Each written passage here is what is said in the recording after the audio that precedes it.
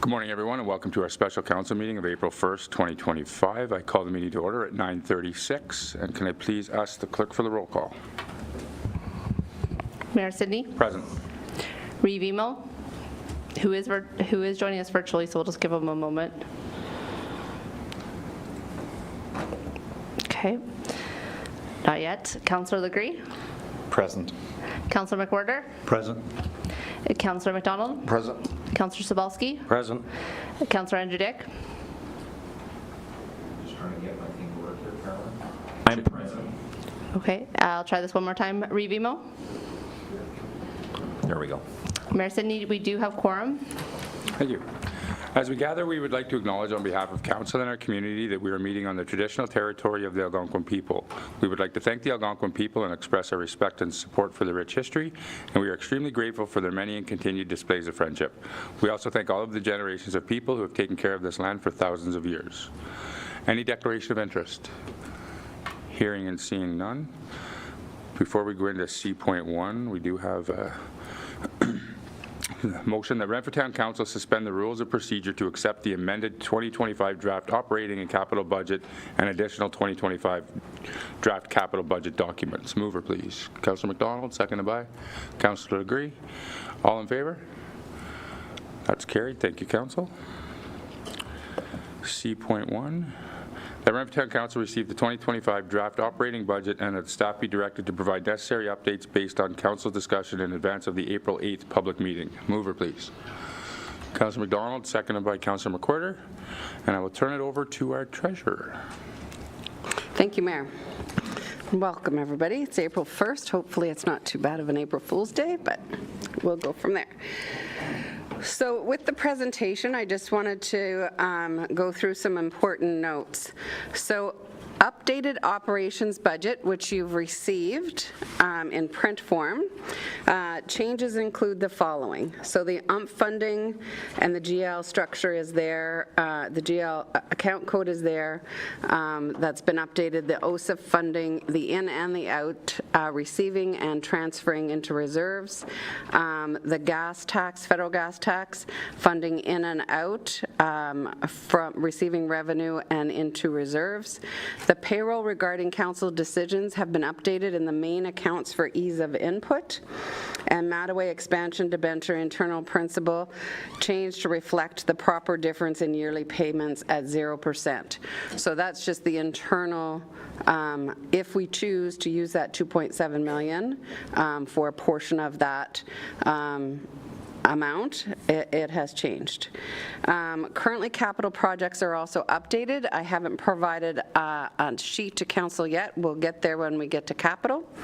And most capital projects and some transfers from reserves were not represented in previous budgets, as there was some theory that, so previous operating budgets, there was a theory that capital funded capital.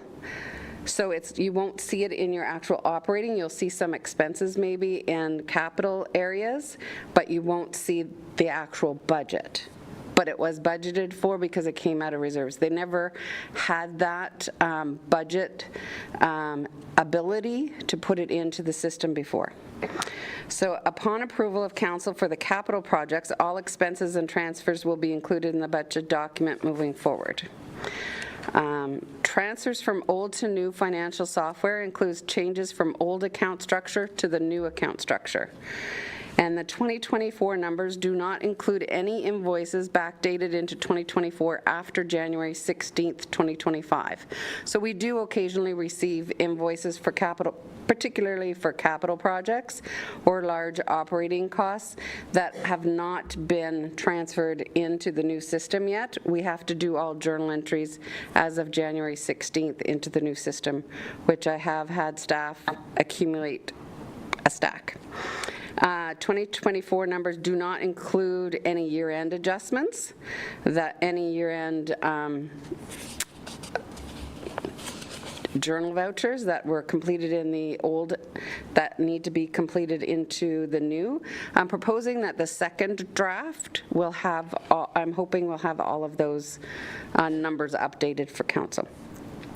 And note, the 2024 numbers are not audited yet. So payroll budget for 2025 is only entered into the main accounts rather than split between all the different sections of that particular department. And that is for ease of use in the event that council wants to make any changes. It's a lot easier for me to enter into, 5 different accounts rather than into 20 or so. A total comparison slide will be addressed later in this presentation. And the biggest change is the CAO salary is now included with the finance, as this is a reporting requirement for the provincial financial information return. It was always in the clerk section, and it should never have been.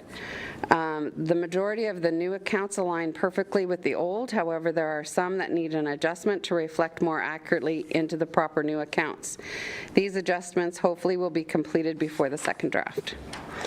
So then we go to the timeline, and obviously today is April 1st, and we're at the first draft to council. So strategies from the strategic plan. So council has passed this strategic plan, and we're in support of an accessible, supportive, and age-friendly community by advocating for community health and wellness through strategic partners.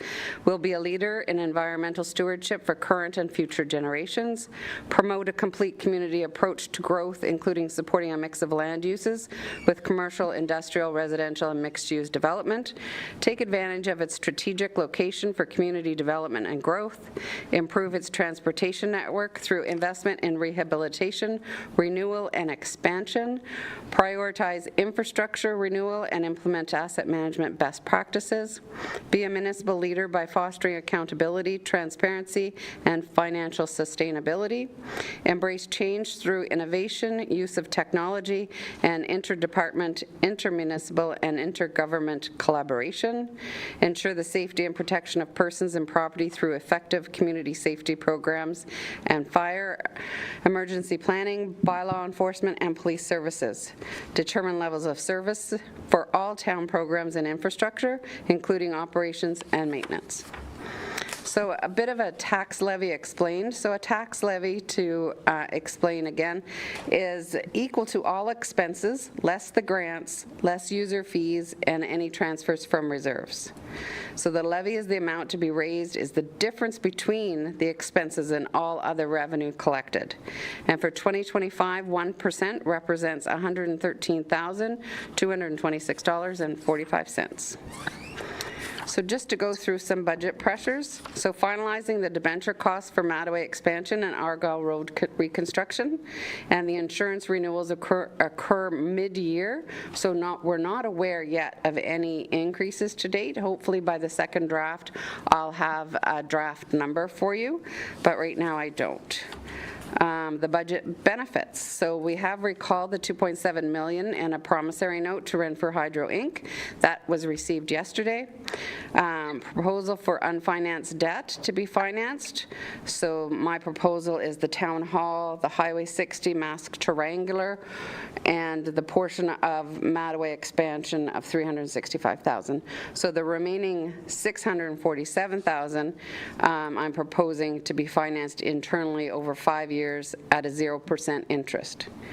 And this shows in those GL accounts, just for reference, the $2.7 million.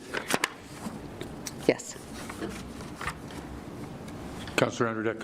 Thank you, Mayor Sidney. Through you to Treasurer Jackson. I just want to confirm that you're just proposing what we can do with the 2.7, and ultimately it's council's decision on how we would like to allocate that 2.7. Correct, and that's why I've said a proposal. Proposed, yeah. I just want to iterate it for the public. Yeah. Proposed. Yeah. Okay, thank you. You're welcome. Councillor McCoy. Thank you, Chair, for Treasurer. So the 2.7 is actually being used, or you're proposing it being used to pay some of the amounts that we were going to debenture. Correct. So this just defers having to add it to the debenture that's already fairly large. Correct. And the remaining that's to be financed, is that like $1 million of the debenture? Is that where I saw it on the budget, that it went from $19 million for Mattaway to 18? So part of this Correct. is the $1 million that Yes. you're taking out of that? Yeah, so the difference between the 1.4 Town Hall, the 909 Highway 60, and 365. If you add all those up, that's 2.7, and the remaining 647,000. If council chooses to internally finance that at 0%, it saves us any interest rates by debenturing it. Exactly. That sounds like a good move. Thank you very much. You're welcome. So external funding. So in 2025, the OSIF fund increased by 171,971, and this funds capital work. So you'll see a transfer in, well, like a receipt in the revenue, and a transfer into reserves until we determine what we're transferring out of reserves. The UMP fund, which is the Ontario Municipal Partnership Fund, it's 2.7 million, basically, almost 2.8, an increase of $242,000, and it funds operations. The formerly federal gas tax, which is the Canada Community Building Fund, in 2025, it's $268,000, and it's an increase of $10,729, and it funds only capital works. So I just wanted to compare the wages and benefits. Wages and benefits, what I'm comparing right now does not include the overtime. That there is overtime budget in it in some areas.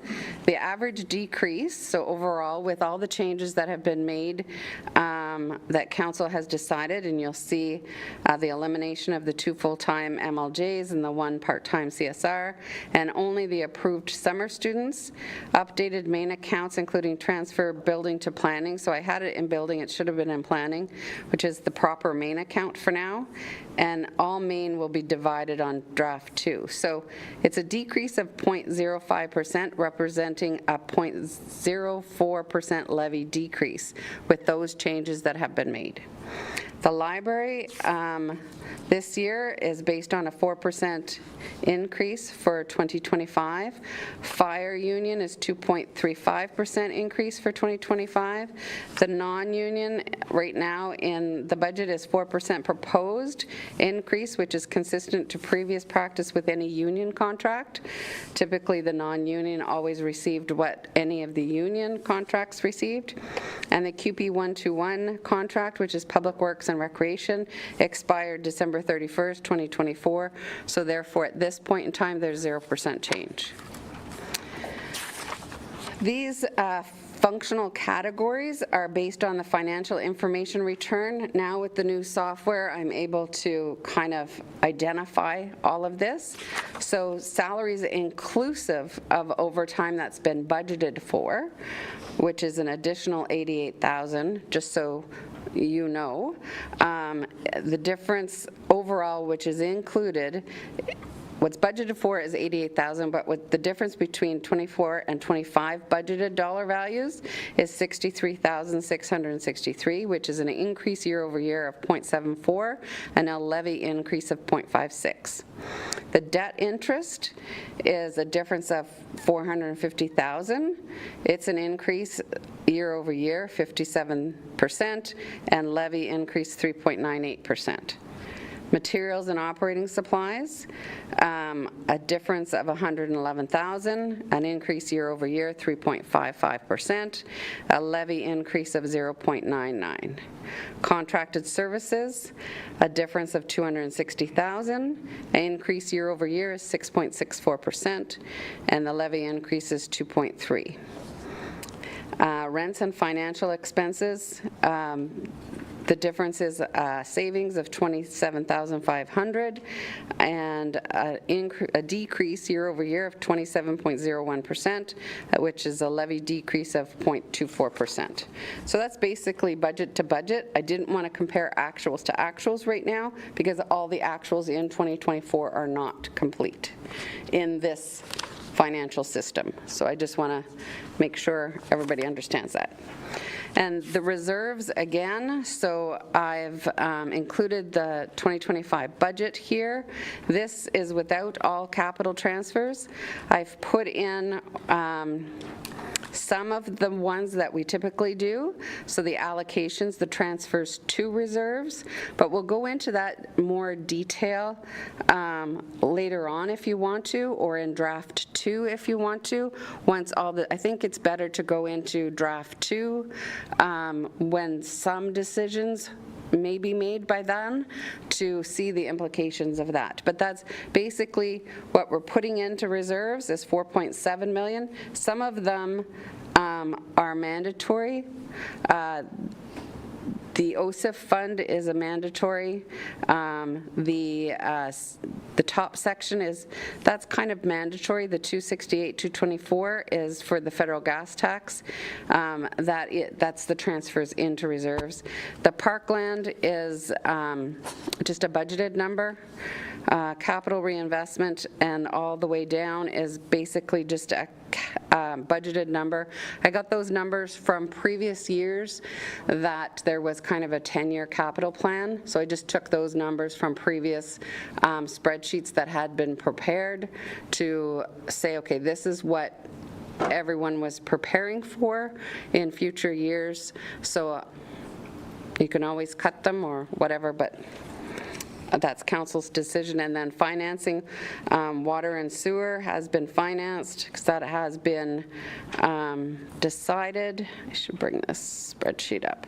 Anyways, we can get into that. I think in draft 2 would be the best once we have all of the decisions kind of made for capital, and then I can explain it further. So the long-term debt, the annual repayment limit, just to remind everyone, annual repayment limit is defined as the maximum amount of principal and interest that each municipality can repay each year. In 2025, the town of Renfrew has $3.5 million remaining in their annual repayment limit before any borrowing in 2025. So that's what the ministry has allowed us. So that's principal and interest each year before any borrowing. So the proposed borrowing for 2025, based on 12 monthly payments, the Mataway in total is just the 18 million, funding the remaining 1 million out of the funds from Renfrew Hydro. The town hall renovations, again, it's proposed to fund that out of the 2.7. Argyle, Lochiel, and Hall, the ISIP stream. So that is what is outstanding right now in work in progress. We still have some work to be done in 2025. And Highway 60, O'Brien Road, Mask to Wrangler, the 909 again proposed with the 2.7 million. So therefore, the payments would be per year just a little over $2 million. And then if you look at the ARL updated with proposed borrowing in 2025, the revised annual repayment limit is 1.5 million for principal and interest payments for any other borrowing that we would choose to do. Now, I think with regards, if council wishes, I've kind of put a tab here, the recreation lighting options. I'm just wondering if we want to go through operating first and then make decisions with capital, or would you like to go to the recreation lighting options now? No, I think we go. To the operating? Yeah. Okay. So you'll see in front of you the printed version has been updated. Just a few, and I identified those in the slideshow, and it's basically under the finance section on page 1. The first 3 numbers there, the provincial grant, which is the OSIF, and the federal grant, which is the Canada, I'm just going to get into the federal gas tax. So do you want me to go by section, and if there's any questions in those sections, I think is probably the best way, so we're consistent. Is that okay with council? Okay, so I know a lot of, I'm hearing some questions or some comments that really the revenue, did you want to review the revenue at all, or are we more concerned about the expenses? Council? Expenses, yeah. That's what I figured. Okay, so the expenses start on page 7. And we go to election management, which there is just $7,200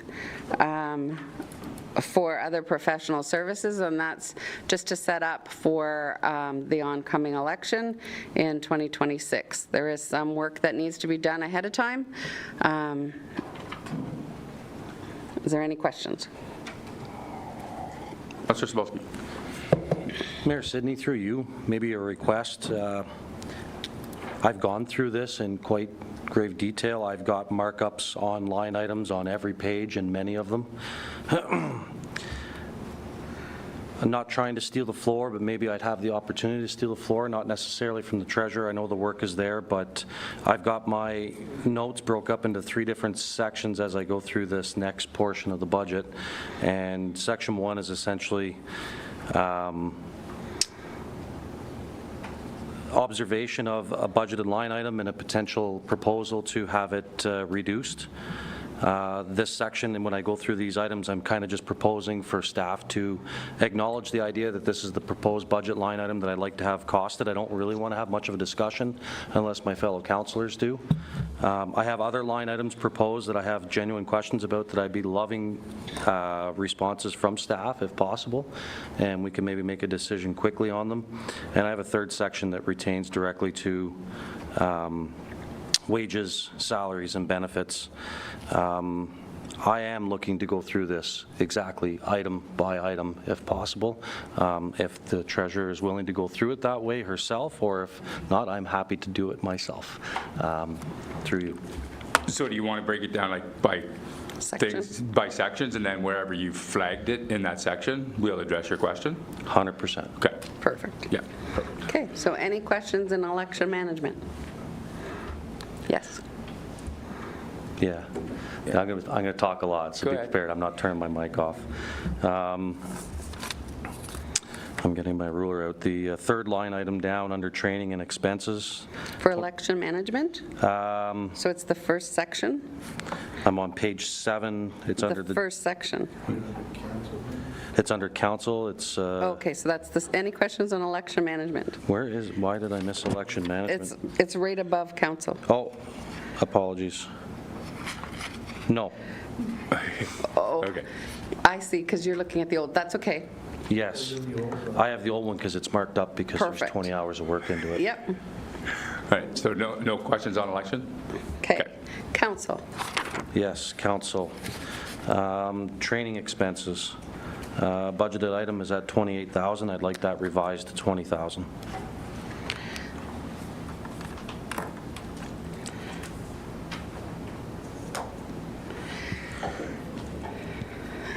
any other concerns with regards to that line? Councillor McWhorter? Thank you, Chair. I just have a question. Is that the money for next year?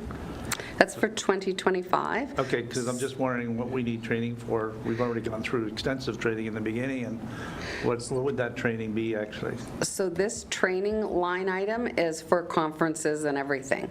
So it includes all conferences, any expenses that go against your expense allotment. Okay, thank you. I didn't realize it wasn't, I'm not a Actual separate training, budget line, yeah. sorry. Okay. Councillor McDonald? Thank you. Through you, Mayor. To Councillor Zabolski, the previous one in actual for 2024 was 16 and a half, basically. Why not just bring it right down to the previous actual? Anything prior to that, even in 2023, it was 11,000. So I'm just throwing that out there. Hey, if you want to go lower, go lower. I threw Well, a let's number. go to the previous one in actual, and that's the highest one out of the 3 years. So let's bring it down to 16.5 then. Everybody in agreement with that? And I'll make that change. Councillor Anderdick? Thank you, Mayor Sidney, through you. Councillor McDonald and Sabelski agree with you. Do you think we should just take the 16.5 and add 3% for inflation, just in case? Are we in agreement with that? Sure. That's,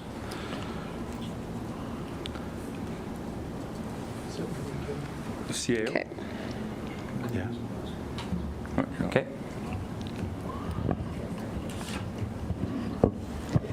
Sorry, through you, Mayor, just to let you know that, because this is your $3,500 a year annual allotment, if it is reduced to, at the 16.5, it'd be approximately $2,200 per year then per member.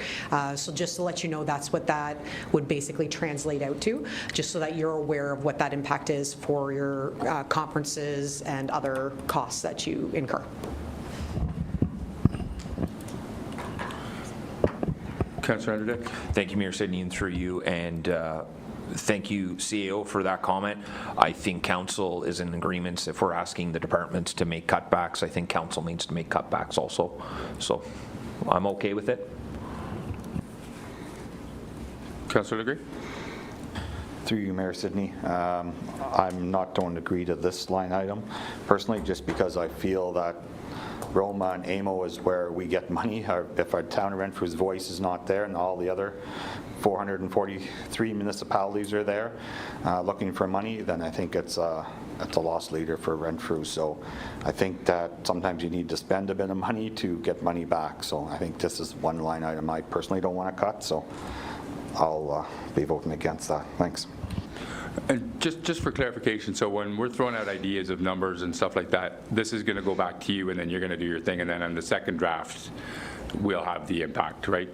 Yeah, We're not going to. as long as council agrees by majority that that's what's going to happen. And maybe what I can suggest with regards to the reduction is that if one councillor is over the allocation between all 7 of you, then that is okay. If that's okay with everyone, then I think we can reduce it, but one council member may go to more than what they typically, does that make sense? Yeah. Councillor McDonald? Thank you. And did we not talk about a new policy or bylaw that if someone doesn't want to use it, okay, yeah, like I'm okay with this so far.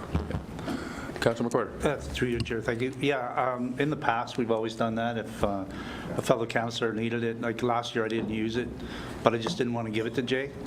But this year I'm not planning on using it, and I'm willing to give it to you. You see the 10 more than I do, so I have no problem, and I think sharing is a great idea. We should be seen making some cuts ourselves, so good. Councillor Zabolski? Mayor Sidney, can I make a statement, please? Sure.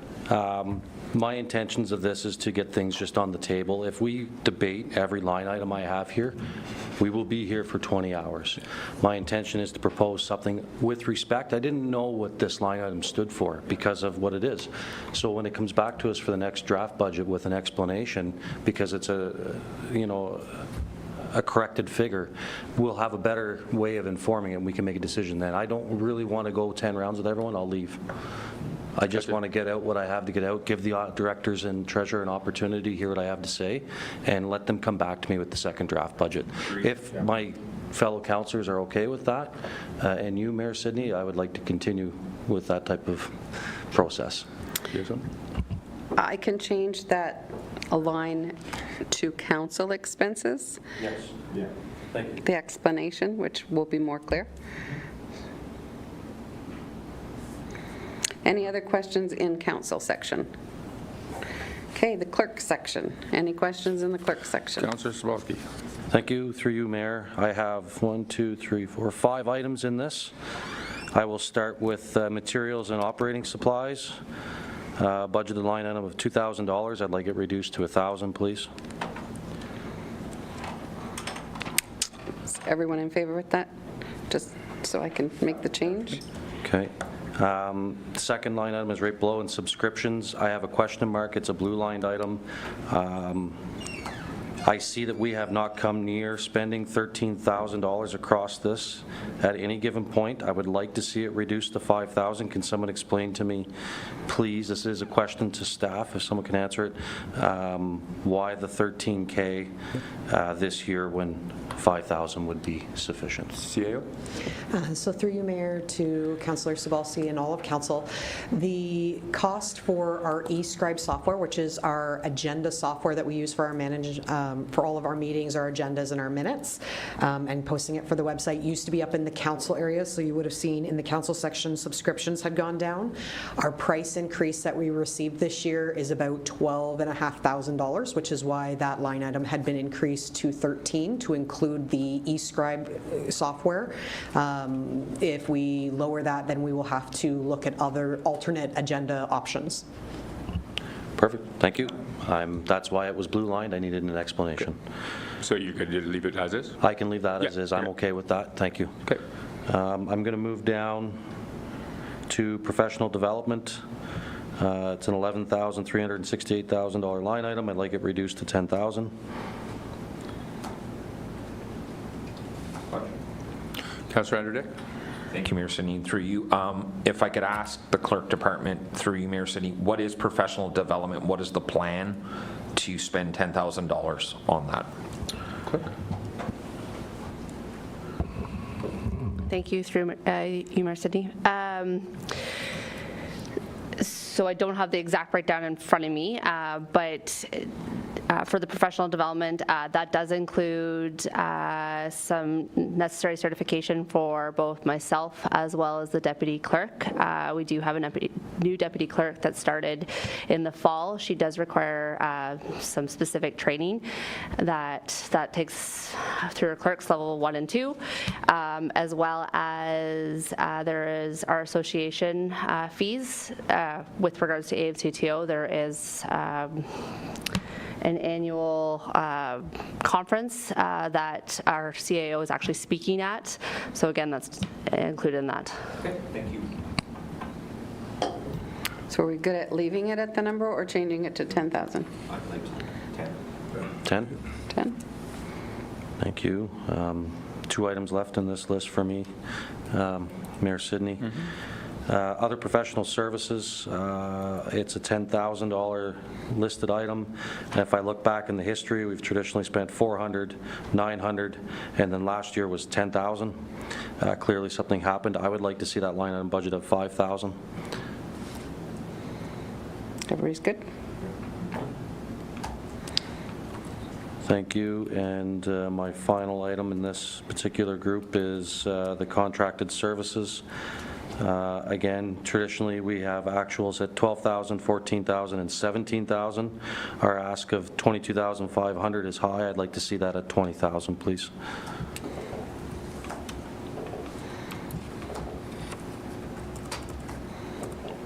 What I'll also do is once I get all the journal entries in for the final 2024 and any of the invoices that date back into 2024, hopefully for the second draft, if there is any changes, it'll be reflected, and those items may want to increase, because again, 2024 actual doesn't reflect total actual.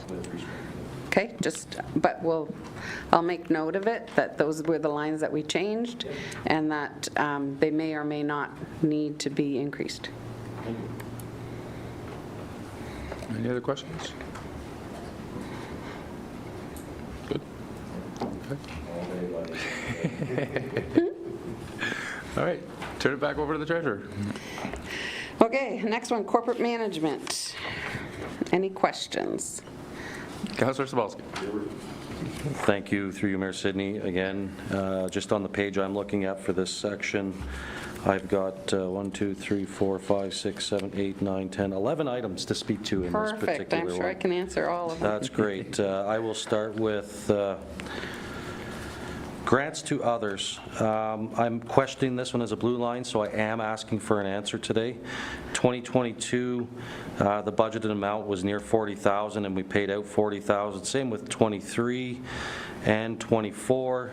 All these are in the 40,000 area, and then we have a line item at 10,000. I'm curious to know what the difference is, why a reduction, who's not getting. Can someone just give me the background on this guy? So I believe right now the grants to others section that we normally give out, those grants, it has moved to a different section.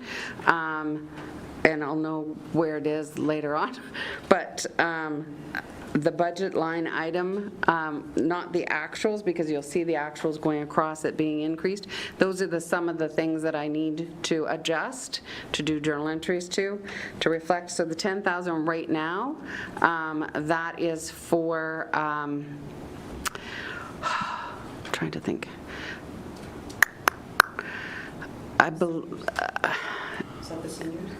No. I don't have a note here either. Councillor Gray? Through you, Mayor Sidney, is that the chamber, the 10,000 for the chamber? That's okay. Yeah. Anyways, I'll find out. Thank you. Hold on. Councillor Anderson? Thank you, Mayor Sidney, through you. Can we just scrap the 10,000 for now, Treasurer Jackson, and then if you investigate it and come back and say, listen, we need that in there and this is why, can we just scrap it for now? We can just leave the placeholder, and I'll come back with an explanation.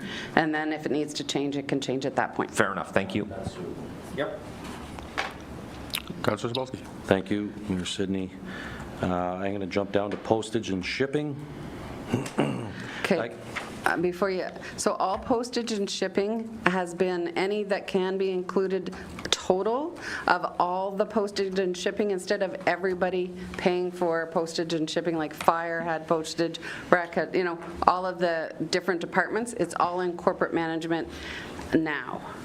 Hopefully that No, that's fair, thank answers. you. So if we find any other postage and shipping costs, we can zero them? Unless I have an explanation, yes. Because there is a couple, I think, but it might be, I transferred, like the water has postage and shipping and the sewer, but they're not part of this budget. Off the top of my head, I don't think there is any other section. But yes. Okay, thank you.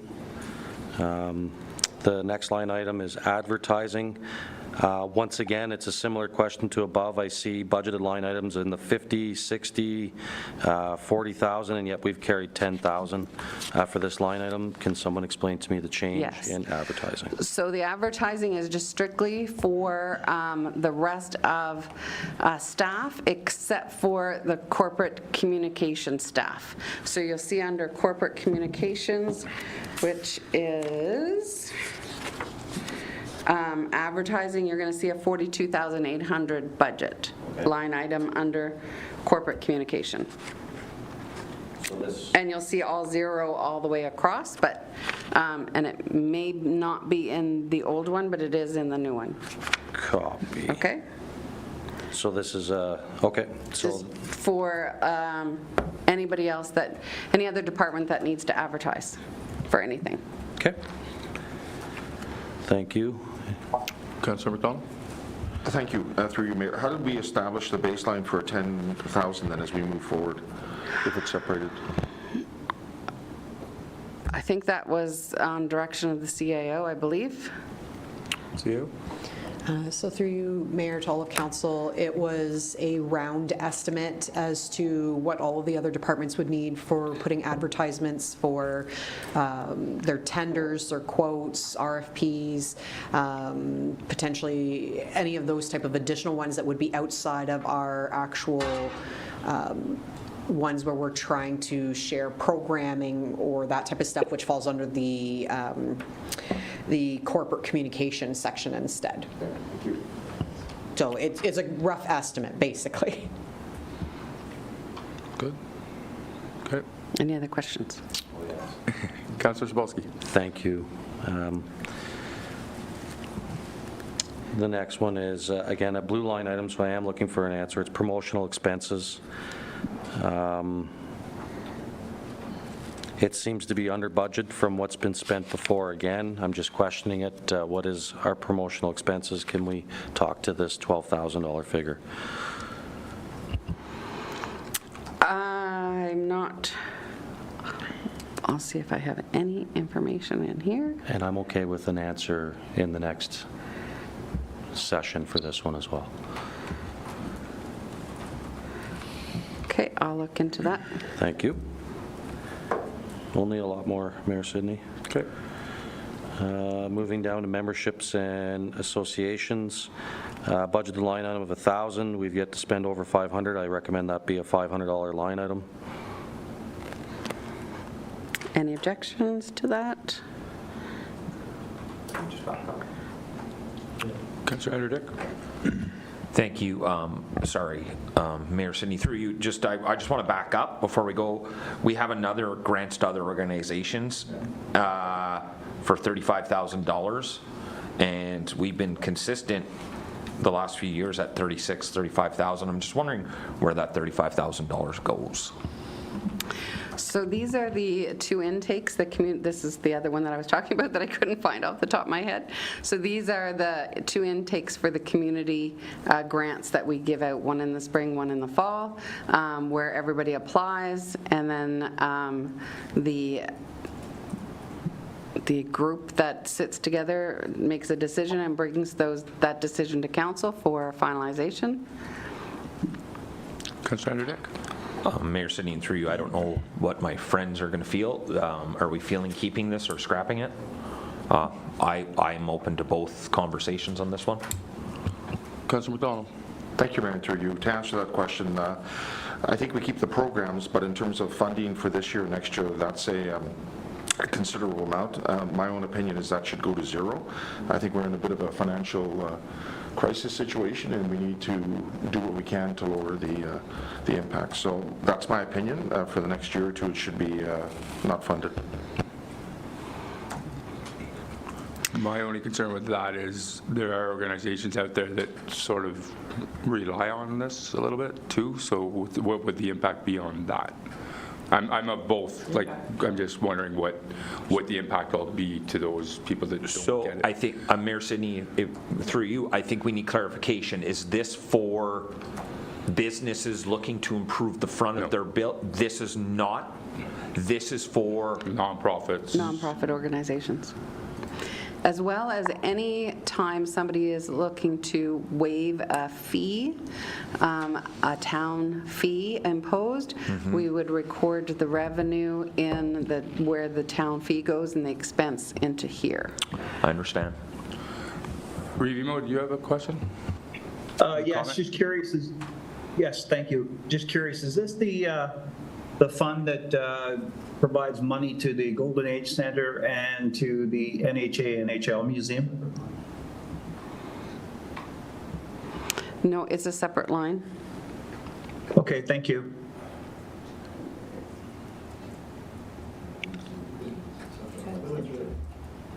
Councillor McDonald? Thank you, Mayor, through you. I guess my baseline is the taxpayer first, and then everything else we can try to fund later on. That's where I'm going to be coming from for this.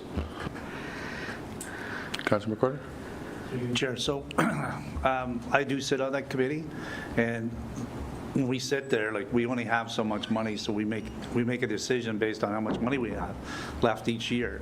So what about reducing the amount of money, and we give it where we can, and when that money is used up, then we move on to next year. It seems like a fair way to do it. I'm okay with reducing the amount,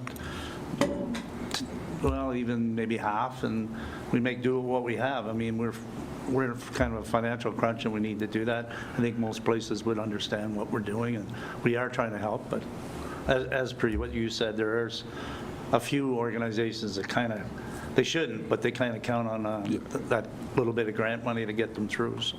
Yeah, my concern is going from, that to zero is that's a big gap. Councillor Agree?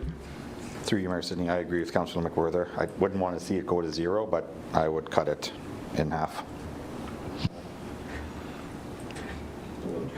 That's what I was thinking. 20K?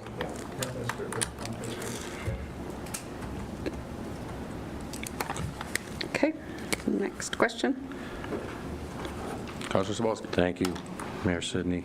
Memberships and associations, I think I started with this before we went back. It's at $1,000. I'd like to see it at $500. We've yet to come close to spending the $500.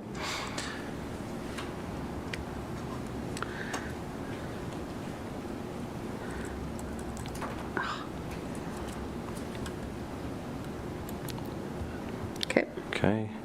The professional development line item. The budget has been carried basically $1,000 up to $3,000. We've yet to spend over $1,000. I'd like to see that reduced from $4,000 to $2,000. In previous years, a lot of the department heads did not allow anybody to get training. I think it's important to allow our staff to get the proper training that is required. Thank you so much. And that's why it is at $4,000, to make sure that the finance staff gets the proper training moving forward, because as you can see, they were not allowed to get training unless they were paid for by their own.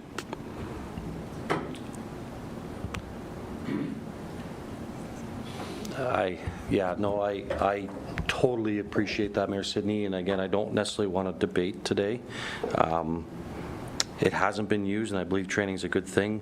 We are faced with a difficult situation, and there is still a little bit of money left on the table for training. If it's an isolated event for an individual or two, it might be enough to cover. If not, we can ask for more money for training. I stand by my $2,000 for now, and this will be a reoccurring thing as we go down the list. I apologize. If everybody's good, then. Yep. Thank you. Mayor Sidney, I'm going to jump down to water and wastewater. I will not pick on this very often because I have been through it, but just looking at the trends, I think for this year we can go from 4,000 to 3,000, and it appears to get it covered even with inflation. Okay. The following item is property taxes. I'm looking for an explanation. Looking at the history, 2,000, 2,100, 3,500, and then our actuals to date are at 27, almost 28,000, so we've got a line item of 31,000. Can someone explain to me the property tax increase or why this is? Yes. So in 2024, my FM rental properties were added on. We are responsible for those property taxes, and they were added on basically at 11 months, effective February 1st. So this incorporates any of the property taxes that we have to pay for the town, and based on 12 months and not 11 months. My FM Center. And that's an excellent explanation. That's a thank you. Moving down to the telephone. It's a funny one. These are expensive. I didn't realize it cost so much on the telephone. But the budgeted line item of 36,000 seems to be fairly generous considering our expenditures over the years. I proposed 25,000. Everybody's good? Just with those, is there any contracts that we have to, with the telephones, or is that just bills? No, those are just bills with regards to, and this, I think the cell phones are included in there as well, and the town phone. Right. Okay. I was just clarifying. Oh, Revimo? You're on mute. I couldn't hear Councillor Sobalski. He may have to turn on his mic. I could just barely hear it. I will try to do better for you, Revimo. All right. The next line item is legal. Again, we can see the history. I'm just curious at the $260,000 budgeted line item in comparison to the, $3,000 and $9,000 items that we've seen. CAO? Through you, Mayor, to Councillor Sobalski and all of Council, there is a matter that will be brought forward to closed council on the 8th that cannot be discussed in open, but may require significant legal costs. Maybe we can reassess this after that closed meeting and leave it as a highlighted item for now and come back to it at the second budget meeting. Yep, thank you, CAO. Moving down to contracted services, this is again another questioned item. When I look at the history and the costing and the a slight increase of it, and then a budgeted item that's significantly lower than what we spent last year. I'm just looking for thoughts on where we're at with this and why the change in budget compared to cost. So last year, we had significant HR contracted services. This is just what we propose for this year for any HR help from the county or any other professional service with regards to that. Thank you. I am comfortable with that response. Councillor Andrew Dick. Thank you, Mayor Sidney, through you. Just moving back up to the hydro, we've been budgeting around 20,000 every year. We've never even come close to it. If we can knock that down to $18,000.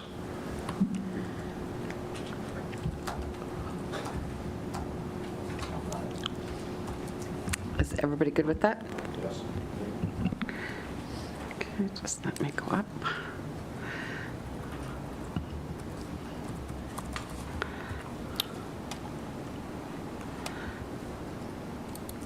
Any other questions? Any other questions in corporate management? We're good. Okay, so we'll go down to finance then.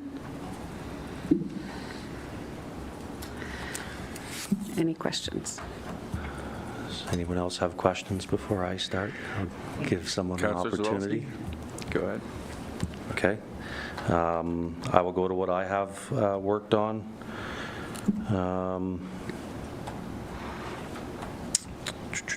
Sorry, travel expense. Some things may seem a little small, but they're all going to add up in my head. It's a $750 line item. I'd like to see it at $500.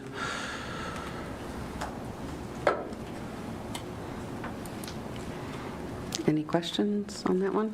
We're good? Next is professional development. Again, it's going to be a recurring thing. We have $8,500 budgeted. We've been budgeting that for years. We've yet to get over the $5,000 mark, so I believe $5,000 is the right number. Okay. Thank you. The last line item in this finance is equipment rental. It's budgeted at $15,000. I believe $12,000 appears to be the number looking at the history. I can review that. I know we have a new contract with regards to equipment rental for the postage machine, the folder stuffer, as well as the photocopiers. So I can review that, but I know some of those costs have gone up, and that's why. That's why we're asking. Yeah.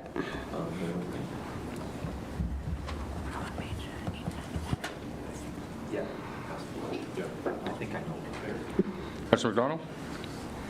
Thank you, Mayor, through you. Can you just explain the top line from 91,000 last year to 2.7? I might have missed it. Million? So that's the internal debt that I'm proposing that we pay off, and that's why, so the unfinanced amount, so we have the 2.7 coming in, the 2.7 going out, and the difference is an actual borrowing that we have internally already. Okay. Thank you. I think I know exactly which one that is. I think that's the old Mataway roof that we internally borrowed for, so it's, yes, $31,640, correct.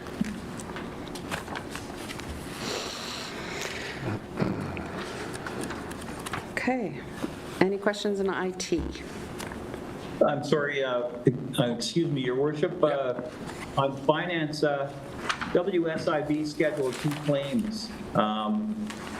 It's at 0. Last year was 83, the year before that 129. And so I believe we changed how we're doing that. Is this a result of that? And do we have to set up a reserve for 2 or 3 years for old claims? Yes, you're correct, Reeve Emo.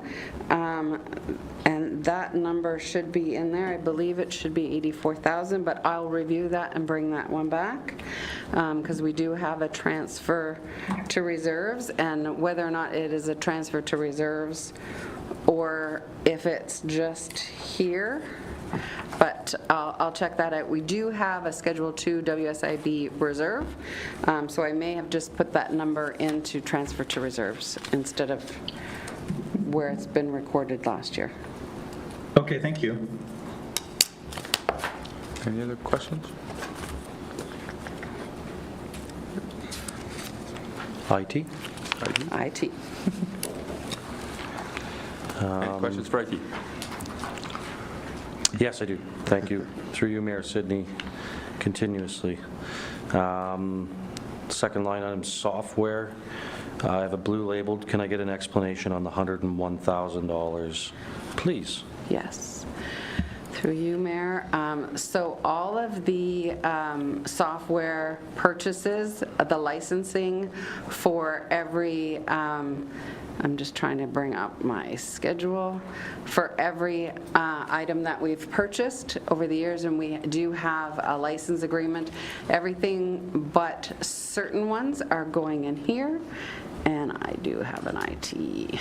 So give me a second.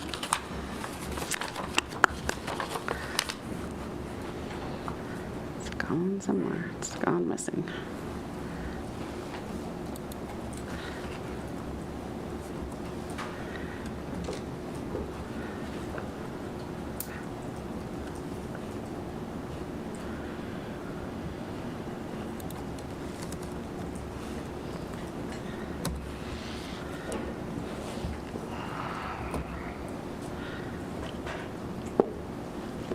Takes a little longer when it's not connected directly to the server. There we go.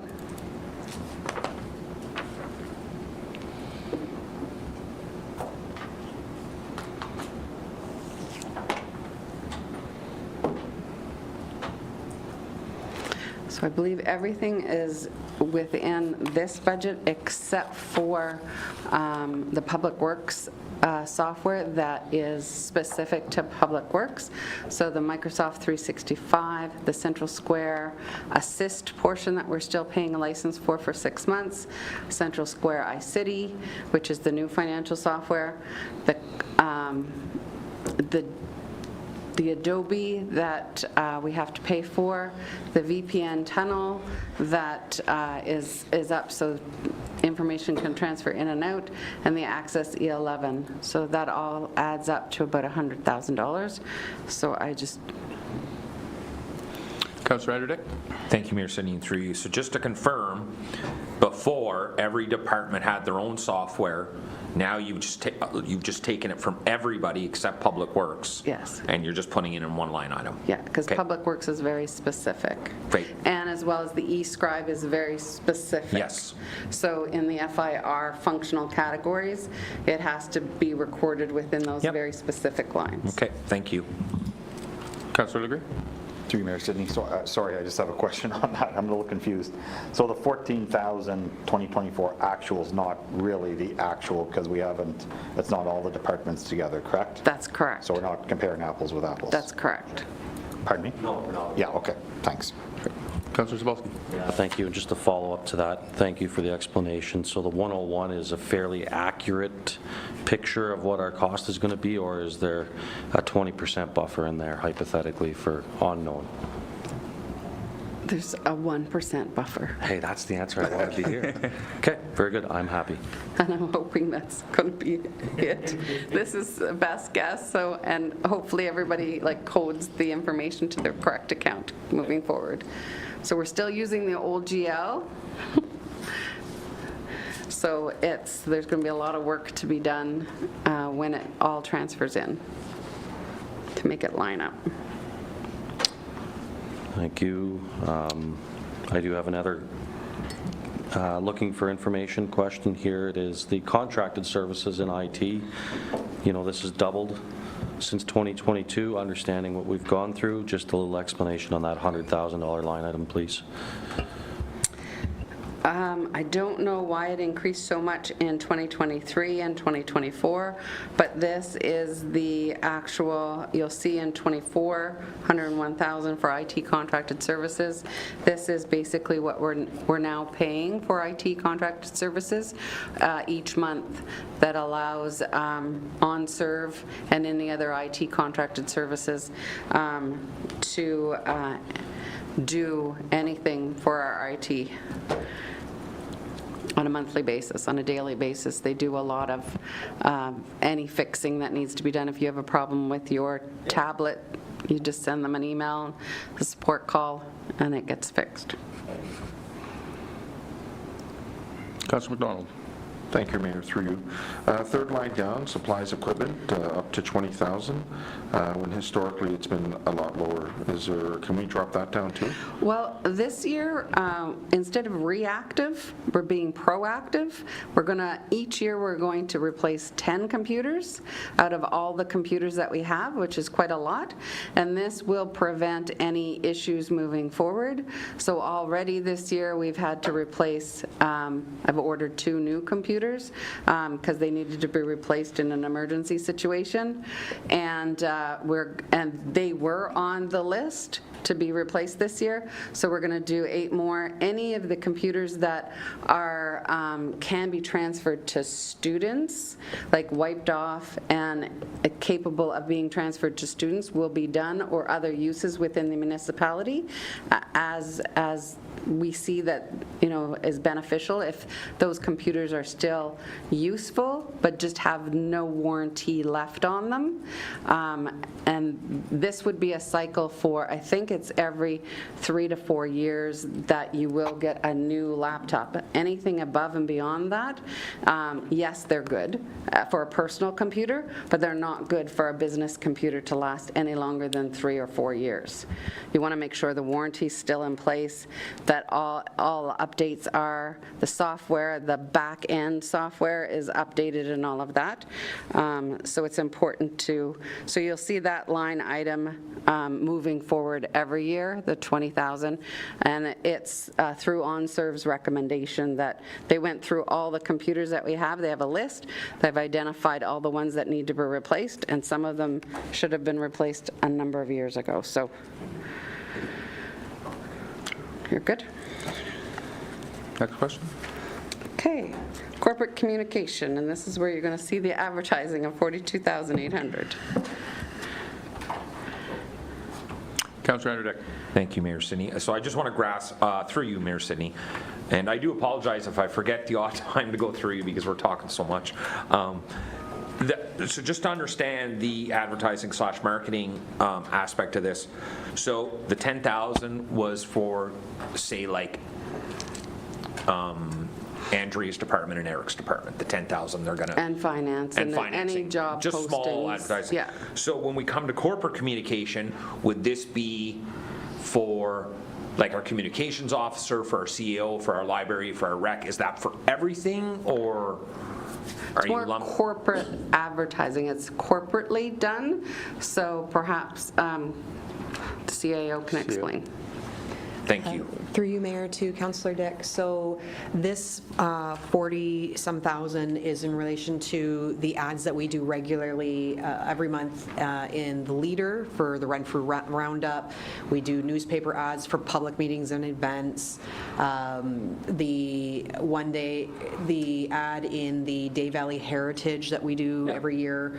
The MyFM radio station, there's promoted social media ads, our Canva software, our Constant Contact software. It's all of the things for like the general merchandising and logo type stuff, as opposed to specific one-off ads that only come up as Perfect. Okay, thank you for explaining that. Appreciate it. I'm okay.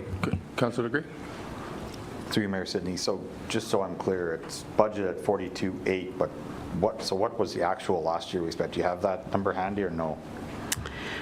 Unfortunately, I don't. I'd have to see how it compares to the old.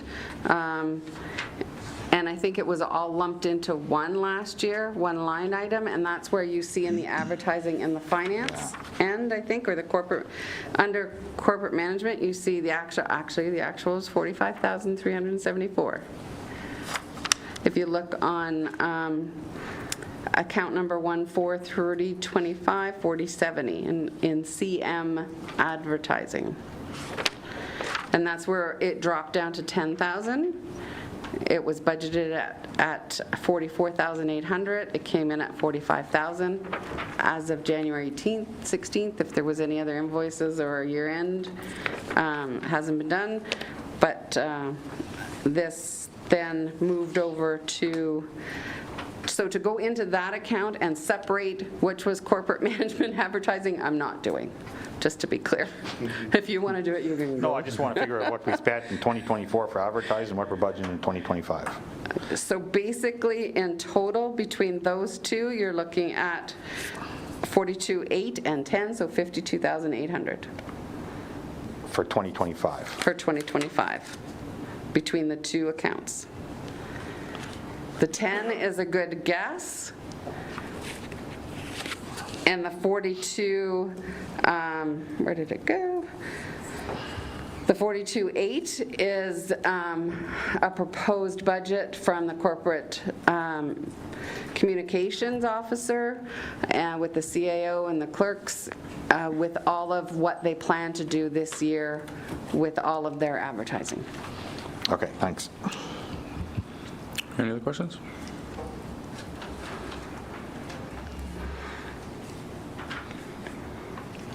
Okay, transfers to reserves. So in the past, transfer to reserves were never recorded in the actual budget because they were separate fund.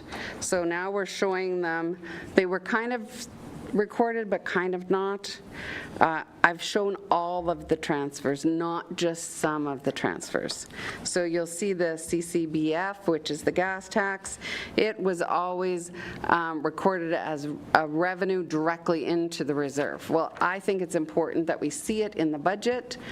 So we have the revenue coming in, we have the transfer to reserves for that one.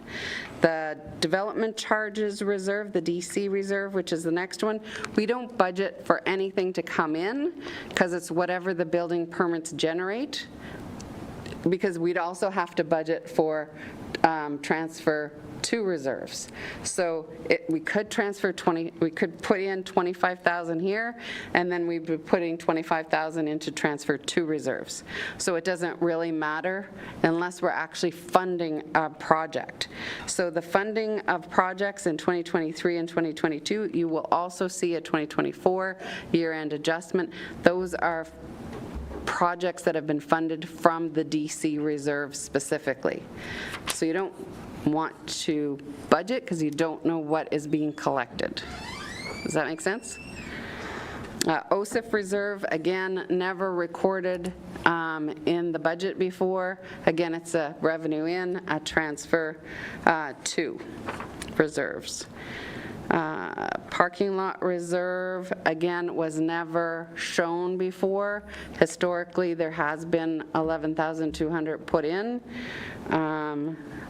And the provincial gas tax, we don't have a number yet, as there has just been an election process, so they haven't announced what they're going to do for the provincial gas tax transit, which is basically the Sunshine Coach. The capital reinvestment, I am proposing that we transfer 70,000 in. Election reserve is always the same amount every year, 10,000, and that's so that it's over 4 years, so that come election, we're not spending so much money in election. It's over the 4-year term. Transfers to facilities reserve is 305,000. Landfill reserve is 50,000. Levy stabilization reserve right now we have at 0, and that's usually for surpluses and deficits. Roads infrastructure reserve, again, that was never recorded before. There was always a transfer, and I can give you history on that. if you want, I can add that to my list of histories. And trail reserve, again, never recorded. Vehicle reserve, again, not recorded. So these were all transfers that were done, but not recorded in actually the operating budget. But I can give you some history on that for draft 2, if you want. Is that kind of answers any questions Sounds with good. regards to reserves? That's good. Councilor Dick? Thank you, Mayor Sidney, and through you. Can we just bounce back up to the corporate communications? We missed a line there, right Yep. at the very top of this one. Contracted services were 000, and then we're budgeting 28,000 this year. And I have a question. I just wanted to know what that was for. Yeah, I think Gloria can answer that. CAO?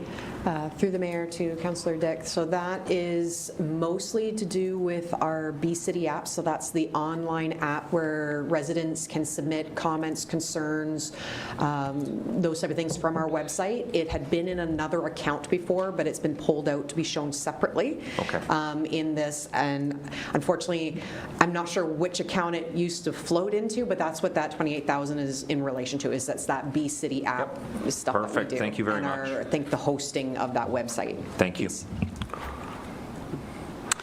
And does Rave Emo have a Rave question? Emo?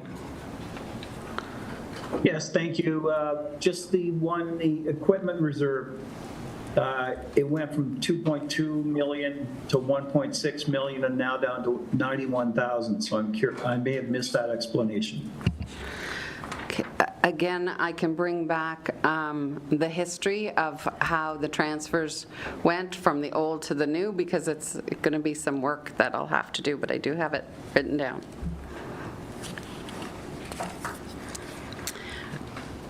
Emergency planning. Any questions in emergency planning? Again, noting that the salaries and overtime and employer benefits are not recorded there. They're recorded under the total fire salaries Councilor for now. Yep, thank you. Sorry, two questions real quick. Where's the salaries and wages for this one recorded under? Under fire. Under fire, okay. Next is staff training.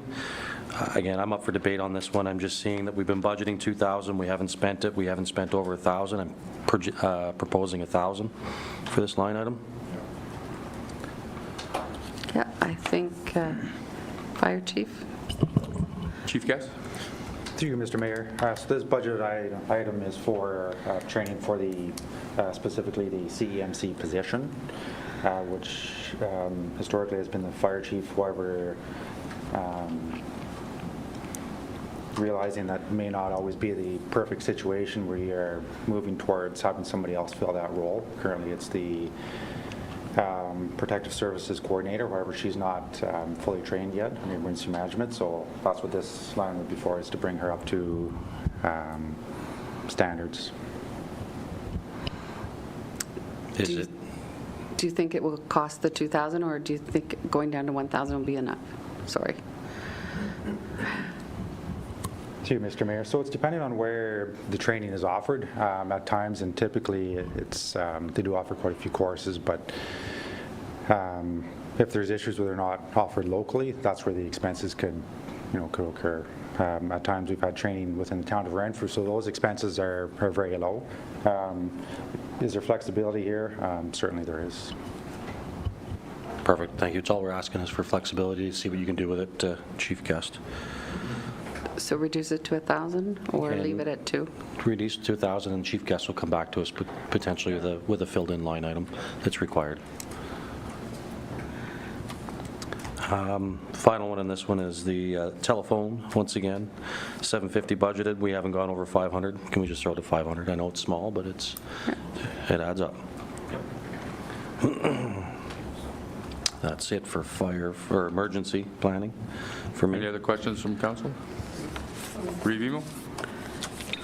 Thank you. Can I ask what the rationale is for recording this stuff under fire, these costs under fire, as opposed to leaving it in its own separate in its own separate area? Yeah, sorry, through you, Mayor. At the beginning in the important notes, I put that instead of budgeting in every separate salaries and wages, which there are several different areas, I've put them in the main accounts for now. If salaries and wages are good to go, I will split them out into the different areas for draft 2. I'm sorry, I'd forgotten that. Thank you. No problem. Thank you. Councillor Degree? Merson, I just have a question. I'll just use the staff training for the fire here at 2,000. So we moved it to 1,000. If we approve the budget at 1,000, I just want to see how this works in the background. If we approve the budget to 1,000 and then Chief Guest finds out in July it's 1,500, Councillor Sobalski said he can come back to us, so everything has to come back to council, like all these cuts we're making, if it's $1 more once this budget's approved, then everything has to come back to council. How does that work? I'll just use that as an example. You? So through the mayor to all of council, I believe currently the purchasing bylaw specifies that anything over 10% variance from the budget would be brought to council. So if it was budgeted at 1,000, it came in at $1,000 and $10, it would not come back to you. But if it comes in over 1,100, it would have to come back for approval before they could proceed, because it would exceed that 10% variance, basically. Now that bylaw is, and policy is scheduled to be looked at later in the year, and so that 10% could be reassessed at a future date, but right now it is a 10% overage. It requires council to reapprove. Councillor Anderdick? Thank you, Mayor Sidney, and through you. And I think what we're there's a lot of confusion with all of us, but I think what we're trying to do today is, this is the first draft. So I'm going to use this one as an example because it's a good one. Councillor Sobalski suggested we drop it to 1,000. I had some concerns. You have some concerns. But I think what's going to happen now, and what I hope would happen, Chief Guest is going to go back, and he's going to take all these notes, and he's going to be like, okay, they want to drop to 1,000. He's going to do some investigating, and then it might come back and be 1,500. And he's going to be like, and then on our second draft, he's going to put 1,500, and then he's going to explain why it's 1,500. Am I understanding that's how we want to do this today? Because that's how I thought. That's what I'm Me too. won't happen that quick though. Yeah, my concern is there's a lot of questions with timelines. It's not going to happen. But the second draft, so the public meeting will see some changes from Yes. this, reflected at the public meeting next week, as much as I can put in place in a couple of days, because as you know, it has to get published ahead of time. But it would be the second draft that is right now to be determined after the CAO returns, before the final budget passing of, I believe it's May 13th or something like that. So that's when it would come back. So there is some time, I think, to get all of these items investigated. So as long as staff understand, which is good to understand, that these cuts that council is suggesting, unless we can justify why, the whys, and come back with, okay, yes, you cut it to 1,000, we bumped it back up to 1,500, and just so you know, and with this software program, I can do a comparison between what was presented today and what will be presented on the second draft that will show those differences, so you'll be able to see them. Okay? So if I paraphrase all of that, just so I get my understanding, because I agree with what you're saying. So for one, I don't want staff to go in a total panic mode, right? Like, this is just us doing our job to say, okay, where can we maybe cut here, cut there, and then if all of a sudden there's a director or a staff person that all of a sudden is having a bit of a heart attack because we really need that, then that's when it comes back to the second draft to say, okay, no, we really need this, so we'd really like you to consider keeping it that or whatever. And here's why. Yeah, so this is just about looking at the lines. It's been here, you want here, let's bring it down to here. And then in the second draft, it might go back up, it might stay the same, it might, it's just a matter of, right now, we're just kind of going through it to say, is there cuts that can be made? And if we just say, okay, knock it down, so we find out where the levy could be, it still might go up a line or two because the staff might justify why they need it. Am I understanding that correctly too? Yes. Okay. Yep, perfect. All right. Any other questions? Yes, thank you. Actually, are we moving into special events? Special events? Yes. Okay. I'll start. I'm going to go down to contracted services, the only thing I highlighted here. Just looking across the way it's been, we have 51,500 budgeted. I feel 40,000 is a nice, warm and cozy number. Sorry, on which one? It would be under the contracted services. It's 3,500, 5,500. line Okay, item. do you What want exactly is an that for? explanation? Not really. I was hoping just to have it when we got it in draft budget too, but no, you want one now? Okay. So the special events are community events like Santa Claus Parade, anything that the town puts on that are specific to this. Some of those amounts were recorded under programs before, and these are very specific. They have to be recorded in a different area in the financial information return, which they have not been. They may have only, you'll see some of, like back in 2023, which I think was some event that you had out front here, which I forget what it was called. Roots Festival. Crap beer. So this is all encompassing, and perhaps the Director for Community and Recreation can comment further. Director Saunders? Thank you, through you, Mayor. So yeah, so I can tell you the Santa Claus Parade is at 4,000, Free Year's Eve is at 3, Truth and Rec Day, Indigenous Peoples Day, Craft Beer, Canada Day, Fruit Fest, Music in the Park. That all totals the events. So unless there's a specific amount, I think then. Mayor Sidney, thank you, and through you, I respect what Councillor Spolsky was doing, but I'm fine with leaving it at 51 if everybody, because it sounds like, and we're getting bigger and bigger, so with everything we do. No, I like. Okay. To be honest, that's a lot of work being done for 51 grand. Agreed? Yep. Yep. Yeah.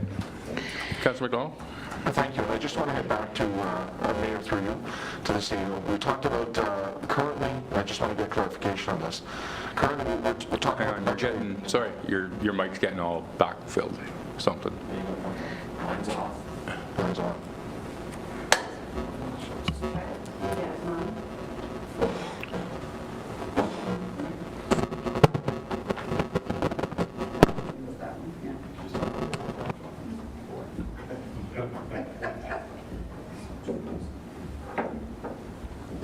Mayor, how's this? Yeah, that's better. Thank you. Okay, I just want to go back and through you to the CAO.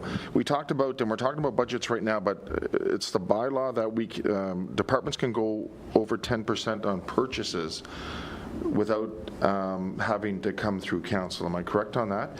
And I think you mentioned we're going to revisit it or look at the bylaw coming up, but is there any reason, or it would be a notice of motion down the road, that we stick to the budget, and if there's some reason we have to go over it on certain parts here, that it needs to come to council? If we're trying to contain expenditures, that 10%, and I get it, but that 10% at this point in time can become critical. So I'm throwing that out there for your opinion, please. Yeah. Yeah. So through you, Mayor, to Councillor McDonald. So you are correct that if we were to purchase something that's been budgeted for and then the quote comes in at less than 10% over what the budget expectation was, technically our policy does permit us to proceed. However, the managers and directors are always looking for the best price, always looking for the way of saving money, trying to be under the budget, and if something was like if on a $1,000 one, if it was like a $10 over or $100 over, we probably wouldn't be as concerned. But once we start talking these larger $50,000, $100,000, well, then you're talking $5,000, $10,000 being your 10%. We understand the sensitivity and the concerns, and would most likely bring the budget at that time. Although the policy doesn't say we would have to, most of the directors in this room understand the concern that council would have of whether or not you'd like to proceed with that much over budget. The smaller ones, we might just proceed anyways, because if it, $10, $20, if it's something that has to get done, then we would proceed. But the larger ones is where most of us understand that this is going to need to come back due to the sensitivity of the nature. But that is something that when that policy comes forward, you can look at adjusting that in whatever method you'd prefer. And just further to that, with the budget software that will be implemented as soon as financial software, like they're ready to go, each department will be able to, the budget software is also reporting software. So they'll be able to, at any time, without any finance staff input, review their budgets and actuals at any point in time, and they'll see all the details that was posted to that particular account. So they will see whether or not, they should see whether or not they need to bring a report to council with regards to being over or under on any particular line item. Okay, so income property, and again, income property salaries are right now under recreation facilities as a total, and will be split out, and it's important to note that we did not have a facilities person in the position in 2024 for half of the year. So that's why you'll see it's budgeted at 85. It came in at 51,000. So the previous year, I have no idea, but it was only budgeted. It was budgeted at 80 and only came in at 47. So I don't know what happened the previous year. If again the position wasn't filled until such time, and Director Withers is commenting that yes, it was only a half a year. So again, half a year, basically. But the actual budget for income property will be put in here. Moving forward. Any other questions with regards to income property? So income property is one innovation, and we're hoping to put all the other ones in here as well. Councillor Legree? Through you, Mayor Sidney. So that job is split with economic development, is it not? Yes. But all the wages will go in on this line item? No. However, sorry. it's split. However, it's budgeted for, and in the actual, like because it's split between economic development and income property, it will be split with regards to that proportion. Sorry, I missed that. Thank you. Yeah, and I didn't say it, so. Okay. Thank you. Councillor McDonald? Thank you, Mayor, through you. So this component here is strictly for one innovation. One innovation, and we're trying to bring in any of the other ones as well that we require staff input for any property that is our income property. Any other questions? Sorry, just finding more information as you go through this that You still have income property? Yes, sorry, Mayor Sidney, income property. I'm going to jet right down to the bottom, which is the building repair and maintenance. I understand the building needs repair and maintenance. Again, looking at the history, we're budgeting lots, we're not spending it. We have 90,000 budgeted. I'm proposing 70,000 for this year, with the understanding that we do need to do major works there, and 90,000 isn't going to cover it. Is everybody in agreement with that? Okay. I think maybe just for efficiencies, with any question from council, if no councillor puts a hand up, we'll just assume everybody's kind of in agreement. Perfect. Yeah, okay. Just so that I know. Yeah. So if you're not in agreement, put your hand up. Yeah. And Reeve email, I'll make sure to try and, I keep forgetting you're up there. Any other questions on income property? Taxation, so this is for write-offs and allowances for uncollectibles, which typically we don't typically budget for, as well as we don't typically budget for supplementals when we receive supplementals. Unless we know that there's going to be a large write-off, if there's a building that was destroyed, a large building, then we would know that we need to budget for that. Any questions? Fire. Any questions in fire? Knowing that the fire salaries are all inclusive of every area that they are responsible for, which is also the protective services and emergency services. So all, like salaries and wages, if you want to comment or not comment, but that's what it's Councilor McQuarrie? budgeted for. Thank you, Chair, through you. So I'm looking at it, and it's like $400,000 difference. Is there any chance we can get some kind of breakdown with that in mind? Like, we used to get fire separate, and we used to get the other departments, just to give us an idea of why there's that discrepancy. Second draft will show that. Okay, I'm good with that, thank you. As long as, like, council agrees with what we've proposed in the overall salaries and benefits, then I can go ahead and input it individually. I just didn't want to input it individually and then council say, no, we don't agree with that. This needs to be cut, or this needs to be cut. But as a total, that's why in the presentation, there is a total presentation with salaries inclusive of there. Does that make sense? And if council's okay with the total of it? I'm actually not sure. I'm okay not with comfortable either. I with need the more. extra 400,000, that's why I'm asking. Yeah. But I understand what you're talking about. Yeah. I'll wait till I see the breakdown, and then I'll... We can get to this right now. So, Okay. Councilor Dick? Thank you, Mayor Sidney, through you. So from my understanding, bottom line is, we pay the fire department $1.6 million in salaries. No. We don't. No. All right, then I need more explanation. Yeah. Thank you. No, that's fine. More explanation. Yep. Part of that goes to emergency services, and part of it goes to protective services, which is our bylaw enforcement officer. Okay. And I think that's it, the breakdown. Oh, and crossing guards. So all 4 of those. Can we, I see the value for the emergency planning. The other 2 items, can we have what the year-to-date was, so that I can add it in and figure out what the extra ask is? I don't, Because you mentioned there's fire, there's emergency service, there's crossing guards and bylaw. Can we have the crossing guards and bylaw cost? I'll just look at crossing guards. I think the crossing guards were, No, I'm not waiting. No. can we wait until later on in the day when I can take a look at the spreadsheet and break it down for you? Yeah, very, very important, because as we go through this is going to be a hot topic as we go through the departments because of how it's been broken out. I want to make sure that we're not agreeing to a 25% increase that we don't understand. Right, but right now the salaries and benefits are in a negative increase. On a big total they On are, a total. but not per group. Right. Okay.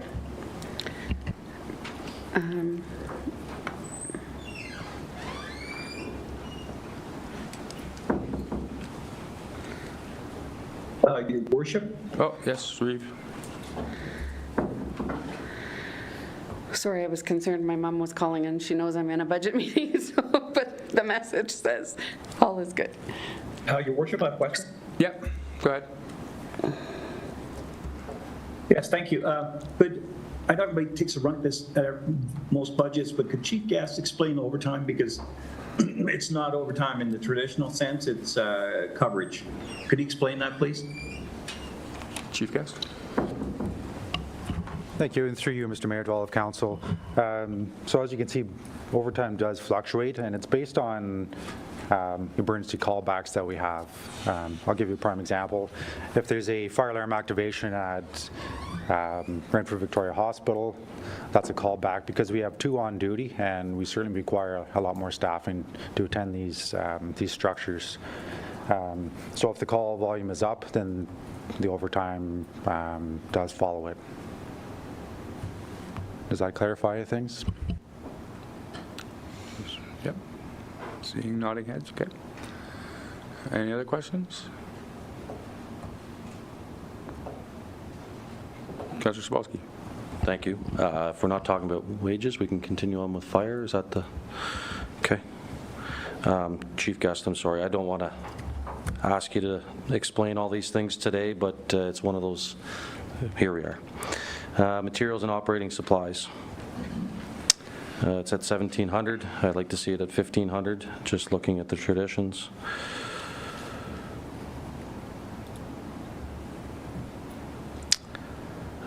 Next is safety wear and supplies. Understandably a very needed item. It's at 10,500. We haven't come close to that. I've set it at 8,000 for your review. Again, down further is professional development. I know it can mean a bunch of things. We're at 22,000 budgeted, but again, looking in the past, we haven't come close. I've asked for 15,000.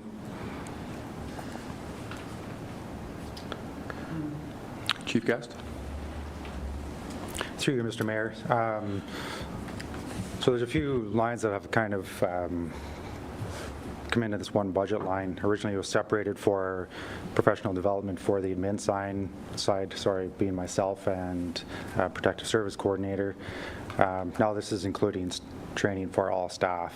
So if you break it down on the budget line, there's 22,000, approximately 23 staff. That works out to maybe $800 a year to train full-time and volunteer staff, including myself. So when you break it down, it really isn't a huge amount. Thank you. Thank you, Chief Guest. If it's needed, that's what we're doing here. So I appreciate that. I'm okay with leaving that at the 22. I will move down to supplies and equipment. Budgeted at just shy of 34,000. Again, traditionally looking through the expenditures, it's not there. I'm suggesting 23,900. You might have the same rationale for that one as well. Not sure. Thank you, and to you, Mr. Mayor. And again, this is a few GL lines coming into one account. And again, this is an estimate. So if you look at some of the equipment that could be damaged or just needs to be replaced. For example, a thermal imaging camera could be between 12 and 15,000. It's not budgeted for this year. However, if it does fail, or gas detection, any of those items, they could go at any given time. So it's to give some flexibility if those tools do break down. Self-contained breathing apparatus, it could be $5,000 to $10,000 for one replacement. Thank you. Through you, Mayor Sidney, and again, I'm going to do my best not to get into debates, but could it be possible that if we put it at 23,900, just given the history, it would be sufficient? And if something comes up that, we know what our 10% or what our needs are to come to council, is it something that you could consider, or are we firm on the 33.9?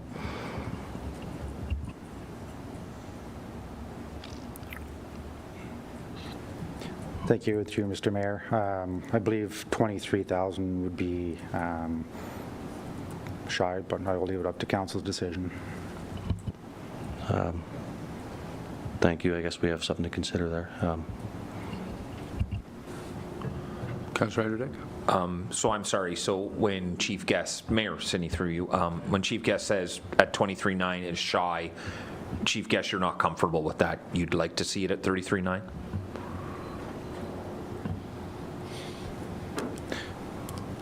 Through you, Mr. Mayor. Just a few other items that are in here. I'm just going through the lines. So incorporated in this now are pagers, mobile radios, portable radios, any office equipment that is required.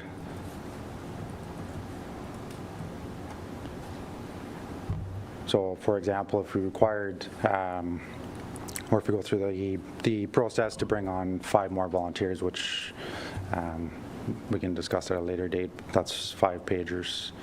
at a cost of $800 each. So we're not long going through this. I think, Mayor Sidney, through you, I think safety with the fire department's kind of something, but it's a great conversation. How about 30,000? Save a couple thousand?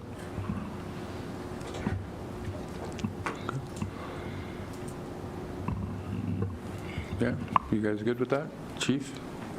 Okay.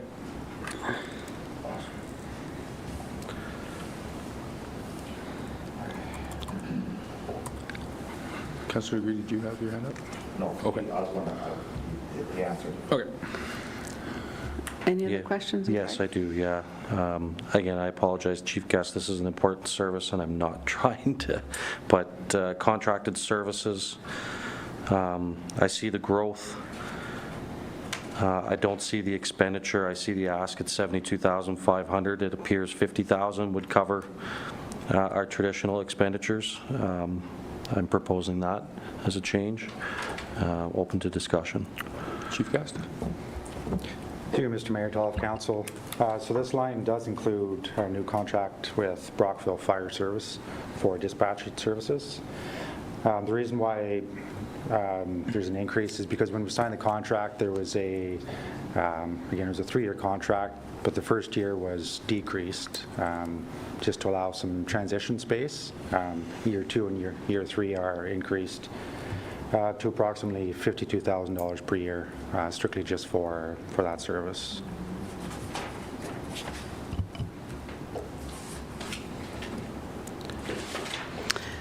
So you'll see that it was budgeted for in 2024, and only a portion of it was used because it didn't come online until, and it was a reduced cost last year. This year, it is for the full year.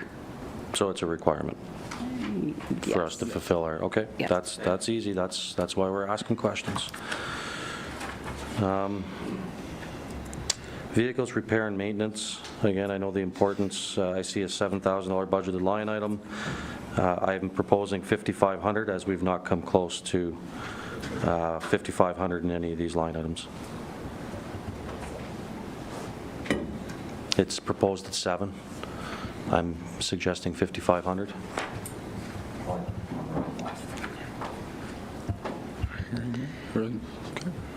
Okay. Building repairs and maintenance. I know the condition of the building is dire, and we need to figure something out, but I'm looking to take it from 12,000 to 10,000. We haven't hit that number yet. Is that a possibility?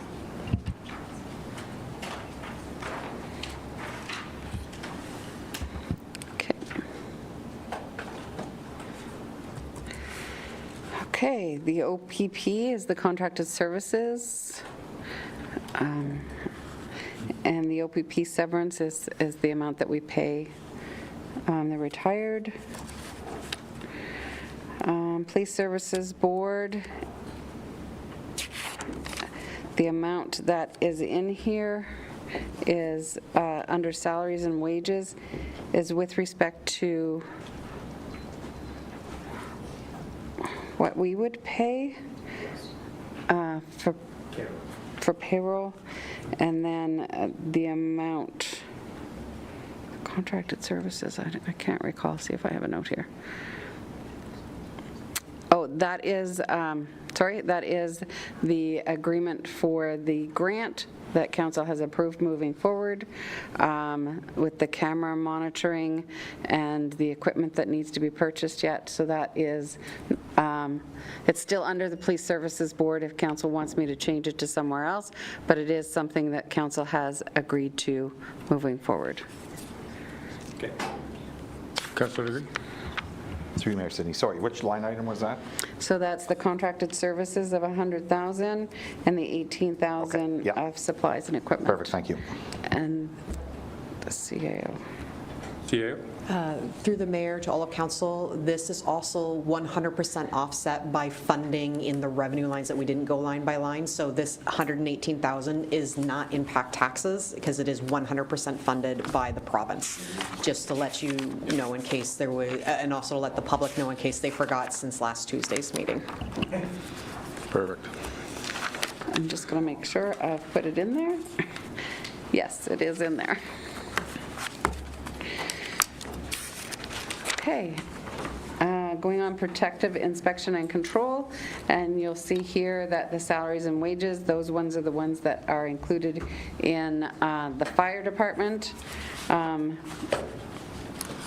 Moving forward, is there any questions with regards to protective inspection and control? Councillor Dick.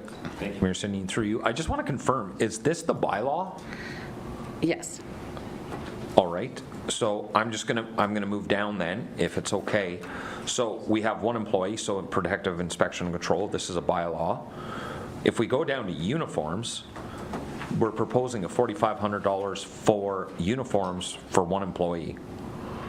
So I have it here that to knock down to 3,000, but do we even need that much for one employee? If we could have some explanation on that. Chief Guest. Thank you, and through you, Mr. Mayor. I think 3,000 would be fine. Again, there is some flexibility here. So, for example, the stationery that he wears isn't overly expensive. It's very similar to what fire wear. The cost may be if he needs a new protective vest, that could be $1,000 to $1,400. Okay. That would be the additional cost. So 3,000 is favorable, okay? And then I will pass it over to Councilor Spolsky unless he wants me to continue. You want me to go ahead on this one? Okay. So if we go down to, sorry, my eyes are so bad when it comes to reading close. Supplies and equipment, we have 1,200. If we can knock that down to 1,000. Supplies and equipment. Okay. And then contracted services, we have 5,000, but if we look at last year's, we only spent 165.26. So proposed dropping it down to 1,000 unless Chief Guest has other thoughts on this. Chief. Thank you. It's you, Mr. Mayor.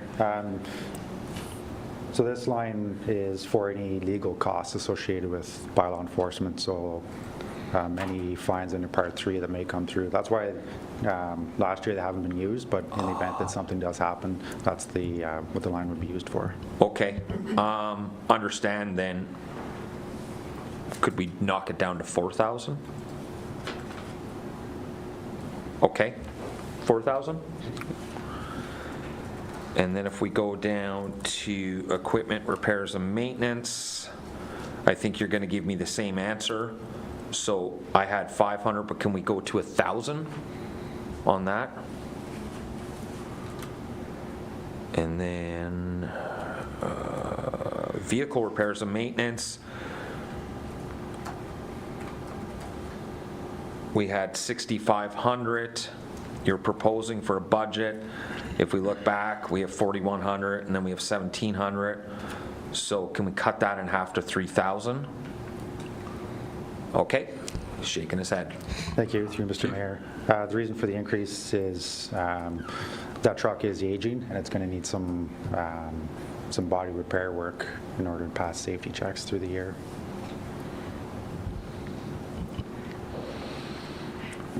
It is a used vehicle that was transferred from another department over to protective services. I'm not a car guy, so maybe we'll get someone who has some car knowledge. That's what I do. If it needs any body work, you start at $3,000 and go up, so. So It's not, it's. what would when you it comes to- suggest then, Councillor McWhorter? They'll probably get by with maybe 5, depending on what the body's like. I don't know. I'd have to look at it. 5. Okay, 5.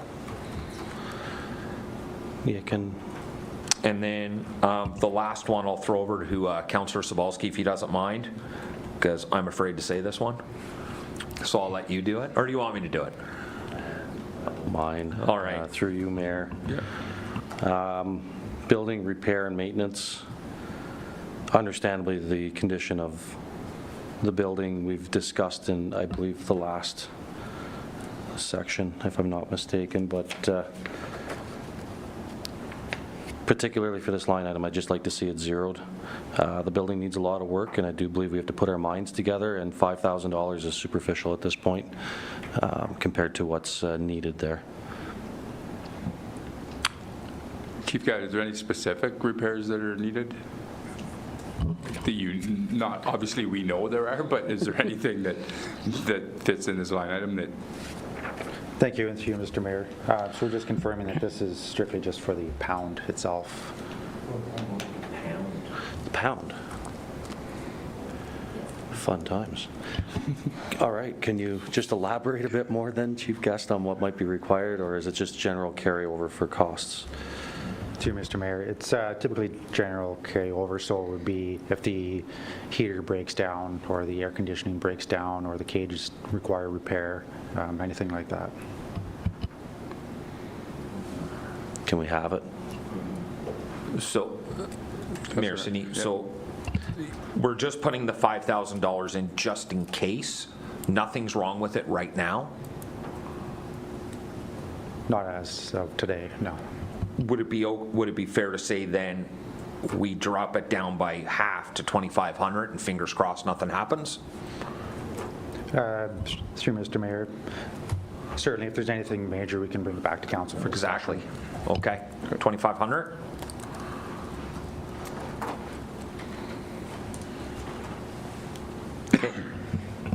Okay, building permit and inspection. And again, in your original, you would have seen all the salaries for Director Withers.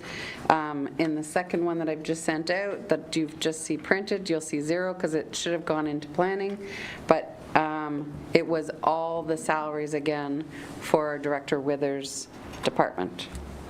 And again, I have a note to have payroll breakdown, which is going to be very difficult. It might have to come maybe at the public meeting as a, there's lots of old GL accounts to the new GL accounts that I have to compare to.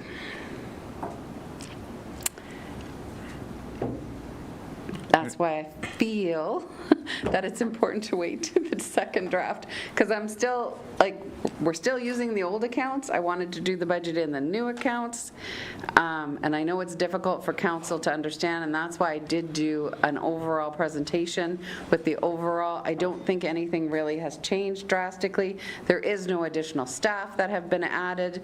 There's no additional hours that have been added, other than what was that I'm looking at, Amanda, what was approved prior to for landfill for the open hours, but there is nothing that it's just for ease of use, because if you saw the payroll spreadsheet, you would understand my difficulties, because it is broken down between all of, I mean, and this is a simple, reasonably simple department, but when you get into recreation and public works, there are a number of sections that payroll and benefits go into, and I'd have to be referring to the old GL accounts and the new GL accounts. It was the best I could do at the time. But I'll get there for the second draft.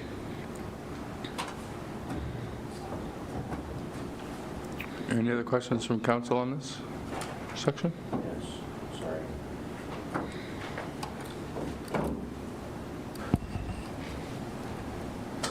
Councillor Cebulski?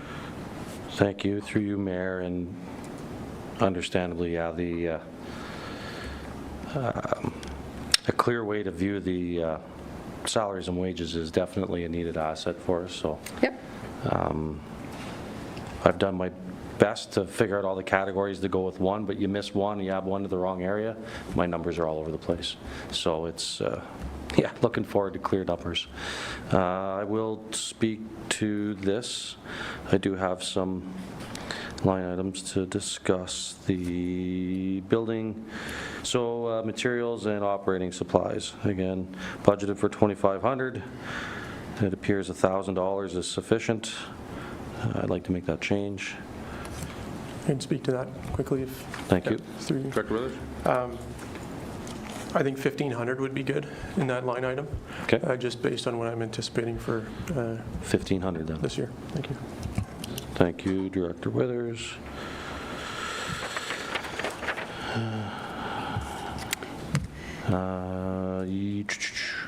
Uniforms. Budgeted $1,280. I see that's been consistent. We don't spend that much. Would $750 be a good line item number for there? Thank you, through you, Mr. Mayor. So that's based on the union rate per staff person, so I'd leave it up to, I think, the treasurer on that one to see whether that is what we should be basing it on. Quite right in that annually we've not used that amount. We're likely not going to, so we could drop that down, but subject to any actual requirements that we have to have on a per staff person basis contractually. So I guess in the past, the union rates that have uniforms, it's more for their safety equipment and their uniforms that they get for Public Works, the shirts and the pants and all of that, and the boots. This would allow staff to get some branded shirts, and it would also probably include any hard hats if required. I think 1,000 is probably safe. Work because boots and if there's whatnot. work boots, if they need replacing. And we now have 2 staff, and I know last year in 2024, it doesn't appear that there was much spent there, but I'll leave it up to council, 750 or 1,000. Councilor Dick? Thank you, Mayor Sidney. Through you, I'm just going to be honest. This is not a union position. This is, I'm just going to use their names because it's easier. This is like Eric and his team, right? No, this is specifically to Be the building building. section, yeah. And Ashley. Tom and Ashley. I like 750.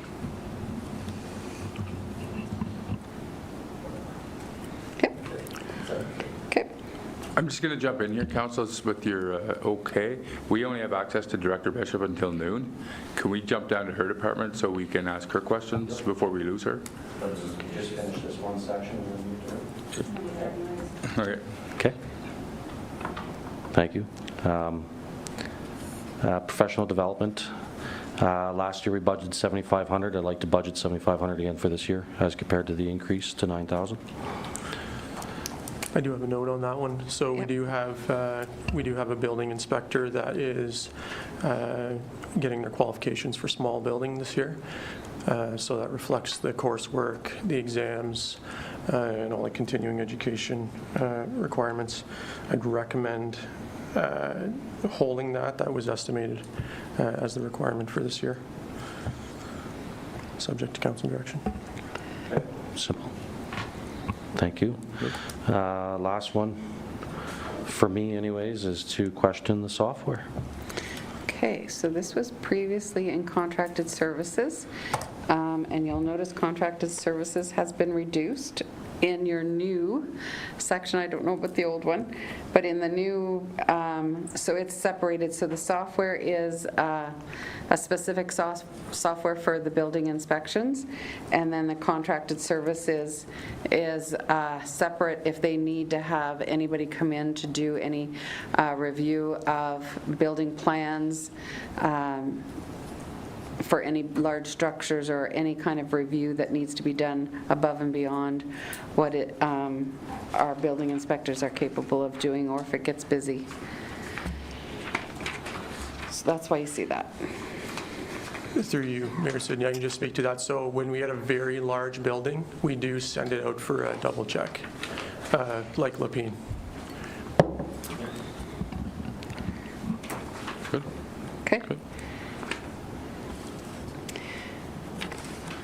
Property standards, there's nothing, and public works, so we're right down to Director Bishop now. So again, just a reminder, I know you don't like it, public works salaries and wages and benefits are all inclusive of all public works areas, which as we go through are quite extensive. You'll probably see why now. They're not, it would have been a nightmare for me. And I was here until 9:30 last night. So if you have any questions with regards to anything other than salaries and wages, which will be Councillor explained later. Thank you, Mayor, through you. Down to, I think it's the fifth line down, 74,000, with regard to an internal debt principal. Can you just elaborate on that? Yes. So now on the new one, you'll see that that has actually increased to 130,000, and that is the remaining of the 2.7 over the 5 years. So that is Argyle, the remaining amount that we would internally finance at 0% for 5 years. And Mayor, just to elaborate, I didn't realize it because I'm going line by line, but the other two underneath that too, so debenture principal and debenture interest? Yes. All those, thank you. So those include Argyle, the borrowing payments for Argyle, that project. So that's anticipated that we will be debenturing that this year. And even though we may not have the full year, we are paying construction loan interest on that project until we debenture it. And construction loan interest is at a higher rate than debentured amounts. Any questions on that? Any other questions? Councillor Cebulski? Sorry. As we go down? Yeah. Yes, thank you. Materials and operating supplies. Again, just looking across the traditional spent compared to the budget ask, I'd like it reduced to 25,000.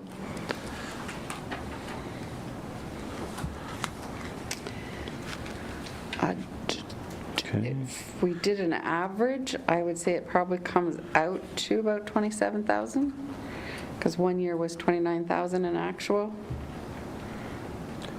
Just a comment, but.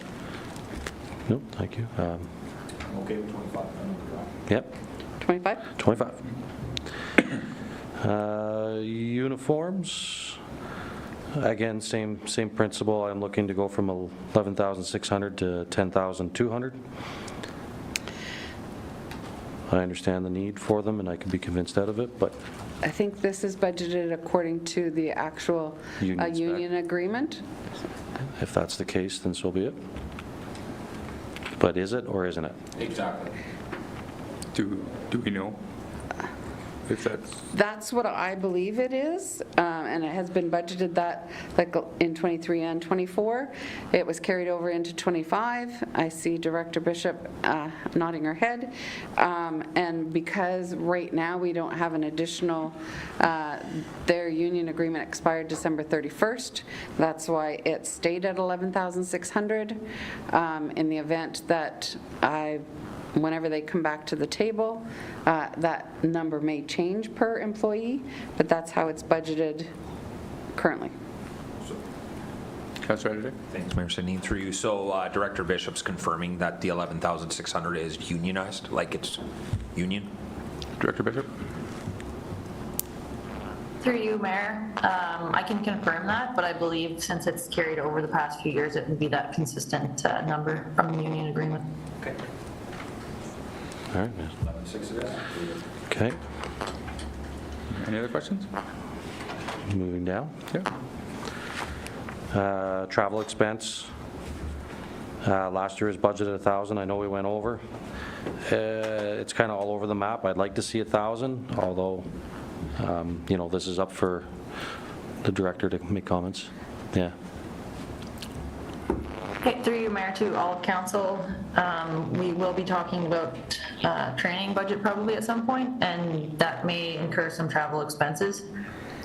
So going over last year when we didn't really have much training, I think we should probably keep it a little bit higher so that our staff can actually get to these conferences and seminars and any training required.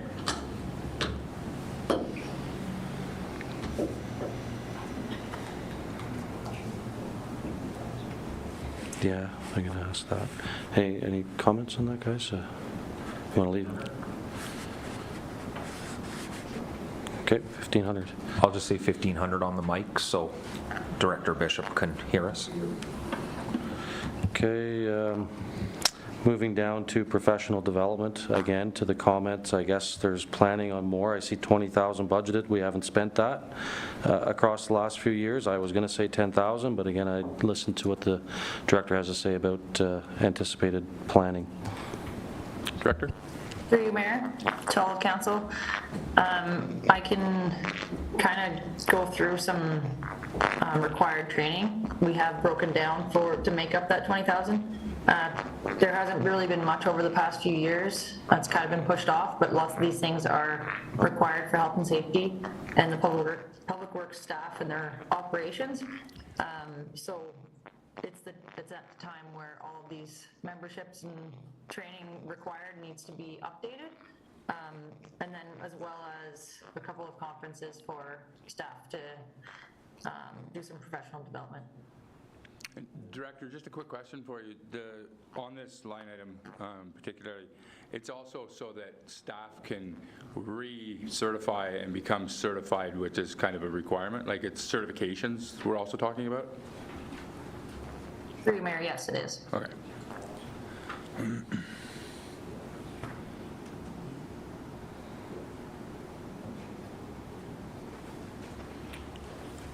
I personally think it should stay there for this, just because of I think there's a lack of certifications that need to be done,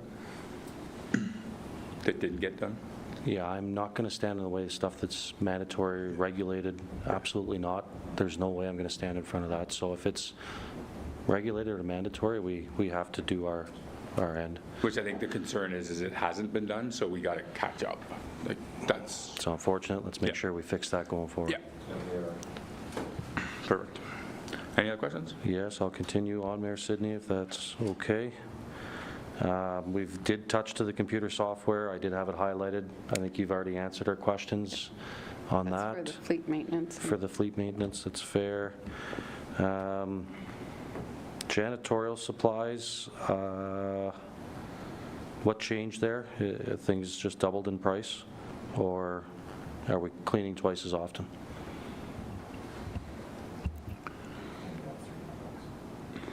Through you, Mayor. It's up 1,600. Sorry?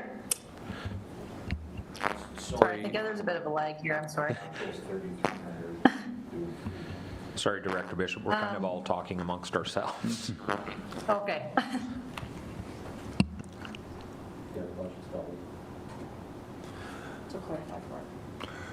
Yeah, clarify it. Sorry, Director Bishop, I'm just asking for clarification on how the budget, how the cost has gone up so much. So our budget's it's more than a double ask, and I see in 2024 that the cost was more than double. So I'm just looking for reasoning so that we can understand the $3,000 budget item. Through you, Mayor, to Councillor Cebulski. I would have to check with our operations assistant on that one. There may just be more supplies required, some maintenance at the garage itself, but I can get back to you on that number. Thank you. Reduce if possible. If I may, then I'll temporarily put a $1,500 line item in there, carry old budget over, and if it needs to be adjusted, then Director Bishop can adjust it for us. I just, Mayor Sidney, thank you. I have a question regarding this, maybe to the CAO. Is this money from Public Works, is this for our janitor who cleans the town hall? I'm wondering if that's why it's doubled. So through the mayor to all of council, the janitorial supplies for the town hall is up in the corporate management amounts, so that any of these costs should not be for this building. It should only be for the public works buildings. Okay. Unless something got misposted, that does happen from time to time. But I'm not sure specifically in this case, but it shouldn't be any of the town hall work costs. Then Mayor Sidney, and again through you, I like Councillor Cebulski's suggestion, drop it to $1,500 until we get a better explanation of why in 2023 we only spent $600 and some, and then a year later we were spending $3,800. So I'm okay with $1,500 until we get a better explanation.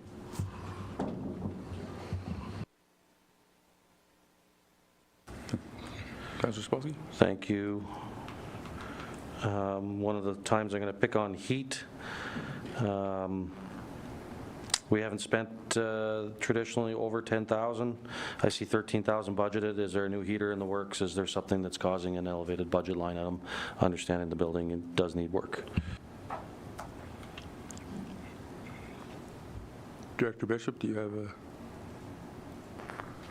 I could check on that one as well. I'm not sure exactly if that's including any of those building upgrades. I believe that in our capital projects, we have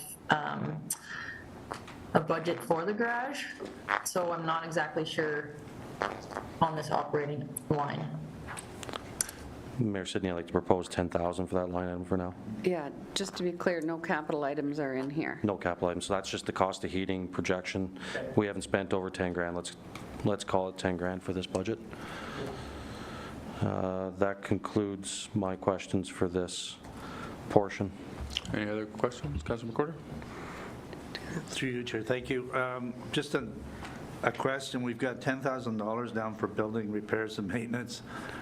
That's grossly understated. I'm wondering if it's, if we should even put that line in, because we absolutely have to do something other than $10,000 worth of work to that building if we were to stay there. So I think it's an understated amount and probably shouldn't even be on the budget at this point based on the condition of the building.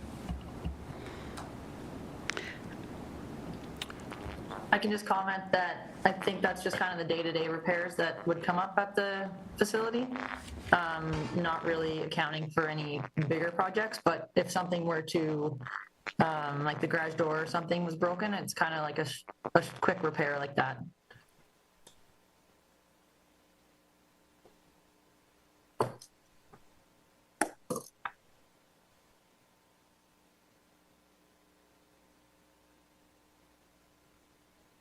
Vehicles and equipment?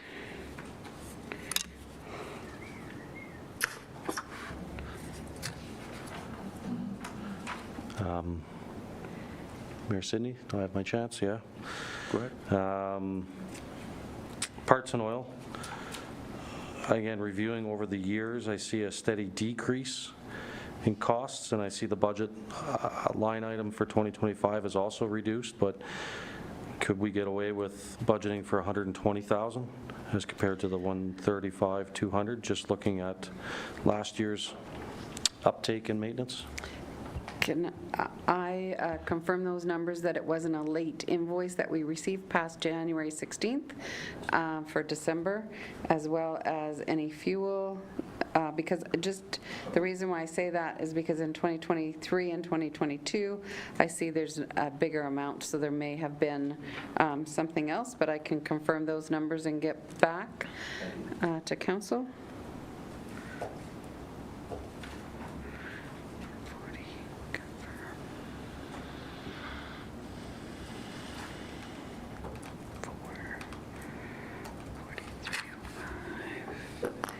Any other questions on vehicles and equipment? None? Okay, asphalt, patch and spray.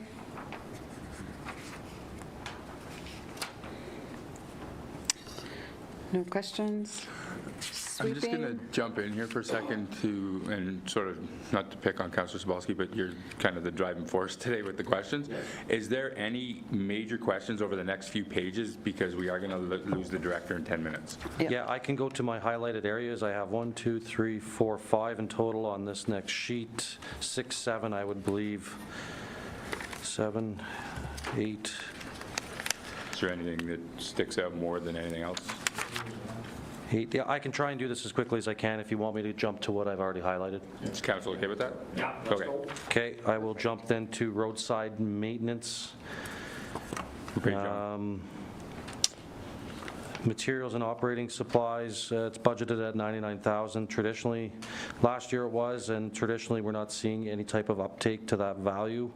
I'm curious if, you know, if 49 to 60,000 could be negotiated in there to reduce that line item. Director? I can confirm with the treasurer, but I believe with our new codes, this roadside maintenance code now for materials and operating supplies now includes sidewalks, the maintenance and construction materials, as well as downtown horticulture supplies. So just as long as we can reflect that the 2025 budget includes all of that, and see where we end up, we can possibly reduce based on the past few years. But I can confirm that with Treasurer Jackson. Thank you. Yes, that's correct. So roadside maintenance includes all roadside, which is any ditches, any sidewalks, anything with regards to that. And it was also noted that any sidewalk repairs have not been completed in the last few years, and it is the plan of staff to complete those over time as they become necessary. So that is important to note there. And yes, the horticultural would be under contracted services, and that is something that we didn't look after until last year, and again, that's for the downtown, all of that, so that's important to note under contracted services as well. Thank you. I'll move past it. I'd just like to see a more competitive number there in comparison to what we've budgeted and spent in years past, that's all. Moving on to landscaping. I'd like to see it lowered to 40,000. I know it's a big ask. It's an ask. I'd like to see what you can do with that number. So landscaping, you'll see last year, that is because we were responsible for landscaping the downtown. Prior years we were not. And that's why you see the difference last year's budget and this year's budget. I think it will probably come in around possibly the same amount as last year. Thank you. Then if it can be reduced to 46,000 or something. Councillor McDonald? Thank you. With regard to that, Mayor, through you, so what's the difference between the contracted services, which I thought you said was for downtown, the 48,000, and then we're going to landscaping at 50,000? Are they one and the same? Like that? No, so landscaping is landscaping. Contracted services is specific to, I'd have to look, because it's, thank you, Amanda. Manager Springer? I actually see that Manager Bishop has her hands up, so if she wants to speak to it first, then I can add if needed. Director Bishop? Yeah, I was just going to say the contracted services is specific to Millikens coming in and actually doing that landscaping. It's just their contract, and then if Manager Springer wants to follow up on that. Manager Springer? I do believe some of the supplies landscaping does include like the bins, the benches, that type of stuff is also maybe included in that line item. I do know we replaced a number of bins last year, and there's still a few more that we'll have to do, and they're about $1,000 a piece, so they're a bit pricey. Councillor Sabalski? Yeah, just follow up. So thank you for the explanation. These are three fair-sized line items. I'd like them to be brought back to us at the most competitive level that you can be, if possible, and we'll accept what's provided, I think. Just, Mayor Sidney, if you don't mind, just to add on to this, we had an opportunity here to lose 0.5% on the tax levy with this, so I think a more detailed explanation on the second draft on justifying this cost, like Councillor Spolsky said, if we could be a little more competitive, but again, understanding we don't want to lose the beautification of downtown. No. Okay, so thanks. Okay, thank you. Again, I'm going to try and hustle under bridges and culverts. Listening that there's going to be more shared costs around, I'm going to question the contracted services again. I see that the numbers are all over the place. We budgeted 3,000, we spent 9,000 last year. Can we budget 5,000 as compared to the 10 and see how it goes? I'm just open to, or if we can just note that and see what happens. Yep. Okay. Yep. Roads, traffic operations. I'm going to move down to material and operating supplies. Can we get that to 4,000? It's a small ask, I know.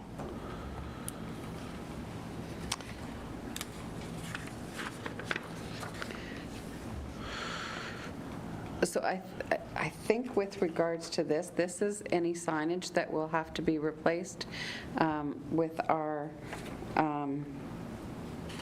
any sign that's identified that needs to be replaced because of reflectivity. Thank you. I was looking for that word. And last year we did spend $4,800. I don't think a reflectivity testing has been done in the past.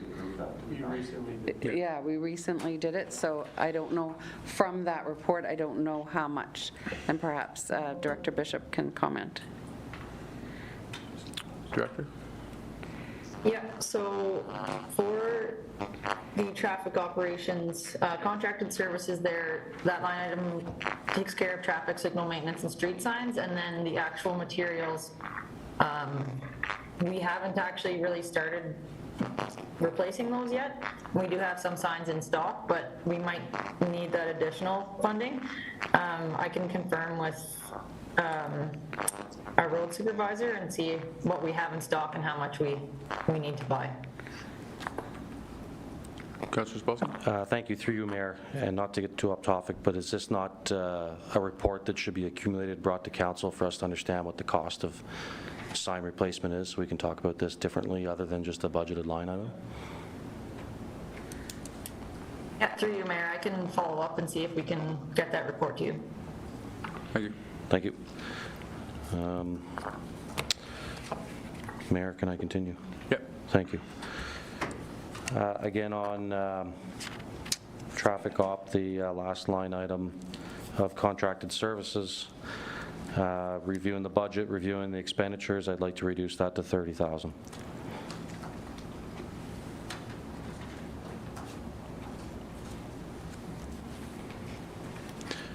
Okay, moving on to winter control and snow removal. Understanding these are forecast numbers, but we have $150,000 budgeted. We've kind of come close. We've been here and there. Could we budget 110? Question mark, question mark. Through you, Mayor. Oh, sorry, Director. Go ahead. Oh, No, go sorry. ahead. Thank you. I was just going to say, No, get Director to answer that. Go ahead, Director. Oh, you're on mute. It's our system, sorry guys. can you hear me now? Yeah. Okay, the snow removal items are kind of odd because obviously winter starts in one year and ends in the next. So the number we have in for snow removal contracted services, for example, up to the end of December, we have a contract with BEI for our snow removal on the downtown streets. That being said, there wasn't much snow to remove prior to December 31st. So we've incurred a lot of costs in 2025 from the snow removal services from BEI, which is not reflected in that $35,000. And depending on the year we're in, obviously you can get more snow. So I would say to keep it at 150, just kind of as a buffer in case there is a lot of snow. If we don't spend it, then we don't, but we could go over budget if we get a heavy snow year. Councillor McDonald?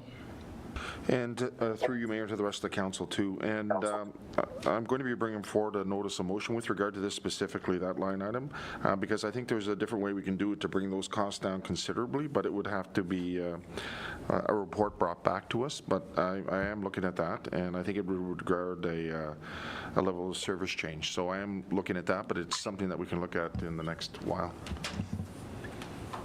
Councillor Dick? Thank you, Mayor Cindy. So we're just going to, for now, just going to leave it at 150,000, guys? For now, until, okay, I'm okay with that too. Thank you. 3 minutes till she leaves. 3 minutes? I can do it. We only have 2 more sections. Yeah. Under street lighting, the hydro portion, looking at past history costs compared to budgeted, I believe we can take it from 90,000 to 80,000. It appears to cover it comfortably.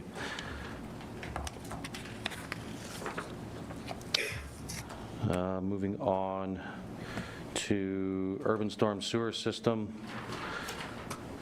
Materials, operating supplies, looking at the budget of last year, if we don't have all our information in, but it's budgeted at 19, I think we can do 15,000 for there. Right below it, contracted services, and Director Bishop, I'm just going to spit these out. You could get back to us on these if it saves time. Contracted services were budgeted for 2024 actual. I would like to reduce it back to the 2024 budget line of 17,500. Under solid waste collection, I have materials and operating supplies along with contracted services. Perhaps we can stop there for Director Bishop, because we do move into. Any questions for Director Bishop? That's what I'm trying to But get. solid waste is Amanda. Okay. Okay. Yeah. You have, Yeah, Councilor McCorder, go ahead. Thank you, through you, Chair. So, Director Bishop, the item sand and salting, you showed an increase to $290,000. Last year, 149. The year before, we were at 289. The year before that, 220. Is there any room on this that we could proceed dropping the 290 down to, say, 240?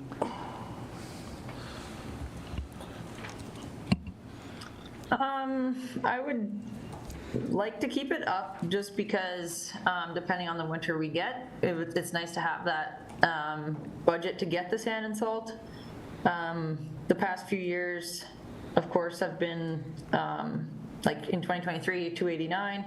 It really depends on what kind of winter we get, and we can't really reduce levels of service on putting salt and sand down due to the safety of the residents. But we could probably check a more accurate number to see if there's anything else we can report on for 2024. It's just another one of those winter items where it kind of carries over. But I know it's a lot of money. It's just, personally, I think it's required for the safety of the residents on the roads. Okay, so would it be possible for you to bring back a report for the second line budget, just so that Yeah. you must have some figures as to what we spent so far this year? Yep. And a comparison to the following, like last fall, to give us an idea where we're going maybe. I'm just thinking that's 0.5%, and to tax people on their property taxes on what you think might happen and it doesn't happen, you've just increased people's taxes, not for any particular reason other than just a guess. And that's quite a bit of money, $50,000, and I'm thinking if we could at least have a comparison. Sure. What I can do is, and again, invoices as of January 16th, so I can see what else has been put into that account and bring back, so I have that as a review as well and a confirm. I don't know, did you want like a full report, or is just the numbers to date? Just the numbers, and she gives us what we want. Thank you. Okay, I'll confirm that. recess. Yeah, that's where I was going. Any other questions for Director Bishop before she goes? Okay, I'm going to impose a recess. Lunchtime? So, Like lunchtime recess? Okay. yeah, so do we want 20 minutes or 30 minutes? 30. 20 minutes? Okay, meet back here 20 after 12.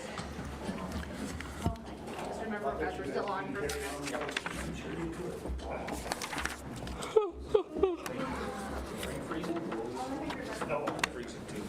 It's cold all of a sudden, how come? So that's 3 requests. I'm just.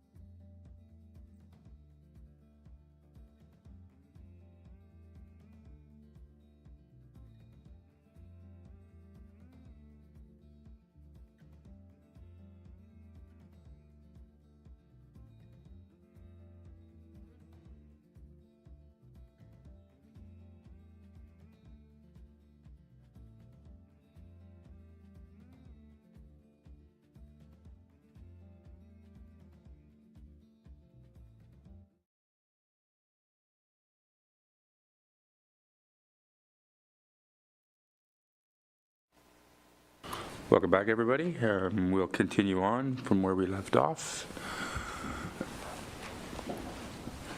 Councillor Sobolski. Thank you, Mayor Sidney.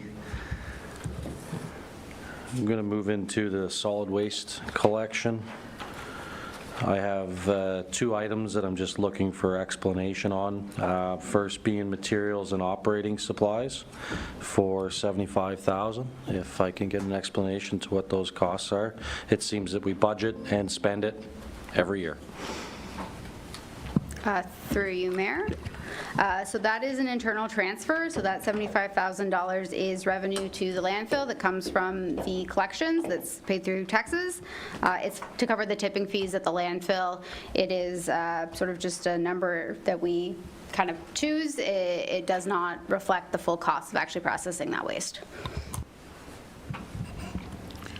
Okay. Any questions? No? I'm okay. I understand. Thank you. Councillor McDonald, you have a question? Thank you. Through you, Mayor, can you just explain where the debenture principal, debenture interests, what's that for? Right above that line? I can take that one. Sure. So that actually should be reflected in the waste management section, and that is for the equipment. It was just put in the wrong one, but it should actually be part of the landfill costs, not the collection costs.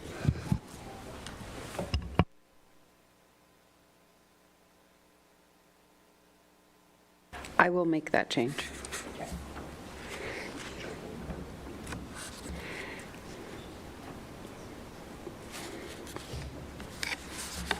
Councillor McWhorter. Through you, Chair, for Amanda. The contracted services, that's quite a jump. Any explanation? So I do believe that the 2024 actuals don't include at least one invoice for $25,000. So then it's only actually a 5% or $5,000 increase, which is just for inflation. So you're anticipating this year, it's going to, for 2025, it's going to be higher than the 249 actual of last year? Sorry, just the 249 is less one invoice for December, so anything again after January 16th, if an invoice came in when they transferred the information over, is not reflected. So it's probably the December invoice that was received, posted to 2024, but not reflected in this software program. So what she indicated was that it's just a 5%, like from I get that. I'm just wondering if the contracted services for this year are going to be needed as much as they were last year. Like, is that an ongoing thing and it's always going to be that and then some? So this is for curbside collection. So get the truck that picks up your garbage off the street. So yeah, it's required, and it's a set cost plus inflation per CIP per the contract. Any other questions? Not there. The next, can I just jump ahead? Yeah. Okay. All right. Recycling under the waste division. I'm only questioning, again, the contracted services, if it could be explained to the increase from $60,000 to $85,000. Through you, Mayor. So the 2024 actuals are missing 3 invoices. So it is closer to about $70,000 that we're expecting for the 2024 actual. And then I do believe the 2025 budget could be brought down to $70,000. Again, I think we included those invoices in 2025, not knowing we would get them. I did just get them like maybe last week, 2 weeks ago. They were very late. But if they can be posted to 2024, I can bring that down to 70. Thank you, Manager. That's what we want to hear, isn't it? That's what we want to hear. Yeah. All right. Next. Yeah, thank you. I have no questions in the hazardous waste department. If anyone does, I open it up to them. Any questions? No. All right, I will move down into the waste management portion. I'm going to question the materials and operating supplies. That is a massive budgeted increase. from 10,300 to 22,500. I have a recommendation, but I'd like to hear from the manager first. Manager. Thank you, and that is a result of the changes to how we've described the GLs. So what that actually should include, and actually it should include a higher budget, but we'll get to that. That includes $5,000 for construction materials, $5,000 for materials general, $500 for office supplies, $4,000 for computer supplies, $1,200 for internet, $3,000 or $300 for cleaning supplies, $1,500 for printing and photo, $1,000 for software, $2,300 for telephone, and $800 for general advertising. What I believe happened is whoever made the new code saw some of these things and said, oh, that just goes in general advertising, the advertising budget. But the landfills might be more specific, like our printing and photo is not, postage, it's not letters, it's like signage for the landfill, like describe the bins. So that is where I'm thinking that that number that was the previous ones don't actually line up properly with what I'm actually proposing. That all includes. Okay, thank you. So you just ran off a bunch of numbers. I did the math quick as you said it. You were very close to the 20,000-ish. So you're confirming that all those items are captured in that line item if we were to leave it as is, or you still have to do digging? I base that line item off of all of those numbers. And right, yeah, it is around 20,000. I actually reduced it to 15, but I also included the landfill loader forks at $7,500. So that's why it's 22.5. But that, as you'll see, has also been added into the capital budget as well. So it's been double budgeted. So we can take 7,500 out of this one? Out of either the capital budget or out of the operating budget. I would like to see it removed from this one and have capital identified with capital. Okay. Yeah. It's going to remove 7,500 out of that, which is down to 15, yeah. So we'll review these because I didn't add 7,500, like whoever gave me 2,500 gave it to me. And whoever gave me the sheets for the forks for capital gave me those. So, no, it's all good. But we'll make sure, and all the other account codes will make sure that, anyways, we'll review. Amanda and I will review that account. Yes. So if we drop it to 15 then, is what you're saying? Yes, but. Because of the 7,500 twice at this point in time? Yeah. Correct. Yep. Thank you, Mayor Sidney. Other professional services. We've been budgeting 10, 15,000, 15,000. We've never spent more than 7,000. Can we budget 7,000 for this line item? Manager Springer? So other professional services is legal for us, and I don't know if we want to talk with the treasurer and the CEO about putting that in the legal pile. And that is to do with groundwater easements that we need to establish over the next 2 years on some properties near the Bonnechere River. So that's why we kind of just put that in there. So yeah, we can look at that.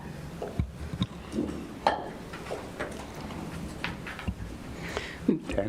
And I guess the question for me is that you would need this 15,000 for legal no matter what, so it would increase the legal elsewhere? Yes. Well, then it's procedural. I guess it's 15,000. Okay, thank you. That's easy. I'll make sure it's identified as legal, though. It's a different GL account. Contracted services, understood that this is a varying item. I see that the effort's been put in to reduce the line item budget. Could we go farther? Could we get more down on this? Could we get it down to 70,000, hypothetically, just looking at some of the different expenditures, or I'm open to? Manager Springer? Thank you, through you, Mayor. That is a number based on our consultant's estimate for the year, which is, let me just see here, I think 58,000. Oh, no, sorry. 57,000, and then that also is grinding that we contract out, and that's usually in the realm of 35 to 40,000. So that is a pretty hard budget number. Thank you. Yeah, it is what it is. Thank you. So, moving down to equipment rental. Again, looking at the history, looking at the budget line item, can we get that down to last year's budgeted of 40,000 as compared to the proposed 50? Manager. Through you, Mayor. So there's two items that are being proposed for this line.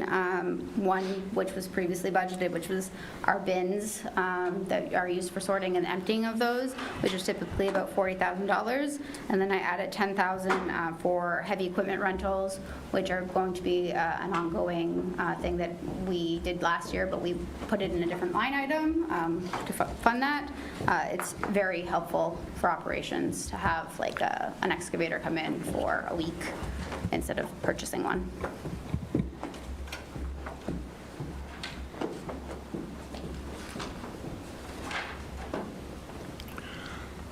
Okay, so leaving at 50. Okay. Well, that was a hard department.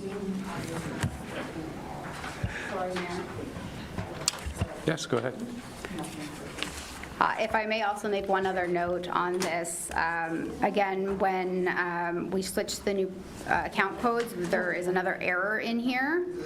The equipment repairs and maintenance for $25,000. So we used to have a landfill site equipment repairs and maintenance for $25,000 budgeted. But I do believe that this is now the equipment for like the heavy equipment, fuel, technicians to come in, DF, oil parts, that type of thing. So that part has been missed, the part on the actual equipment, and that is an additional $58,000 that we'd be asking for. So just to be clear, it would have been nice to know ahead of time, that is to go under solid waste collection, or where is that? Is it supposed to be here? I do believe we discussed this, but I know that you probably have had a lot of discussions. I believe it should go under solid waste collection because it is equipment, or sorry, solid waste management, not under solid waste collection, because it is equipment specifically used at the landfill. It may have gotten put in with the rest of the equipment as like a rolling stock general. If you provide me with the old GL account, I can let you know where it ended up, which I think all of staff were provided with the old GL accounts to review.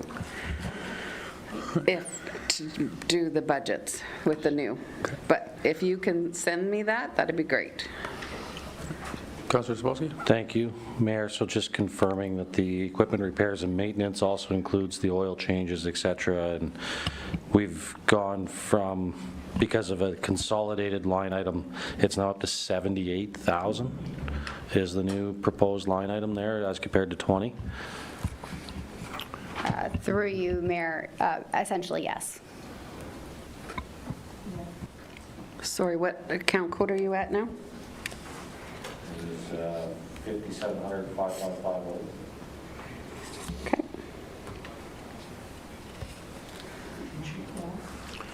We'll fix that for the next draft. Sorry. Councillor Andrew Dick? Thank you, Mayor Sidney, and through you and towards Manager Springer. This is a lot of money, so if we could ask you very nicely and politely to come back to the second draft and possibly, I know you briefly explained it and there's a lot going on, we're rushed also, I think. If you could come back to the second draft and really try and trim that down a little bit and give us better explanations on legally what we need to have by law and operating, like I get the bins, we need to have the bins down there, but if you could try and trim some of the fat, we'd appreciate it, and then come back on the second draft with that. I think we'd all appreciate that. Thanks. Any other questions? Moving on. Thank you, Mayor Sidney.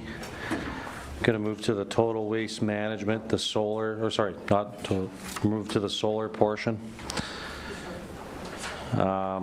This will be quick. Telephone, can we cut that from 1,200 to 800, please?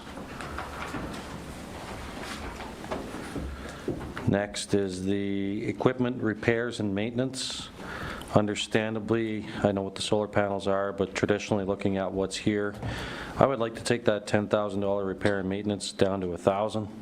If we have repairs and maintenance that are over $1,000, it should be made aware to council and it should be a discussion. I think Amanda has comments on that, and if she doesn't, I do. Thank you, Mayor. The solar panels at Mattaway are currently down. We are currently working on having those fixed and have a budget or an estimate that's basically already in the works of $6,400. Well, let's bring it down to $6,400 then. $7,000.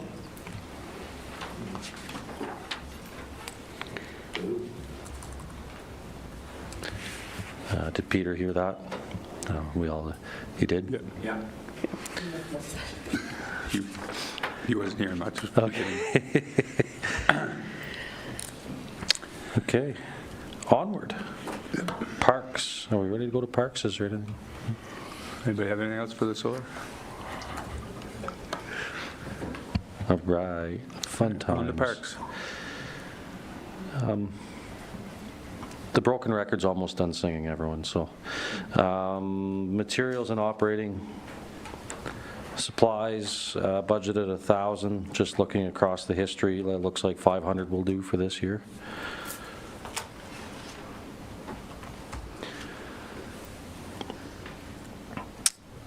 Supplies and equipment, budgeted 3,000.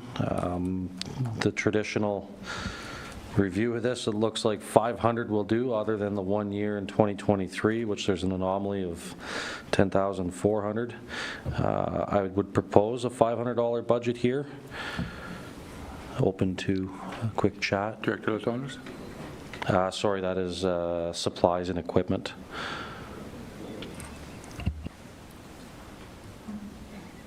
Sorry, through you, Mayor. If I can just have a look, if I can just chat with the team to see what that was in. I know last year especially, we, a lot of our staff were new, especially our supervisor, and then we had a spending freeze for a while, so I just want to make sure, but I don't see a problem with it, but I'll just confirm what's in that line. Awesome. Yeah, awesome. This is what we're asking, to come back with a lot of these if need be. Mayor, if it's okay if I can continue. Sure. Building repairs and maintenance, again, broken record, looking at budgeting and expenses. I'm curious if we can go from 6,000 to 3,000 for this year.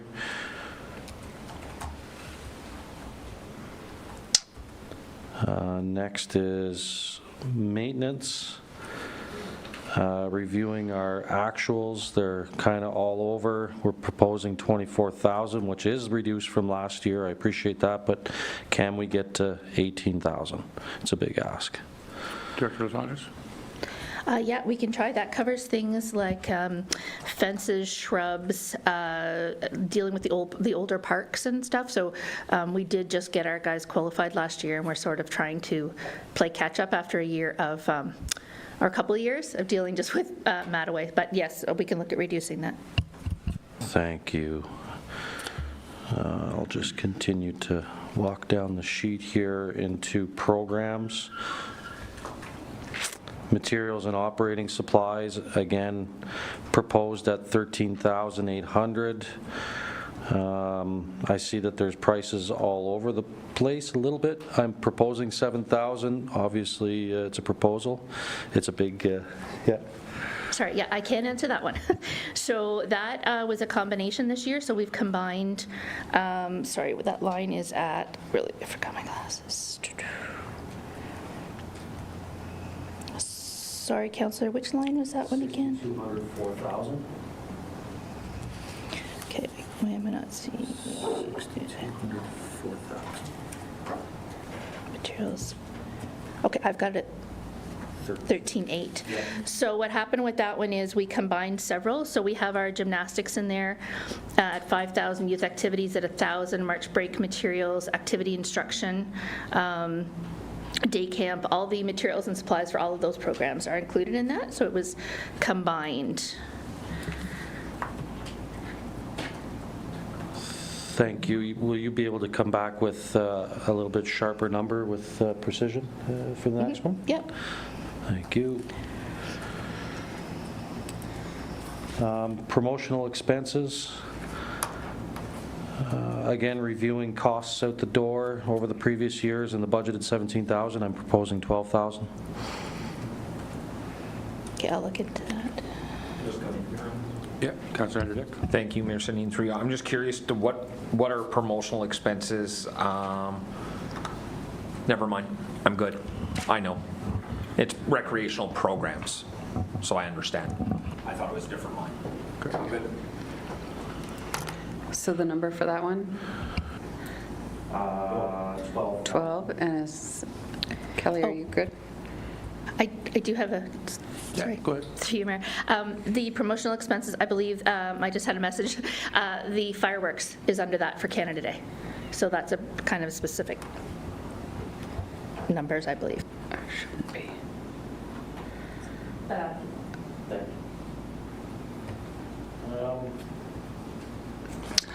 Through you, Mayor, I'll continue on the professional development. I've hit this one on every department. It's now this term. It's at 3,000 budgeted. That's where it was last year. I see that there's some variation. Is there any room in that one? 2,000 potentially?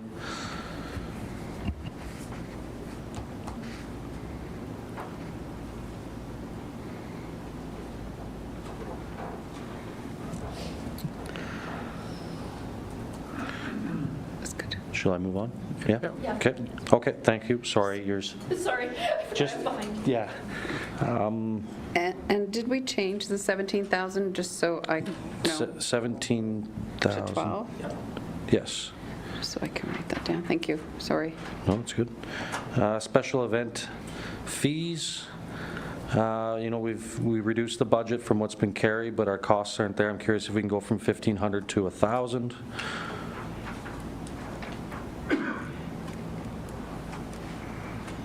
Okay, and the next one, contracted services. I'm curious if the director could speak to it. Budgeted 40,800, but I'm seeing actuals quite higher. I'm seeing budgets higher. I'm seeing budgets lower and actuals higher. So can we get some context to that guy? Yes, sorry, just give me 1 sec to find it. I've got several. And while she's looking, did we reduce the special event fees? To 1,000? No, that's okay. I'm just trying to keep up. Oh, and special event fees was for camp. Sorry. So, sorry, we're down in rec facilities contracted services? Is that what we're looking at right now? Recreation Programs. Oh, programs, sorry. Programs, contracted services.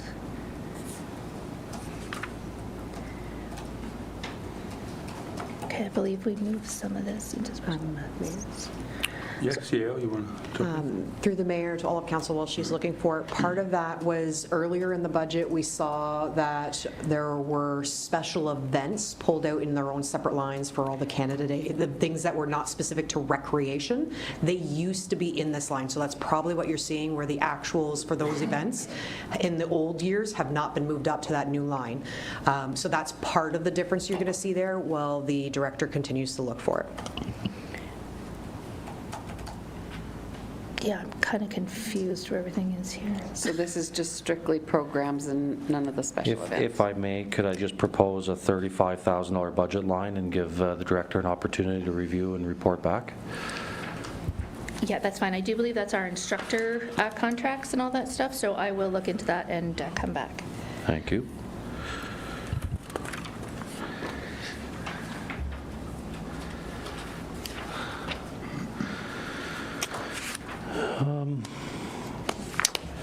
I was going to speak to salaries and wages, but again, we've all agreed that there's going to be something a little bit different proposed to us, so we have a more accurate number, so that's all I'm going to say there. I'm then going to move down to materials and operating supplies. I would like to see the budget remain at the 2024 budget line of 10,000 or 10,100. I see that there was a big expenditure actually for 2024, but I'd like to see it remain at 10,000 if possible. Are you okay if I review what was in there and come back? Yes, please. All these are open for your review. Yeah, I was just going to ask why it jumped so much. Yeah, there's a lot here, so I'm okay if we get answers at a later date. Probably just the building has doubled in size, so I would think that's why the budget has gone up, and especially 2024 actuals, but we'll check it out. I wouldn't argue that, and I can understand the expenditure for the fact that the building has doubled, but as we go forward, we'll not need to populate everything as much either. You know, we've kind of done that big initial expenditure, maybe? Hopefully. Hopefully? We'll check it out. Okay. Safety wear and supplies. We're not spending much. I see 600. I'm sorry, I'm going to say, can we just put 500 on that? I know it's small. Sorry, which one are you at? That is safety wear and supplies. Uniforms. And you reduced that, sorry? Just to 500. I will try and slow down. I'm just Sorry, kind of cooking trying to here. write notes and put it in at the same time. All right, uniforms. Looking across the board, it's definitely grown. Can we budget from 10,000 to 9,000? It falls in line with last year's spending and budget. Yeah, through you, Mayor. Just that will be dependent too on our QP contract, just so that we're for our union people. Understood. So do we reduce it or we don't? Can we? We can go to 9? Yeah. Thank you. Meeting expenses. It's been basically zero across the board. With respect, I see the $100, but I'd like to see it at zero.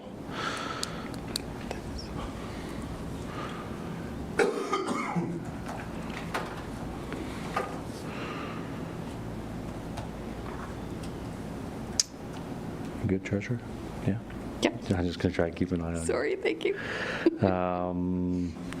Mileage. I see the proposed budget. I know it's been all over the place. Could we get away with a $500 budget? Director? I would prefer not to, only because we've had zero training for our staff over several years, so we're just starting to get them training. We're trying as much as we can to get the training local. We're finding that to be a bit of a struggle. We already have 2 going, I believe it's Ottawa in May, so that would be my concern there. We can maybe put down to 1,000, but if that's... 1,000? Yeah. Thank you, Director.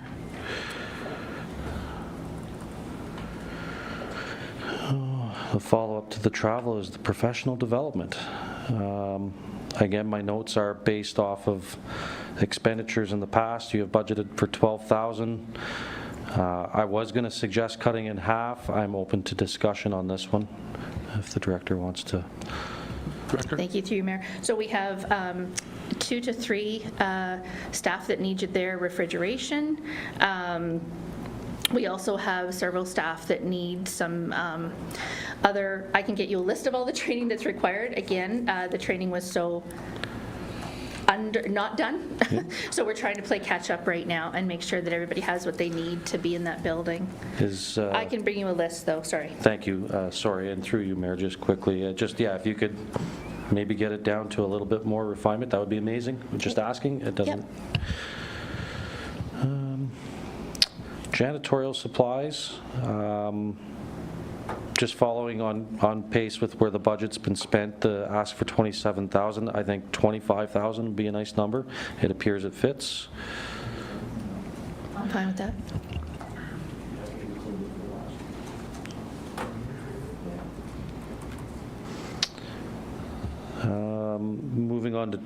actuals, it varies over the years of expenditure. Can we go from 1,500 to 1,000? I'm good with that. Okay.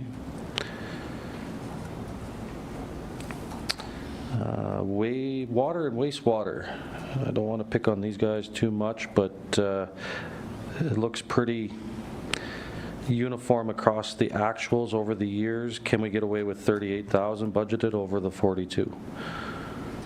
Probably. Yeah, that should be fine. Probably, yeah. Okay, great. Contracted services. Again, just looking at actuals over the years, can we reduce that from 52,000 to 45,000?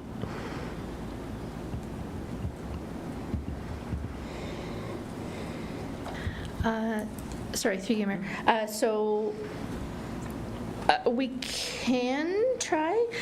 We're just kind of getting through, we haven't actually got through a full year yet, like our summer and stuff. That included things like security company, the ice painting, HVAC servicing and maintenance, elevator servicing. We can go back through what's happening this year, and I can see if we can pull it down a bit. Thank you. Just, yeah, a quick view of it would be great. Thank you. Do we note it at 45 and have her come back, or do we leave it at 52? I like moving it 45. Okay.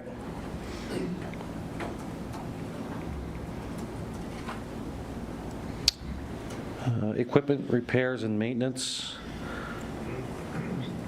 The budget last year was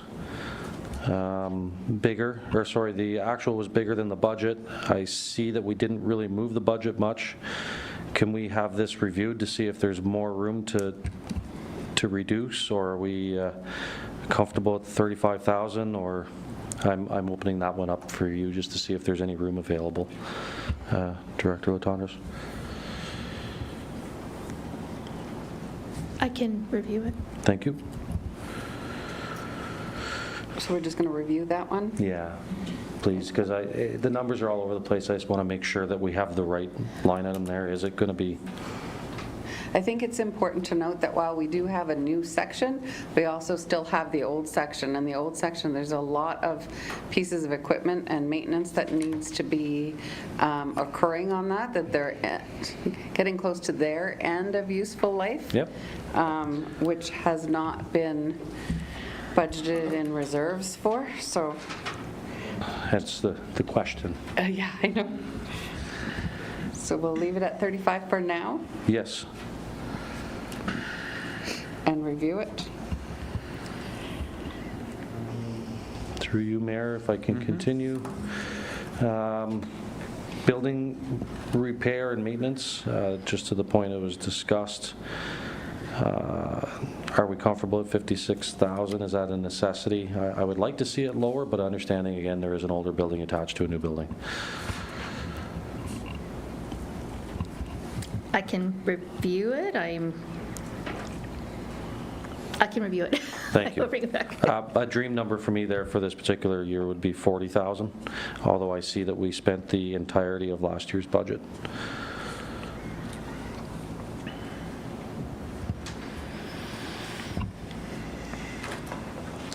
All right. Carry on. Carry on? Thank you.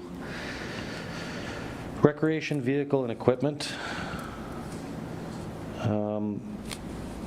Parts and oil.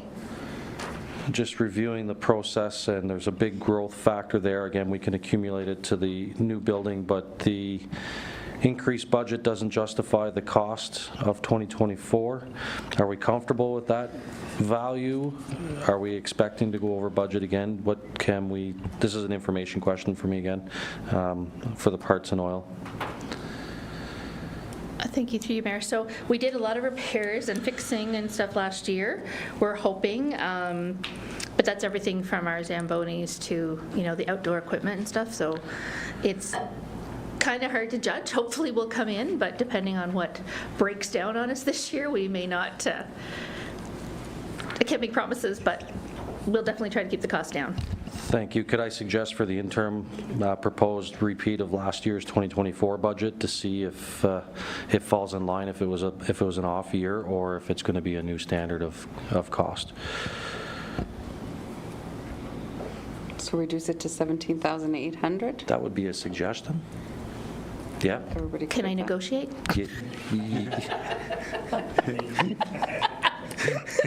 Can I throw out, would you consider 19? Give us a little bit of room? Yeah, for a bit of growth, I'd give you 19 if the group's okay with it. That's the only one you get to negotiate with, though. You've used it up. Well, at least we can find humor in it. We could change it again so the treasurer runs out of space on her sheet. I am joking. Let's move on. Equipment and fuel.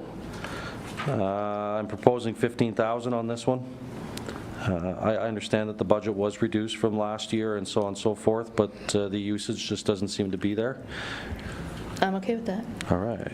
I think I might have to review that one, because I think there's some year-end adjustments that are done that aren't reflected in here. I would love to review that. We're going to review it. It was proposed at 18,000. I've asked for 15,000. Can we leave it at 18 and I'll come back with the number? If not, I'll change it to 15? Yes. At the next second draft? Yeah. Okay. Thank you. Thank you, Mayor Sidney. I'm going to move into the library. Director? Sorry, before we go into the library. Yes. Actually, usually the library budget is not on here line by line because technically, because of the Libraries Act, the library board needs to approve the budget, and then we kind of come with a lump sum and an overview.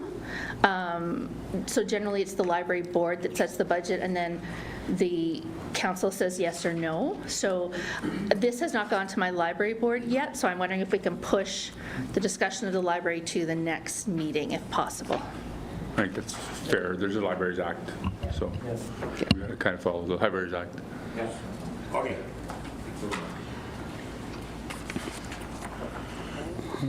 So that moves us to the museum then. Yes, it does. Thank you, Mayor Sidney. Am I free to continue? Yes. All right, thank you. To the museum.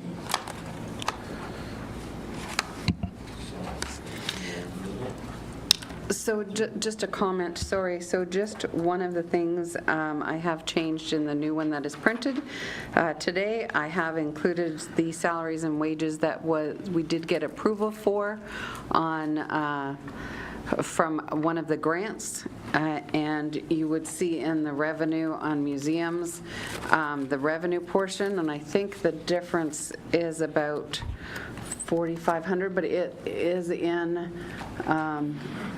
the summer student discussion. I just want to find, got too many papers going on. The sheet, so the cost to the town is $5,800. The collections assistant, we've gotten $5,061 as an approved grant. Councilor McCourt? Through you, Chair, if I may. So I had a hard look at this, and based on the way things came about with the museum, the town took it over because basically the volunteers that were there decided to step away, which is their right to do. And I'm wondering if due to budget restraints, if for this year and for next year, we can just hold off on doing the museum opening at all and save the money, including the 5 or 6 students that we would have to pay. There is some grant money for 1 or 2, but we could always use them for tourism. But I'm wondering, rather than open the museum at all, if we could save the taxpayers probably close to $100,000, which is a 1% savings, that we don't open the museum this year or next year due to budget restraints. And I like to see actually, I've talked to some members, and I'd like to see a workshop as to where we could go with the museum. Basically, we're paying a curator to look after artifacts in the museum that don't belong to the town, they're just donated. The building itself, the town looks after, we pay for everything. I know we've talked about using it for the waterfront and adding it as a feature. I'm wondering if a working group could be formed to look at the future of the museum and what could be done with it. I think there are a lot of really positive things that we could be doing with it, other than just have it as a museum. And to me, the building is the museum. That's what was there, McDougall Museum. But a lot of the artifacts in there have nothing to do with the museum itself. I've been to lots of museums, mill museums and stuff. Like, I know there's one in Smith Falls I've been in. Nothing in the building has to do with, except the mill itself. My proposal is, due to the budget, we can save the taxpayers on their property taxes this year some money and review the museum. Take some time, have a workshop.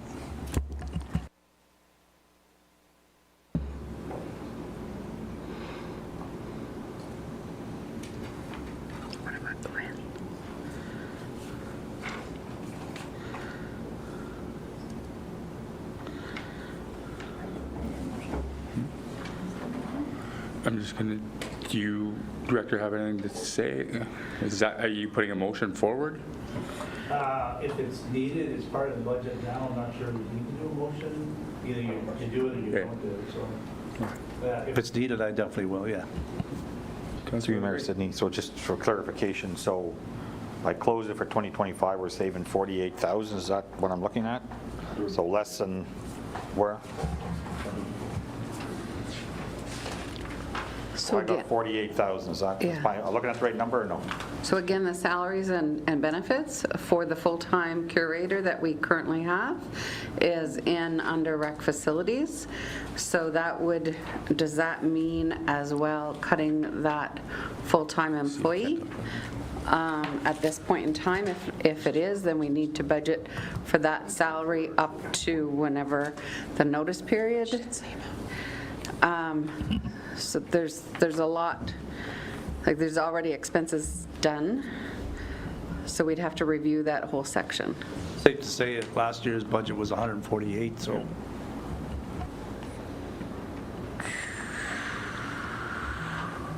So what I would suggest is, because this is kind of maybe catching a few people off guard, can this discussion happen like before the next, because I'm sure that there's things that are going to have to be discussed between CAOs, directors, all that stuff. So- Absolutely, I'm just throwing it out. We're doing budget talks now, and, it's a cost savings. I'm not sure, like, I know you do have to, during, financial restraints like this, you do have to come up with some lost services pots. I'd sooner lose the museum for a year or two than lose snow plowing, so. Councilor McDonald, you? Sorry, Mayor, to you, what time frame are you looking for with regard to coming back to address this? Well, by the time it comes to the second draft, I would assume, just to give staff an opportunity to talk and figure certain things out, because as the treasurer said, there's things that are already in play for this year and stuff. So, Director? Thank you, through you, Mayor. I would like to just clarify a couple of things. The museum actually is telling the story of Renfrew. Right now, the bottom floor is being completely turned into the manufacturing history of Renfrew. I'm happy to bring a slideshow of that. Our curator's been working very hard on that, as well as bringing in all of the, making sure that the artifacts in there have to do with the history of Renfrew. That being said, I will say respectfully, while I understand cuts, it is disheartening to see that a very big heritage piece is being put on. Looking at that as a item to cut, especially in a town where sports is very focused on. That's one of the very few heritage items that we have. Again, council will make the decision, but I just want to put those couple points forward. Thank you. Councilor McDonald? Do we need Councilor McWhorter to do a notice of motion, or we're just going to leave it with budget cuts? In terms of the budget, what we're talking about? Well, if he does notice a motion to not do it, then that doesn't give the staff time to meet and figure some things out and get back to us. But then, if we're willing to table the museum piece until the second draft, CAO, if you want to. So, through you, Mayor, it would probably be cleaner, and the clerk can clarify any of this, if we actually have a formal motion on the table directing staff to investigate the potential closure impact of the museum on the budget, and then we would bring forward a report due to that motion. So it's telling us that we can do whatever investigative needs we need for discussions of assessing, calculating,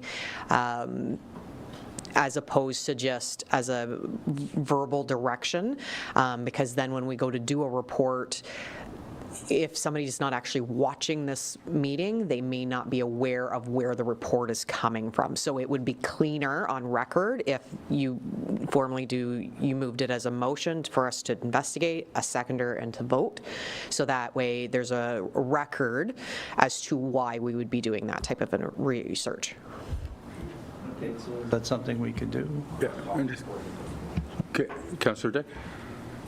Thank you, and through you, Mayor Sidney. I'm very uncomfortable with this. We're looking at,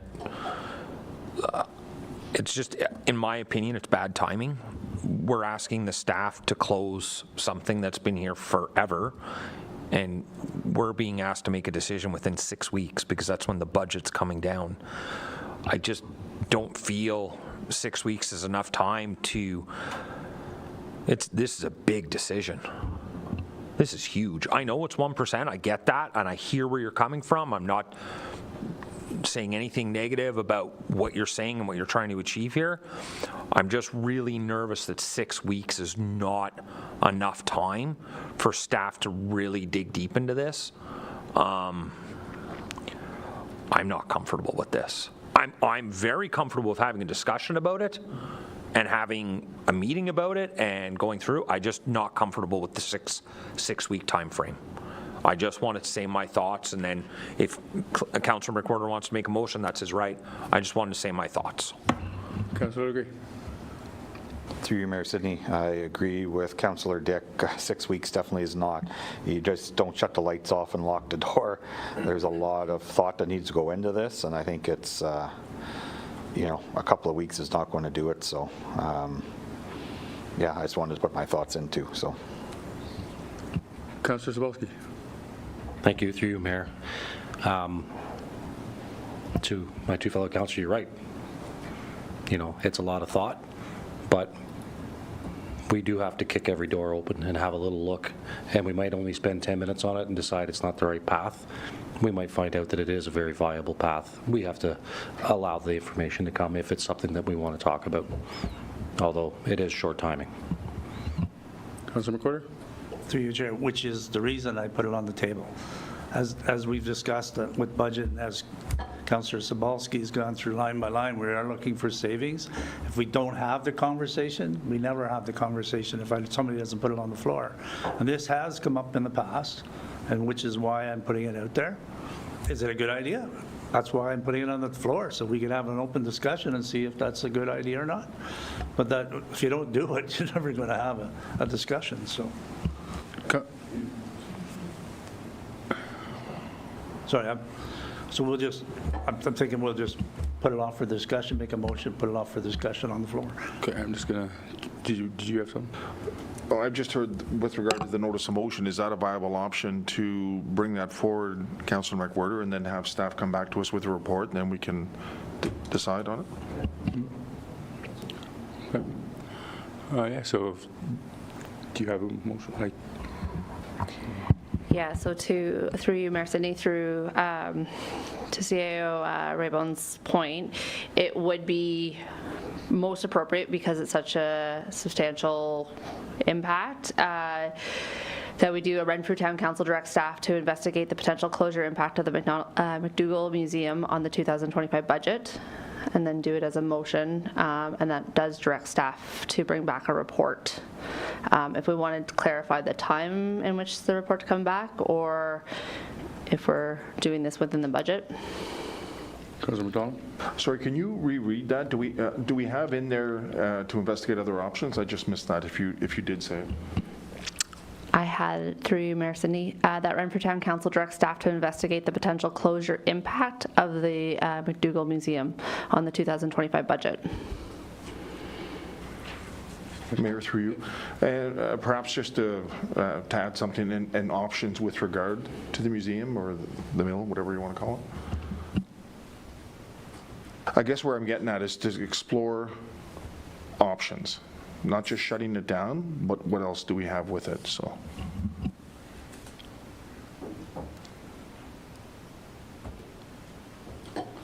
If that's what Councillor McWhirter wants.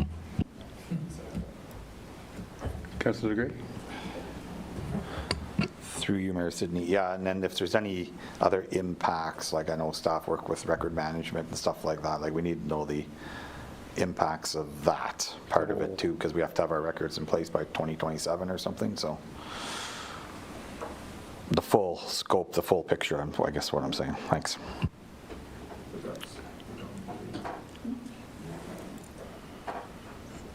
So, to sort of paraphrase everything, so the motion would be to direct staff to investigate the, I don't know, the budget impact, including options, including total impact of, because it's Councilor agrees, right? Like, it's not just the building that it's going to impact. So, you know, how do you sum up all that? Because I hear what Councilor McDonald's saying, and I'm assuming it's kind of like, what are the options for the building? What are the options for enhance the museum, de-hance? Like, it's everything, right? Full picture, but then also what is the total impact? Councilor McDonald? I just want to clarify, with regard to records management, there's two different things here. And I know what you're talking about. It's if it's the same person and he's sharing responsibilities, but we're talking specifically with regard to the museum. So I just want to know what that impact that is. If it's with regard to records management, that's a separate topic. I think it involves the same position, but we're talking two different things here. So through the mayor, there is a small blurring there as we have utilized the museum curator's services and skills for assessing historical importance of some of our documents we have been preparing that are past the retention period, but if anything has historical significance, then we review it for archival selection. And so we have utilized those services of that individual to help us with that. So there's a small piece of records management that does kind of blur a little with that position, purely because of the expertise the individual has and what that any individual in that type of position would typically have in relation to us determining whether this document is has any special historical value that would switch it from maybe a 30-year life to a 100-year life or permanent document, etc. But it should be a very small piece on that theoretically, but there is a small amount of blurring there.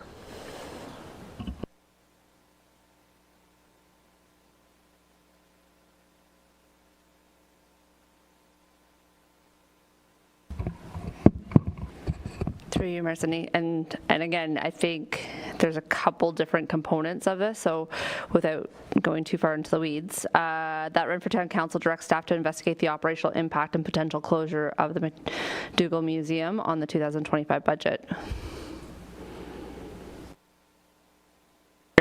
To discuss, like, you're directing staff to bring back a report, right? So I think you're capturing that. I think ultimately through that report, you're going to see the different elements. But if there's any wording changes. Yeah, I think you're right. It just puts it on the table for discussion. I mean, that's what it's about, is get it on the table, have a good, robust discussion about it, and maybe out of that, some other options will come up. I mean, I don't think it was ever actually done when we took it over. I think it was just, you know, they're closing if we don't take it over, so we took it over. I don't remember a lot of debate on, you know, good uses for the building. It is part of what our waterfront plan was, and this gives us a good opportunity to look at it. I'm kind of getting tired of talking about Mattaway. Let's talk about something else. So you okay with that motion then? I am. Okay, so you're moving that? Is there a specific date? Well, it has to come back before the second budget. I think we'd have to, So there's, I guess maybe the clerk can review the dates of the meetings. Through you, Mayor Cindy, a second date has not been determined at this point in time. So we have our public meeting scheduled for April the 8th, and there's been nothing scheduled after that other than the note of potentially passing the final budget in May. So if it's part of the 2025 budget, short of the direction being given to staff on April 8th to have this back by, which would require that the report be written last Friday, I would suggest that it would be brought in advance or brought to the second meeting whenever that is scheduled. Councillor Gray? To you, Mayor Sidney, just so I'm clear, I would like it to come, not at, like, as long as we have it a few days before so we can review it and stuff, like. For the second. Yeah, for the second meeting, budget meeting, you know what I mean? Like, I want to be able to look at this stuff over. Yeah, so reports would be required to be released at the same time in which an agenda is. So an agenda is required to be released in advance of the meeting, so a report of this nature would have to be on the agenda. Yeah, okay, thanks.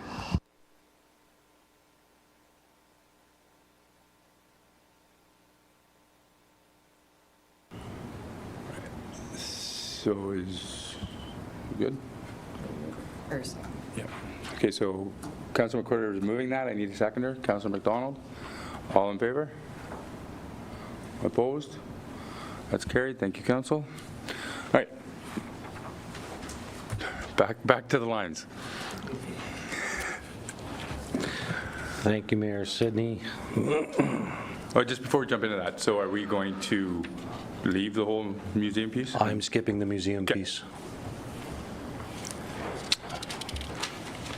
So on to Committee of Adjustment? That part? No, planning and zoning? Yeah. Okay. Oh, So in the new one that was just printed today, you'll notice that the salaries went from building to planning. That's the only thing that's changed. Okay, thank you. I'll just avoid that topic right now. I know. Are we all in agreement that we're on planning and zoning? Okay. Materials and operating supplies. Again, the broken record sings, it's at 4,000. We've yet to spend over 1,000. Can we put that to $1,000? Through you, Mayor, to all of council. So of that 4,000, 2,000 was a computer replacement. That's in a different line. So we can drop that down. We'd request 2,000 for the year based on equipment needs we anticipate. I'm okay. good. Good. Okay. Mileage, budgeted 1,000. Can we get to 500? Or is this contingent on the personal development increase? Same. Through you, Mayor, that's good. We can do that. The 500? Yep. Excellent, Absolutely. thank you, Director. Okay, professional development has been budgeted at the 7,500 or close to, and we've never spent more than 3,000 to date. The recommendation is 3,000. Director Withers? Through you, Mayor, to all council. So we'd request a minimum budget of 5,500 on that line, based on what we have on the docket that's known this year. 5,500 sounds good. Yep, thank you. Mayor Sidney, I am going to jump as for what I've looked through all the way down to the economic and development. There's some line items I'm passing by. I'm going to give the opportunity if anyone else wants to speak to them. Council have any questions for Director Withers? Just in the planning, we can tighten up a couple other lines if we'd like to. So under subscriptions, we could probably do 300 on that. Under uniforms, under the building section, we went down to 375 a staff person, so that would go down to 375 under that interpretation. I think we are going to have to review the non-union terms and conditions before that gets finalized, so that would be a blue item. Legal, I think we just have a common legal account that we draw from, so we can probably just eliminate that. The 2,500. We like zeros. CAO? Through the mayor, I just have one question as to why there's a budget for $1. I'm assuming that was probably supposed to be $1,000 or $100, or it's probably missing some zeros, but I'm just curious if we could clarify what that is, or whether it should have been zero. I put the $1 in so I wouldn't lose it, and I have a note that says budget in for unfinanced items. I think there's some other professional services. I'll review that. Thank you. And through you, Mr. Mayor, if I could, we did have, you'll note that the actual for 2024 was quite high. That was because the official plan review and potentially also the master servicing plan was coded there. I think it's a question about where that'll continue, and that we'll need a number there to reflect that, just for the carryover from last year. And that's all I had. Thank you. Thank you. Any other council members have any questions for the planning part? All right. Thank you, Mayor Sidney. Again, I'm going to skip over the commercial and industrial and also the Chamber of Commerce. I'm going to move right into the economic and development. And believe it or not, I'm near the end of all my notes. Materials and operating supplies. Again, just looking through the past, can we manage a $500 input as compared to $1,500? Through you, Mayor. So we had no position, and we haven't been able to do anything. We'd like a little bit extra, so if we could we do 800? Yes. Thank you. Did you catch that? I did, Treasurer? thank you. You did? All right. Where are we? We are under economic development. Just going over to page 21. So tourism and promotion? No, above that. Above that, thank you, I misplaced everything. Okay, I'm back on track. If I could ask the director to explain the subscriptions for me, please, just looking at what has been, what hasn't been budgeted over the years. Can you just give me a little background on that? Yeah, thank you, through you, Mayor. So we're still looking into that. There is like an Ontario Economic Development Association that we should be belonging to, so that we will be renewing this year. And there's a couple other things we're still looking. If we think that we can get away with just doing the Economic Development Association, then I can definitely reduce that. If you can just let me have a look, though, to see what's... Thank you. It's all I can ask at this time. Councillor Degree? Sorry, Councillor, I just wanted to jump back for a second. I want to go back to page 20, Chamber of Commerce, where $10,000 we have budgeted. I'd like to change that to rent in kind and our membership for the year, if everybody agrees.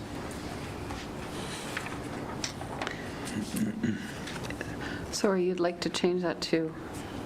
They get rent in kind and then our membership for whatever that amount is instead of the $10,000. Does that make sense?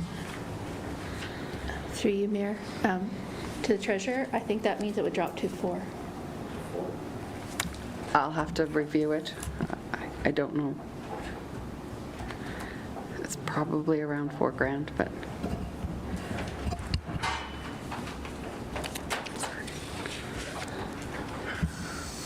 So we're going to review that?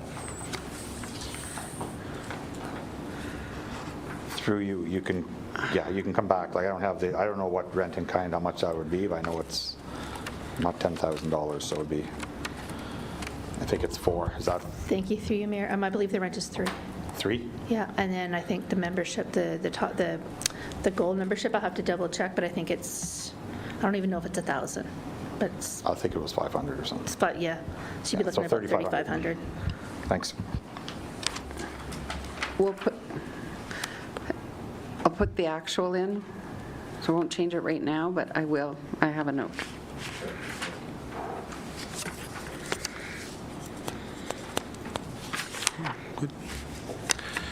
Thank you, Mayor Sidney. I only see 5 marks left on my pages, so we're close. Yeah, I'm in the economic development portion, and no, I'm still in the economic development, and I'm looking at promotional expenses. Again, it's a question about lack there of budget over the years, but yet a cost. And we've now budgeted 2,000, so just looking for conversation on that. Sorry, which one was that, Councillor? Yeah, that is promotional expenses under the economic development. That would be line item 7230 4080. So we have done nothing as far as promoting. So we are looking at adding a bunch of stuff to the website to promote our surplus lands, as well as being able to reach out to developers and different organizations. I'm happy to drop it. I honestly don't know, because it's our first year doing it, what that's going to entail. We're just starting to develop a plan because we're kind of early in the year. I am happy to drop that to 1,500 for this year, but I would advise not going lower than that, just so we can start doing that stuff. Through you, Mayor, my intention in this one wasn't to drop it, it was simply to understand. I'm comfortable with 2,000. I don't think it takes long to spend it when we're doing this. Anyone else? Okay. I agree. Can I just interrupt? I noticed that Director Bishop is on, and I do know that she is in Toronto, and my understanding is that we're going to move capital to another day. Is Director Bishop required for the rest of the day?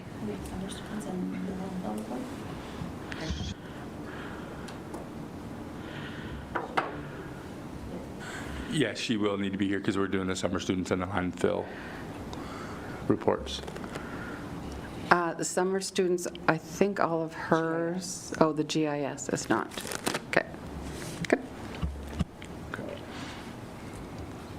Thank you, Mayor Sidney. Again, under economic development, I'm going to talk about mileage. We have 1,500 proposed. Looking at the backdrop, it's 1,000 seems to be a good number. Is that doable? Thank you, through you, Mayor. So I can speak on that one. So our economic development team member is going to a course in Waterloo, which is a 5-day course. So the mileage will definitely be up this year, and I'm assuming we'll, by all the time everything is done, we'll probably come close to that. We can drop to perhaps 1,200, but that even might be pushing it. I'm okay at 1,500. Yeah. Okay. Moving down, again, it's the follow-up. I apologize. It's the professional development line item, traditionally proposed at 5,000. We haven't spent it. Understand the new process. Can we get away with 3,500 or 4,000, or is 5,000 firm on this one? I will verify the cost of the course he's going on and come back. That's a great answer. Thank you. I have 2 items left, and I am done talking. Are you doing tourism promotion? I am. Would you like to take this? I'm done talking. Yes. Councillor Andrew Dick. Thank you, Mayor Sidney, and through you. So just to confirm that the tourism and promotion section, that is the visitor information center? Is this what we're talking about? It's not the facility, it's what we're doing to, because now our visitor information is at the museum and at the town hall, so it's what we're doing to promote the town in those 2 areas. Okay, so I'll just continue on, Mayor Sidney. So just my concern with this is, and this is why I'm confused with all the budget items, so it's our tourism and promotion, and none of the line items, the only thing we have in there is a promotional expense for $500. We have no advertising, we have nothing, but then we want to spend $12,500 on tourism or promotion, but yet we're not telling the world about our tourism and promotion. So that's why I'm just confused on this. So if I could get some clarification on that. So again, this is kind of new. This has just been moved. It started as a trial last year, and this is our second year. So we did just get, for example, a grant, a partial, so there'll be a kiosk that will sit at the MyFM Center for promoting everything in our local area. It's more for, this one is more for the in-person, so it's more for all the visitors who come into town. So we're looking at, we were rearranging an area of the museum, so there would be more areas to promote everything within our community. Our summer students have been trained to do that, all that sort of stuff. And that being said, we're still learning, so this could completely change by the end of the summer. Mayor Sidney, thank you for your clarification. Now I understand it. So therefore, I'm assuming the supplies and equipment has been a zero line item for 3 years, and now you have 3,000. So you're planning on ordering something. I'm trying to explain it like you walk into a place and it has all these fancy things. Correct, just some, sorry, I didn't mean to interrupt. Just some holders and different things like that. Now, we can reduce it. I mean, it was just to start us off. To see you know what? I'm okay with it. It's the second year. I see the vision your department's trying to do with this. I'm okay with that because at this time, I don't know how much a shelf, we don't know the costing, and I think that's a fair price. I'm okay with it unless council decides they have other ideas. I'm good. Councilor Carter? Chair, if I may. So if I understand this right, the tourist ambassadors are either going to be at the museum, not at the Vic Center, or possibly at MyFF Center. I see lines in here for most of the budget for equipment rental, maintenance, building repairs, hydro, heat, contracted services. Those buildings are already budgeted for that. Why would we need this unless we're in our own building or the Vic Center if it's being utilized? I will come back to you with a report on what that is. It is not for the building, but I cannot recall at this time what we put that in for, so I'll come back with that.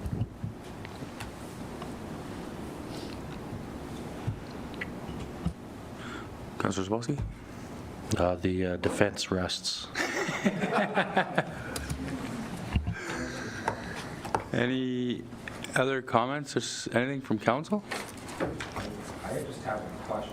Yeah. Mayor Sidney, if you don't mind, and of course all my sheets of paper are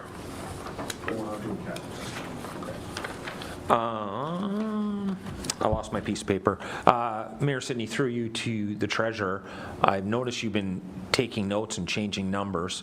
I believe we started the day at 14.3% tax levy. With the changes, why are you shaking your head? I want to know the number right now. I don't think we're going to Good luck.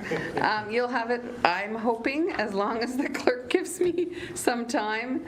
I know that reports were to be in last Friday for next Tuesday, but the public presentation is not ready yet.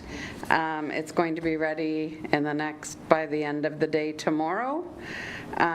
It's impossible to have it ready before that unless I just present exactly what has been presented to date. And I'll leave that up to the CAO and the clerk, if they can tell me when last I need it for, but normally reports aren't due until Tuesday. I don't know the reason why it went out for last Friday. I don't know.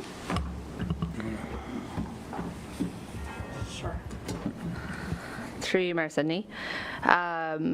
To meet our statutory requirement for our agendas and based on council's preference of having everything out on the Thursday, in order to do that, reports and the agenda need everything in it to be able to post to the website and everything else. So in discussion and through senior management, the reports to managers are on Fridays, for the time for the treasurer to review on Mondays, and for the CAO to review on Tuesday, giving us a bit of a buffer room to basically assemble the agendas and get agendas out by Thursday at noon. So not sure.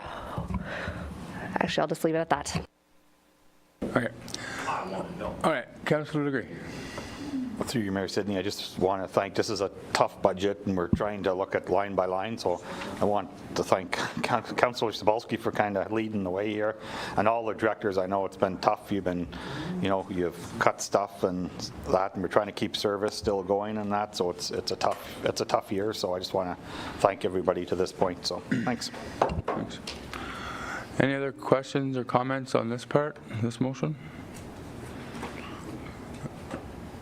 Just to echo what Councillor Legree said, I also want to thank the staff for the upcoming work they're about to do on top of everything else. So we know we put a lot on you at times, and you already have a lot on your plate, so we appreciate the depth that you guys work, so thank you for that. So I'll read the motion again. The Renfrew Town Council received the 2025 draft operating budget, and that staff be directed to provide necessary updates based on Council's decision in advance of the April 8th public meeting. It was moved by Councillor MacDonald, seconded by Councillor McWhirter. Any further discussion on this motion? All in favor? That's carried. Thank you, Council. On to C.1.1. The Renfrew Town Council directs staff to include one of the staffing options presented in the landfill staffing options for consideration in the 2025 budget. Mover, please. Councillor McWhirter, second by Councillor MacDonald, and I will turn it over to Manager Bishop. Manager Springer, sorry. Thank you, and through you, Mayor. So at the February 11th, 2025 regular meeting council, I presented the landfill staffing and operations overview report as information in preparation for the 2025 budget deliberations. The report highlighted the landfill's persistent operational challenges, leading both to health and safety concerns and issues with leave coverage, increased overtime, and limitations on direction and assistance with customer activities. That is leading to operational inefficiencies and decreased waste diversion. The staff recommendation associated with that report was to add a lead hand position to the landfill staffing as an additional position, i.e. increase the full-time permanent landfill staffing to 3. In the time since this report was presented, it has become staff's understanding that council is concerned with the budget impact of increasing staffing across the corporation, and we have attempted to find a workable solution that reduces budget levy impact as much as possible, while still trying to achieve the beneficial operational outcomes. So we've looked at other options as outlined in the report for council's consideration during the 2025 budget deliberations. So this report presents 6 options for your consideration.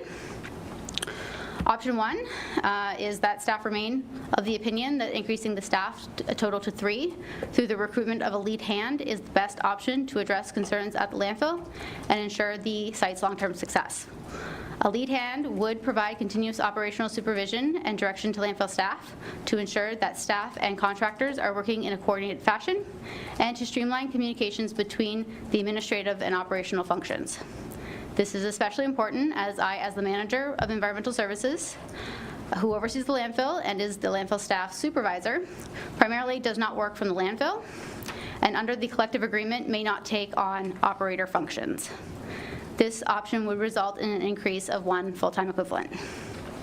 Option 2 would be to hire a 6-month term employee to assist during the summer and hire a lead hand, with the goal of a 2.6 FTE or a half FTE more than what we currently have. We foresee some possible issues with this approach. Per the QP collective agreement, the appointment of a lead hand would have to be made to the applicant with the required qualifications having the greatest seniority. As a result, if a qualified internal candidate with appropriate seniority that is not currently working at the landfill applies for the landfill lead hand position, an existing landfill employee would have to be demoted to the term position and laid off during the winter in order to meet that 2.6 FTE goal. This is a possible scenario, however, it is unlikely.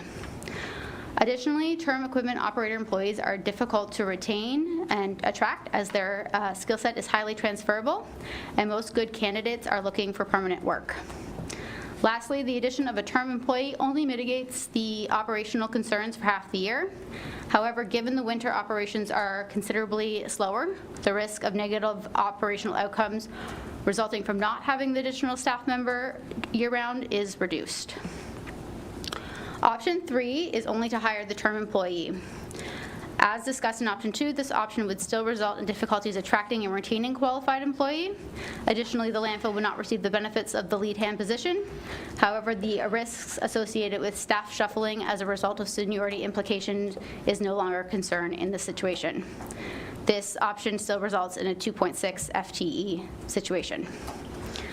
Option 4 is staff's preferred alternative option, which seeks to hire a landfill lead hand and share a full-time permanent employee between Public Works and the landfill. Public Works also has experienced challenges in attracting and retaining qualified term equipment operators. In 2024, 2 term equipment operators were hired for a 6-month term in the winter season, and neither completed their full term. As Public Works has the greatest need for operational support during the winter, and the landfill has the greatest operational need in the summer, and given that the qualifications for each division are similar, a shared full-time permanent position would meet the seasonal needs of both divisions while improving the town's ability to attract and retain a qualified employee. The proposal for a shared position is supported by the directors of both departments and the CAO. The shared employee would report to landfill from the period of approximately the start of May to the end of October, and report to Public Works from approximately the start of November to the end of April, so 6 months each, 50-50 split. Public Works already has a term operator position budgeted annually. And additionally, they also do have a vacancy from a retirement that happened in the spring of 2024 that never fully got rehired for. So this new position would only represent an increase of 0.5 FTE to the town's overall staffing totals, or equate to 2.6 FTE for the landfill. This option has the same potential negative consequences as option 2 in terms of the staff shuffling and layoff to seniority if the lead hand position is accepted by a candidate that is not currently assigned to the landfill. Option 5 would be to share a full-time permanent employee with the Public Works Department as previously discussed without hiring the landfill lead hand, and as previously discussed, without a lead hand, the landfill would not receive the benefits of that position. However, the risk associated with the staff shuffling as a result of seniority no longer is a concern. And again, this option still results in a 2.6 FTE situation for the landfill. Option 6 is the status quo. Currently, the landfill has a 2.1 FTE with 2 full-time staff and a casual for planned leave coverage. Without the additional staffing support at the landfill, it is unlikely that the town will be able to operate the site in accordance with the site's environmental compliance approval, the QPA collective agreement, the Ontario Occupational Health and Safety Act, the Employment Standards Act, and other legislation. This is likely to lead in increased workplace grievances, workplace incidents, stress, burnout, general job dissatisfaction over time. With these challenges, the landfill may need to close temporarily from time to time without notice to mitigate these concerns. Thank you. Any questions from council? Councillor McDonald. Thank you. Through you, Mayor, and directed towards the manager. So the difference between number 4 and 5 is that we're hiring a new person to fill a position that was previously there. And am I correct in that? If you are referring to the position from the retired Public Works position, I think is what you're discussing. At number 4, you have hire a lead hand, so we're going to have to hire a new person to fill that position, right? And the difference between 4 and 5 is we're still dealing with a net 2.6 FTE, but with number 4 we have to hire and fill the position, whereas with number 5 we're basically going to share an existing position. Am I correct in that? So most likely what would happen is for the lead hand, it would be a promoted position. So then that position would remain vacant, and then we would hire a shared position that would be shared between Public Works and the landfill. So It's an increase of 0.5 for the landfill, because one position would still remain vacant. And then for the public works team, it's basically a net zero. They already have a term. The problem is, and perhaps Director Bishop can explain, I don't think their term employee stayed for the full term, and anyways, I'll let her comment on the public works side. Sorry, through you, Mayor. Director Bishop? Yep, through you, Mayor, to all of council. We had 2 term employees hired for the winter for 6-month terms, and one of the employees lasted about a week, and the other was about a few months before he left, and both were left on their own terms, but because they obtained other positions. So we haven't had much success with term positions. Councillor Cebulski. Thank you, through you, Mayor. Maybe to Councillor McDonald, from my understanding, Public Works needs a new lead hand. And kind of, because that's the way it reads, because we're going to hire a new lead hand for public. Landfill. I know that the landfill does too, but it reads that hire a new lead hand seasonally and share an employee. So either we get an employee to share back and forth, or we hire a new lead hand and then share an employee. No? Make it make sense. Manager Bishop? Sorry if that was confusing. It would be to hire a lead hand permanently, so like promote an employee to lead hand, and then to hire a equipment operator to be shared between the two. Yeah. Follow up. So who would the lead hand report to? Through you, Mayor. Yep. The lead hand would be at the landfill 100% of the time, so they would report to me. The shared position would be a equipment operator level.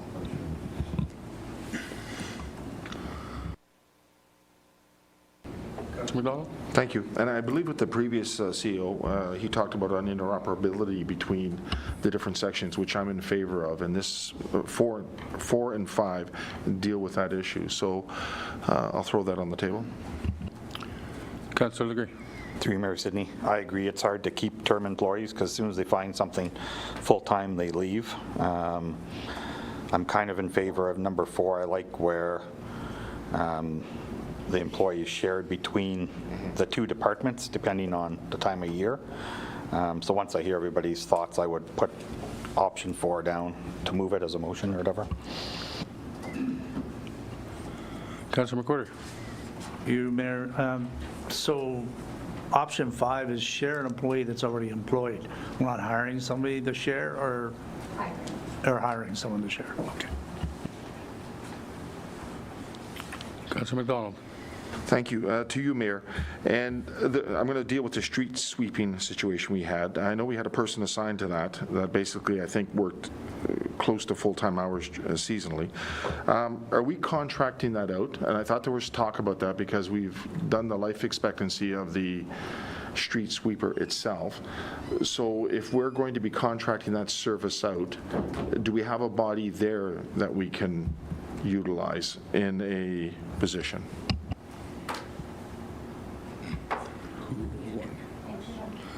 Director Bishop.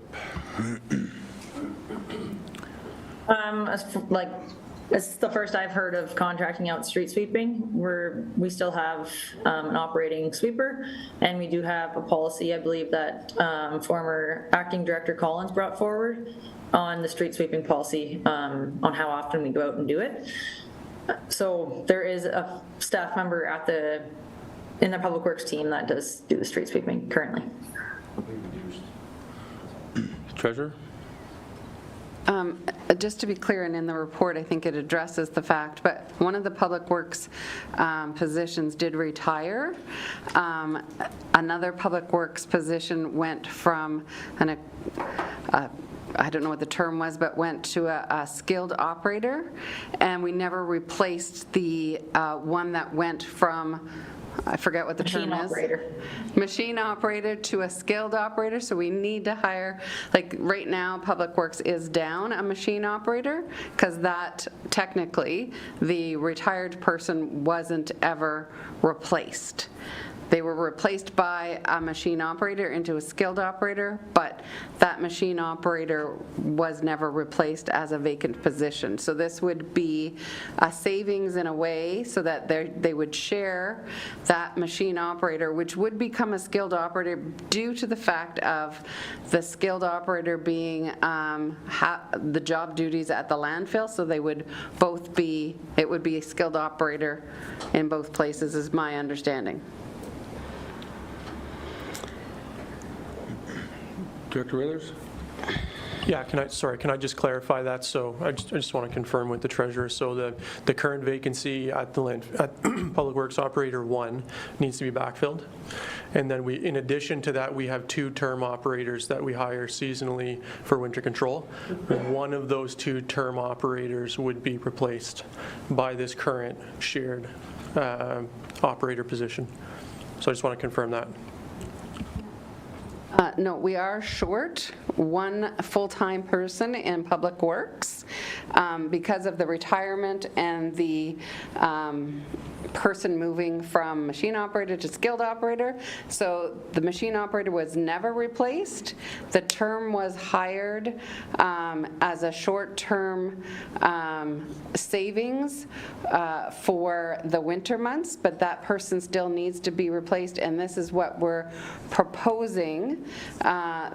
Why we're proposing 50% and 50% is that in the wintertime, that person would go and work for Public Works. In the summertime, that person would go and work at the landfill.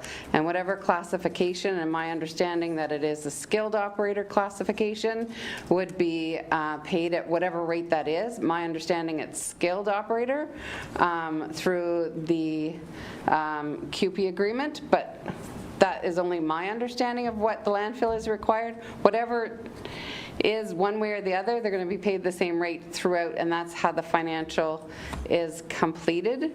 But right now, we are 1 short in Public Works, and Amanda's department is bringing a report to move that forward. But she has her hand up again. Manager Springer. If I could just simplify the machine operator versus skilled operator, we budgeted at a skilled operator, which is the higher rate. We will have to actually look at the job description and probably work with UP to actually figure out where this fits in, but we've budgeted the higher amount. The difference between machine operator and skilled operator is $1 an hour, so it's not significant. So just don't get hung up on that.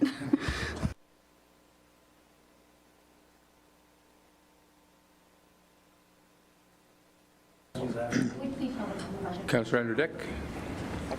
Thank you, Mayor Sidney, and through you. I don't know if maybe I'm just the only one that's confused, because that was a lot of information. I have no idea what anybody's talking about.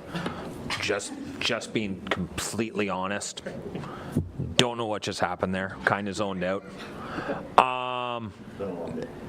Here's my thing. I'm a very visual guy, and I don't understand why we don't have an employee tree with names and positions and their job duties.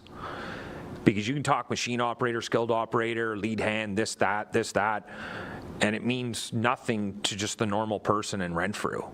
We need a tree. We need to be able to see visually what these people do and what their job titles are, you know? So I'm not voting on this because that was just way too much information, too much back and forth. So I'll just trust my other councillors know what they're voting for, because I don't understand it, so I'm not voting for it. I'm not voting, I'm just abstaining. So, thank you. Councillor Agree. Through you, Mayor Sidney, so I'd like to put option 4 on the floor, if I can get a seconder.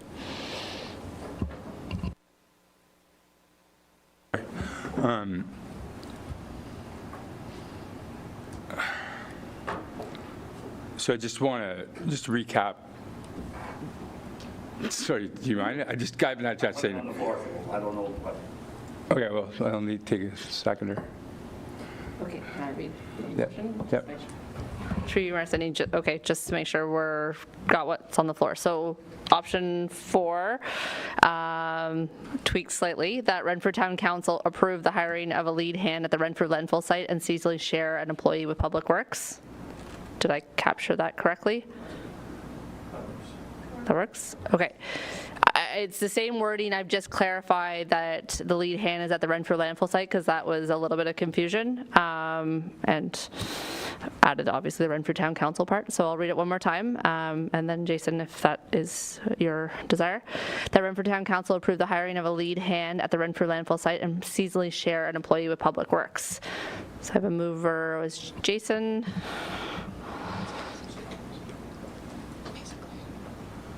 Seconded by? Thank you, and just with regard to the procedure, are we treating this as a committee of the whole, and this still has to come forward to our next, or are we making the decision right now? So how's this being treated, this vote? Clerk? Through you, Mayor Sydney. So this is a special meeting of council, so it is Renfrew Town Council at this point in time. So a decision made by council technically is a decision made by council. That's in finalized. Yeah. It is finalized. However, again, it's what council would like to see. So if that needs to be, if that motion needs to be changed. Manager Springer. Thank you, and through you, Mayor, I will note that the recommendation is to provide an option to be included in the budget. So it was my understanding that they would provide that budget, it would go in the next draft of the budget, and it wouldn't actually be finally approved until the budget was finally approved. Councilor McDonald. So procedurally, you're asking for approval right now so that we can move on to the second stage of the budget.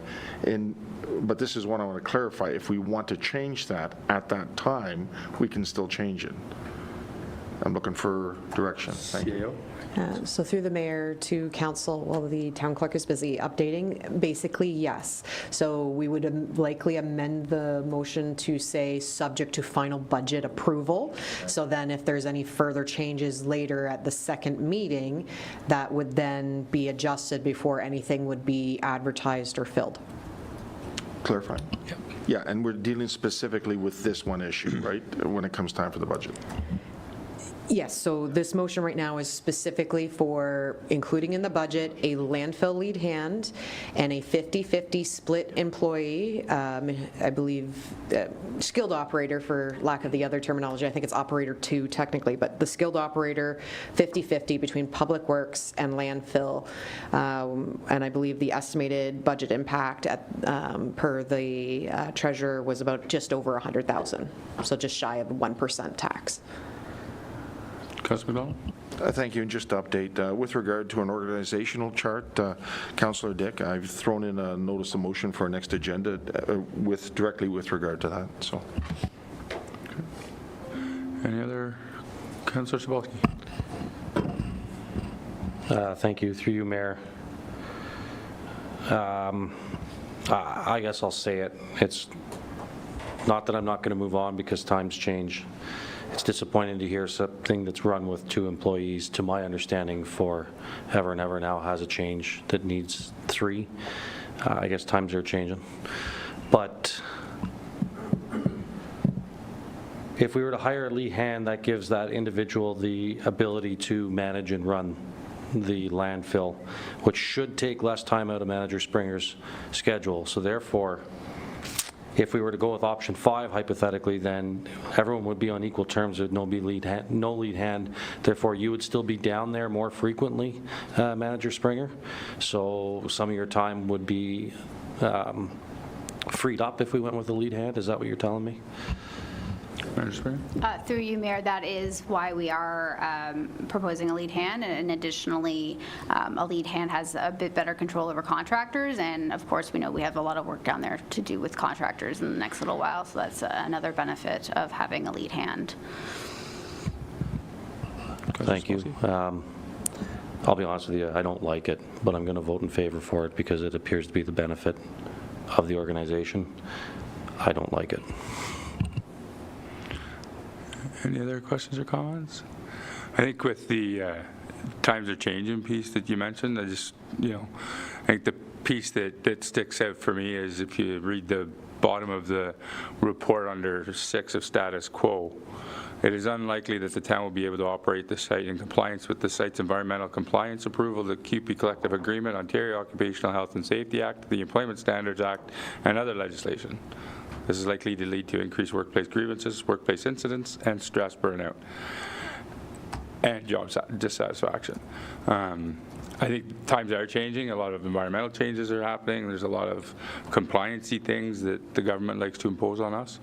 And to be perfectly honest, I don't want to be the council that has this come forward and somebody gets hurt. So that's my concern, and make sure we follow all the Employment Standards Acts and all that stuff. So that's where I stand.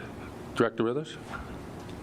Thank you. Through you, Mayor Sidney, to all of council. So I think what we're trying to say is that the landfill has not been running well since we've taken it over. It has been, I think, best efforts with the current staff complement there.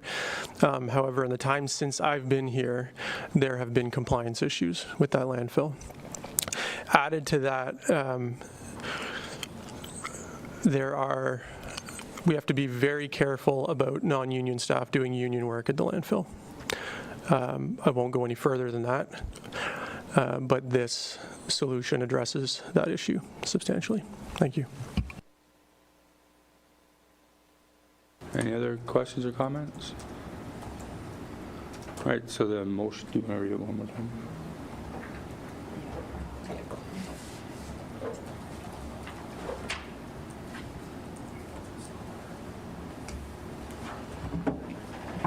Through you, Mayor Sidney.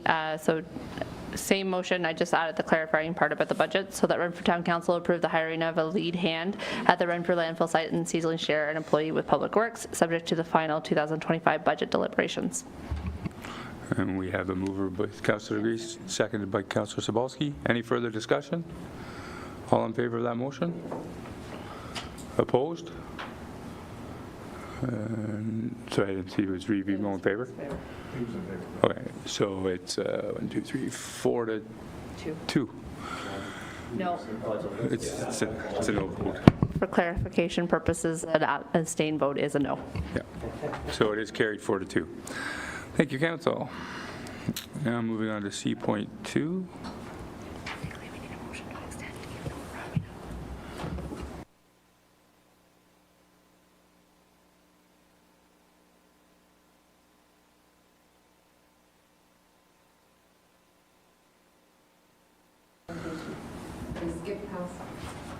Sorry, Okay. summer students are, Just a sec. yeah, wait. Hold on.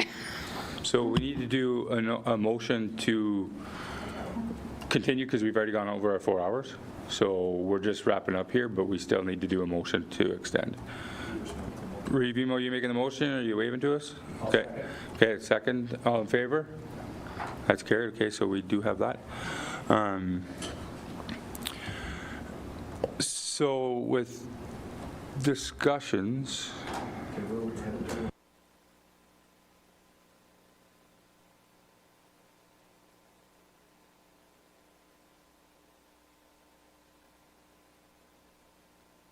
Flip through, you'll see a summer student position. It's not numbered, sorry, guys.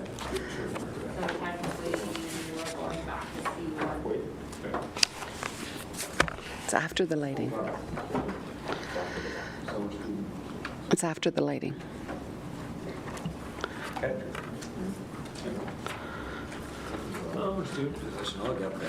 okay, on to the summer student position. Turn over to the treasurer. Okay, thank you. So I just wanted to summarize, and I was told just to put it into the presentation, so that's why there's not a report.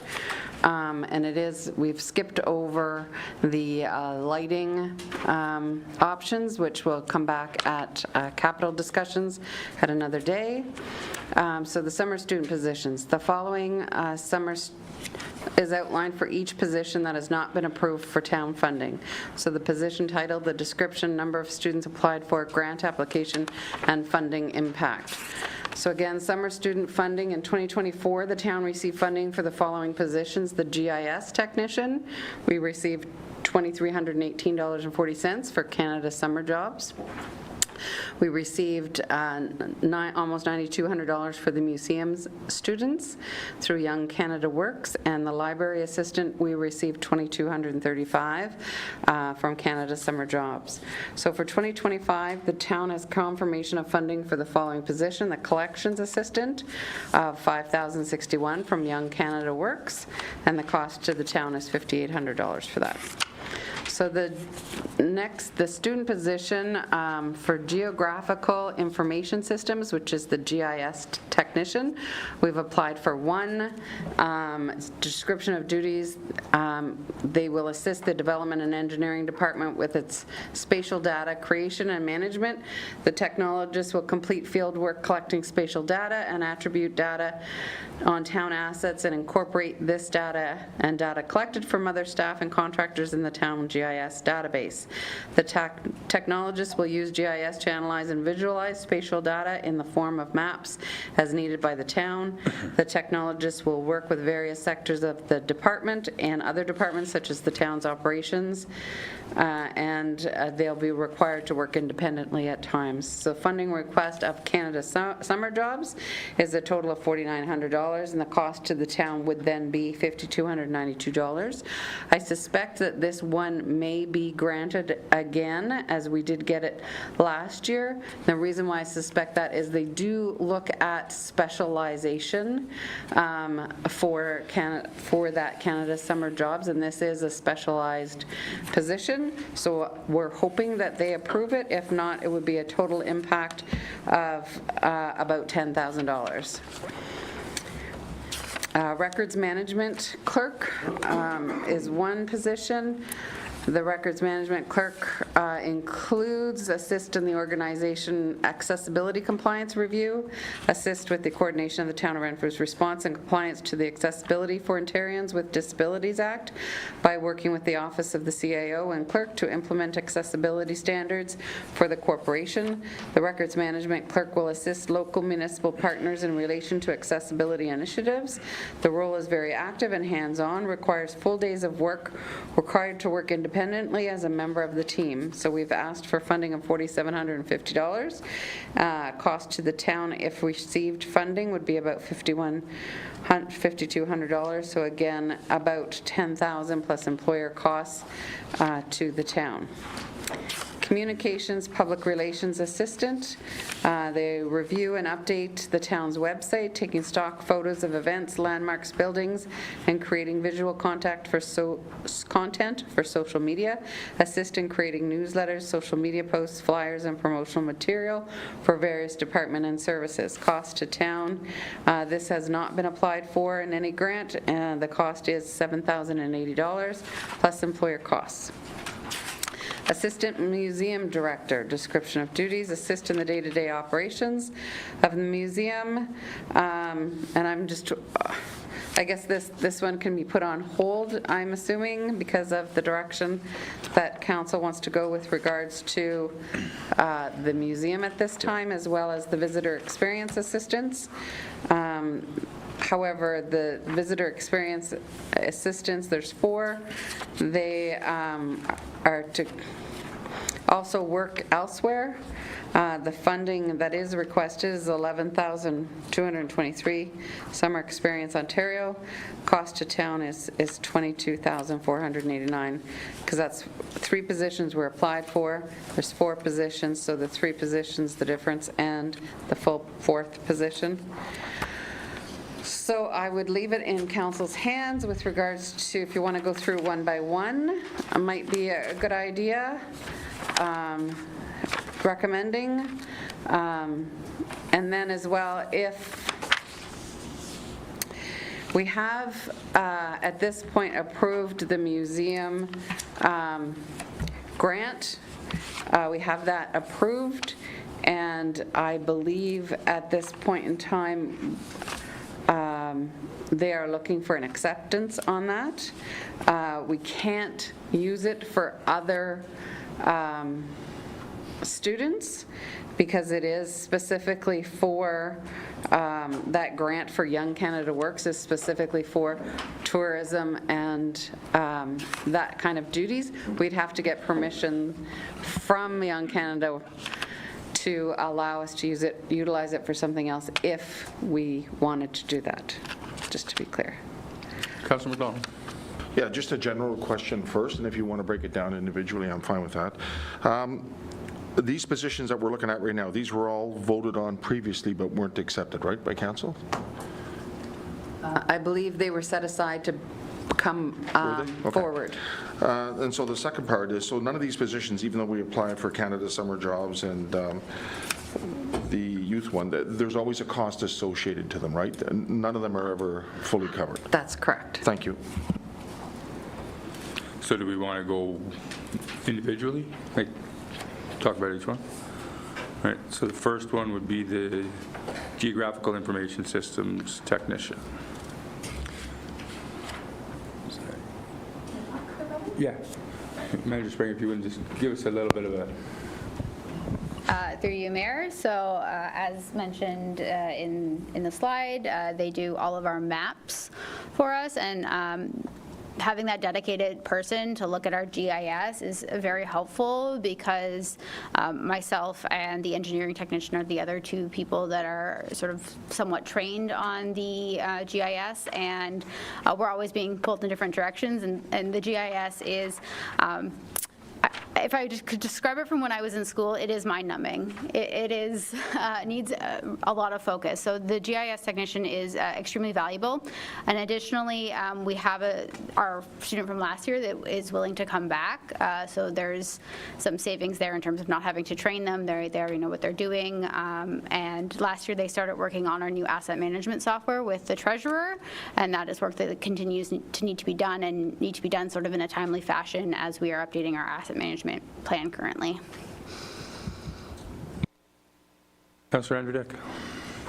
Thank you, Mayor Sidney, and through you. When I put the no hiring freeze on, or the hiring freeze for 2025, I did mention with the exception of summer students with some positions.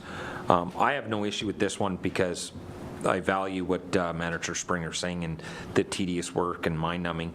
And just to confirm, we haven't got a grant for the Treasurer Jackson yet? We haven't received information yet. But we've applied for it, fingers crossed. I don't know what my fellow councillors will say on this, but I have no problem in supporting this position. That's just my thoughts. Manager Springer. Apologies, I also did forget to mention, this position has been funded the last 2 years that I have been here, and I do believe previous versions of the similar position have been funded in the past. It is a STEM position, like science, technology, engineering, and mathematics, and those positions are typically one of the goals of both the grant program, as well as our local MP, Cheryl Gallant, reviews our applications, and those, she has her own goals, and they typically also are science related. So it is a very high likelihood that we will get grant funding. It might not be for the whole amount, as you saw last year, it was for closer to, I think, 2,500. Councillor Sobolski. Thank you. I'm not going to talk about an individual position. I just looked at it pretty quick. We're 70 to 80,000 if we don't get any funding for these positions. Are we going to argue over 70 or 80,000? Are we just going to give it, if we get funding, we get maybe $30,000 or $40,000 worth, and everyone kind of gets what they want? So what are we doing here? Are we going to nickel and dime this right down? Like what's the operating standard that we want to provide? Like, you know, I was against it initially, but just doing the math of what's finally provided, it's basically $10,000 a person, upwards with extra fees for onboarding and whatnot. It's 80 grand. If we get 40, it costs us 40,000 for a bunch of students. My take on it, first of all, I was a part of a summer student program, so I'm always in favor of these things. The way I look at it is, for one, they're paid a lot less. For two, our staff have worked very hard. They need vacations. There's a lot of work that needs to be done. There's a lot of things that they get, supported by, and records management. We're behind on that, which is important. I'm for it. And to Councillor Sobolski's point, Yeah, 70,000, 80,000 if we don't get it, but we're getting a lot of work done for $70,000 to $80,000. Councillor Degree. Through you, Mayor Sidney, I agree with Councillor Sapolsky too. I just have a question with the museum. We just leave that one out until that decision comes back, or how do we handle that one? We already received funding for it, didn't we? The one position we've received funding for. Okay, sorry. So we do need to let them know if we're accepting that funding. Perhaps somebody can reach out to see if that funding can be utilized elsewhere. I don't think it can because it's very specific. But I would hesitate to hire students if council hasn't decided on the museum in total. Councillor Sapolsky. Thank you, and again, squirrel. I will say if I were to talk about one position in particular, I'm not necessarily in support of the communications public relations assistant at this time, but the other ones I could manage the acceptance to go forward with. CEO? So through you, Mayor, to all of council, I would advise that we hold on making a 6 of the museum positions, so the one that we do have confirmed funding for, and then the other 5 until council has made their decision, because if you authorize us to hire someone and we award them, but then we don't actually open the museum this year, we could have other issues that we'd need to deal with. So I would advise, if you're going to hold on that decision, then you need to hold on the actual summer positions as well, just to make sure that we don't, or you could say that they can proceed if you proceed with the museum, but again, because you've asked to assess that, it would be cleaner if you wait on those positions until you've made that assessment. Councillor Anderdeck. Thank you, Mayor Sidney, through you. So I kind of disagree with Councillor Sapolsky. Like, he's mentioning nickel and diming, but if we don't get the grants and we hire everybody, that's 80,000. That's like 7%. Sorry, 0.7% on the tax levy. Am I correct? So I think there should be a discussion. I think that's what's happening. I don't think we're nickeling diming. I do agree with you. I don't think we need a communications assistant. That's 100% for sure, in my opinion. And I agree with CA Rayborn and what she's saying. I think we should wait, but I have no issues in hiring the others. Any other Councillor Degree? Mayor, so just the visitor experience assistance that's not really dedicated to the museum though, is it? It's 100% is, because it says like watering flowers and water gardens, like more tourists. Is that not part of the town hall too, or no? No, thank you through you, Mayor. No, that means the gardens at the museum, the outdoors at the museum, they look after that, but no, they are dedicated to the museum. Okay, perfect, then I agree, yeah, thanks. Okay. CO? So through you, Mayor, just for clarity then, council's looking at authorizing the GIS technician position and the records coordinator, the records management clerk position, but not the others at this time, so that the museum ones can be further assessed upon the report staff will be bringing forward, and a straight no on the communications one. Is that correct? I'm just making sure I've got this correct. That we're voting on. Councillors, yeah. Councillor Zapolsky, question? In the event, through you, Mayor, in the event that we don't terminate the museum, because I'm skeptical that that's going to happen, can we put ourselves in a position still that we are forward moving with these positions so that we're not too far behind? Like, if this comes to us at the second draft budget and we decide that the museum is going to carry as proposed in the budget, we want to make sure that we've already moved forward on these positions too. So we don't have to financially commit ourselves, but we can start the process. And I know that that's sometimes counterproductive if something were to change, but I just don't want to handcuff the entire division. So through the mayor to Councillor Sobalski, all of the student positions, because they were advertised prior to that motion hitting the table, they've already all been interviewed, and right now our preferred candidates have all been asked to, all of the candidates we interviewed, we told them that the decision has been delayed until a decision of council has been made. So we're as far as we can go in that process for those positions unless they take a job somewhere else if they don't wish to wait. That's the only piece that we can't quite force that without offering a job now, but if you do, then, and maybe that's what you decide, that you just keep the museum this year and you do the assessment more for future budgets. But at this time, all of the student positions had been interviewed for, and all of our candidates for these 9 positions have been informed that decisions would not be made until after the budget discussions on today and possibly on the 8th. So they know they're waiting for a decision at this time. Councillor Sobalski? They're aware that a decision might not be made till the 8th? That information's been provided to them? I believe that was included in the, I asked the individual who was communicating with them all to say that it would be pushed to at least the 1st and possibly to the 8th in case a final decision wasn't made today. We push this to the 8th.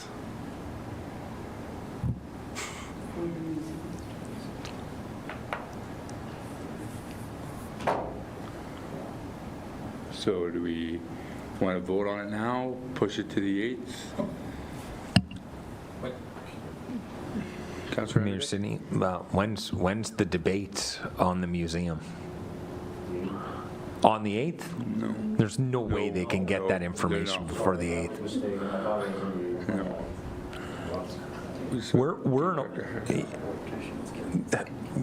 I'm going to throw this out there, and we're in a world of hurt.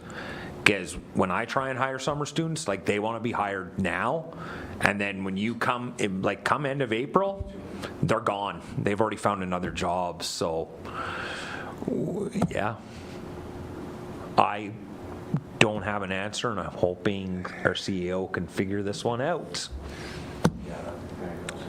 We are handcuffed. Before the CEO jumps in, I'm just going to say something that came into my head.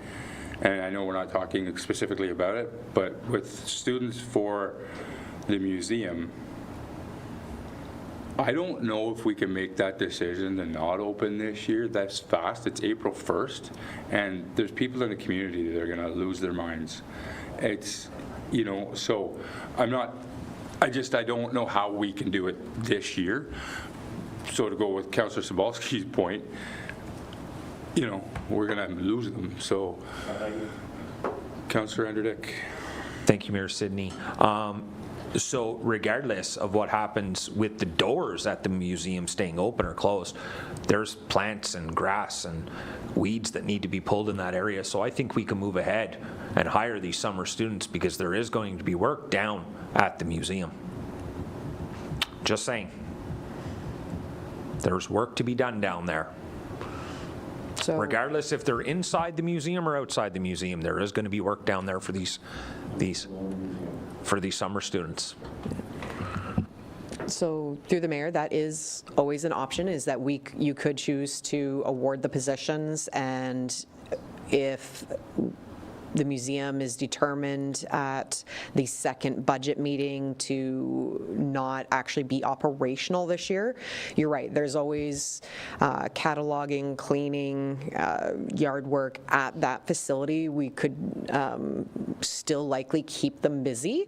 So that is always an option, that you could say yes to these positions now. But yeah, you're right, you will run the risk that most of the candidates that we interviewed for those positions may not wait until the report, which likely won't be coming back until after April 22nd, because it will be coming to the second budget meeting, and right now that will need to be scheduled between the 22nd of April and May 13th. So you likely won't have the candidates that we have interviewed by that point, and we'll have to kind of redo that piece.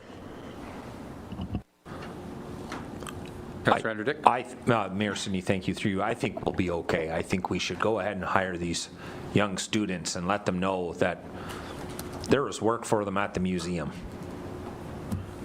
They might be outside, but we have work for them. Councillor McDonald. I personally don't think there is enough work for 4 people down there, but my question is, if there's not work for them there, is there work, can they be relocated to another area within town, like grass cutting, or is that specific to the museum area? That's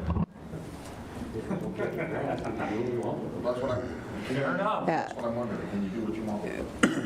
When we advertised the positions through the mayor to all of council, they were advertised with specific job duties. So if we offer a job position to them, they are going with the understanding that it is for the duties that they applied for. Does that mean that they wouldn't be open to possible reallocation of duties? That's hard to say.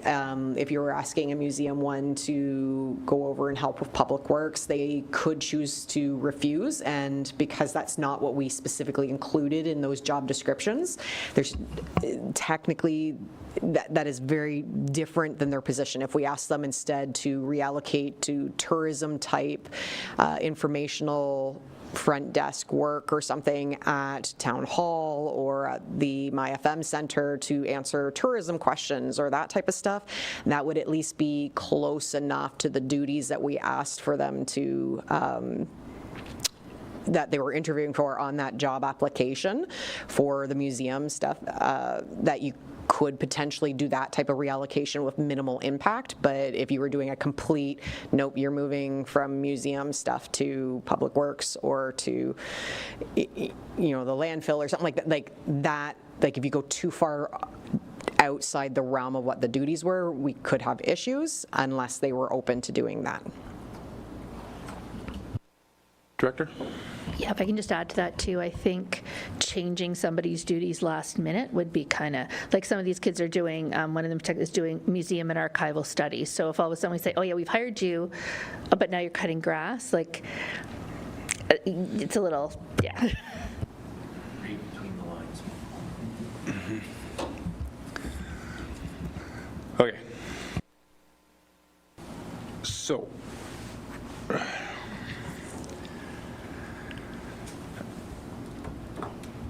with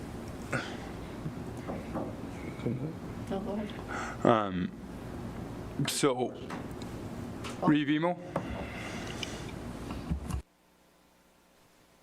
Thank you. Through you, Your Worship, when I look at the duties, it's greeting visitors. So I think there's some things we can do with them in terms of, on Main Street and other areas like that. Cleaning exhibits and support exhibit development and research. I think that's an ongoing, and so exhibits don't necessarily need to be confined to the museum. They can be something in the Mattaway Center or in MyFM Center. I'm sorry, they can be in the front lobby of the town hall. There may be an opportunity to put some in some of the closed storefronts as well to tell a story using some of the exhibits from some of the exhibits from the museum. So I think Councillor Andrew Dick is correct. I think we can bring them in. There is the outdoor work around the museum, but again, I think we can develop a series of rotating exhibits from using the items in the museum and put them in other areas. And then the research is always a necessary thing.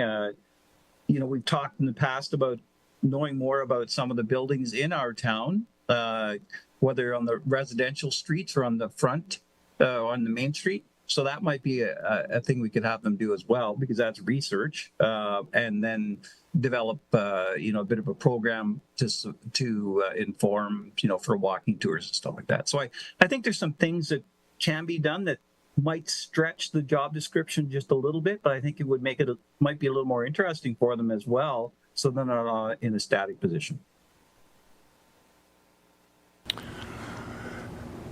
Any other comments or questions? Okay, so do we want to, I don't want to say necessarily vote on each one, but, because I'm hearing a couple people don't want one, and, you know, so like, we can't vote on all of them at the same time. Can we vote on all of them with one removed, or no? You want to do it all? We better, you want to vote on them all? Individual. I'm going to do it. I think we need to vote on them individually, and then you can say no. Let's vote on them individually. Okay. Is it like a full-on motion or just kind of a straw poll? By the way, Carolyn's looking, it's a full-on. Yeah.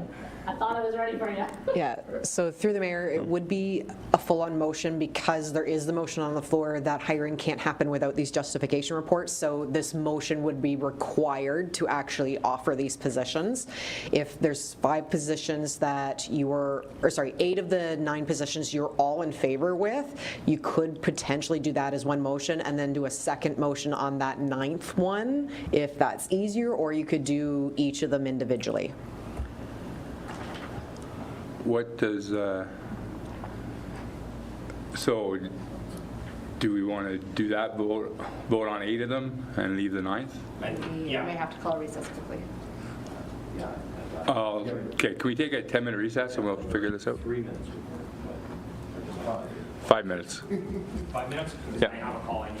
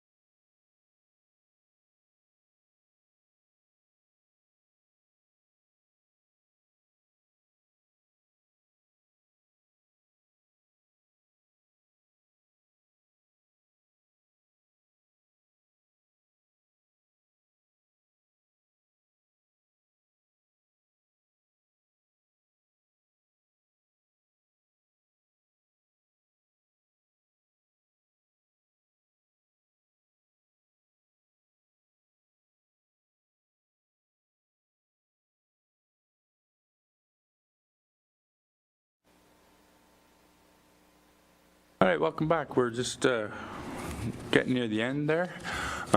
So we are looking at the summer students. If we go, do you want to do 8 of them at once and leave the one, because I believe there is one that. I have one that's separated. The communications, yes. So is council fine with separating the communication one and then putting all the rest of them together? Yes. Okay. Through you, Mayor Sydney. So I do have the motion that Renfrew Town Council approve the hiring of summer experience positions with the exception of the communication public relations assistant. Hiring all, yeah. Sorry, I'm going to reread that one more time.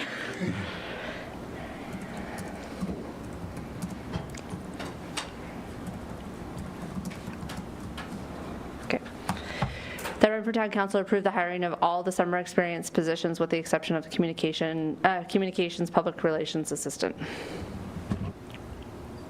Just before we move that, just Reeve, you're okay with that motion? Just because you just to make sure. Okay. All right. So I need a mover for that. Councillor Cebulski, seconded by Councillor Legree. Any further discussion on this matter? I'll ask for the vote. All in favor? Opposed? That's carried. Thank you, Council. On to C.2. And there is a new motion for that.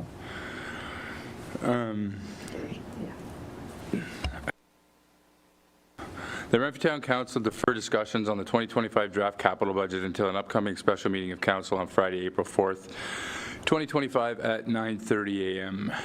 Mover, please. Councillor McDonald, seconded by Councillor Cebulski.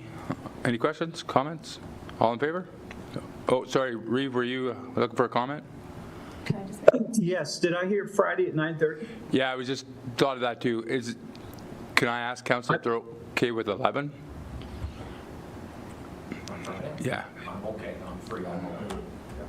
So we can move it to 11 a.m.? I do know one councillor has a previous appointment. Are we not voting on the communication officer?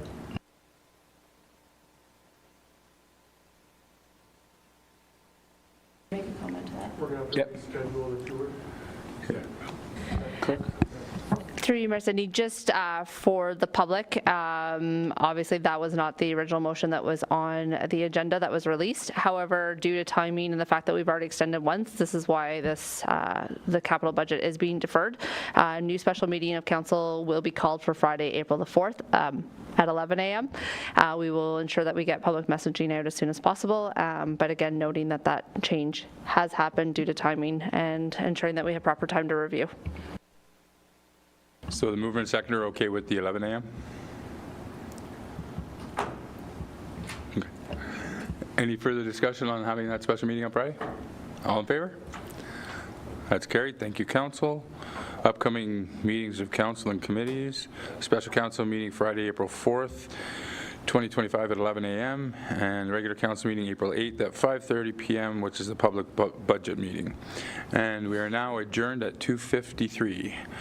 Thank you very much, council, for a great discussion, great debates, and thank you to the staff for hanging in there.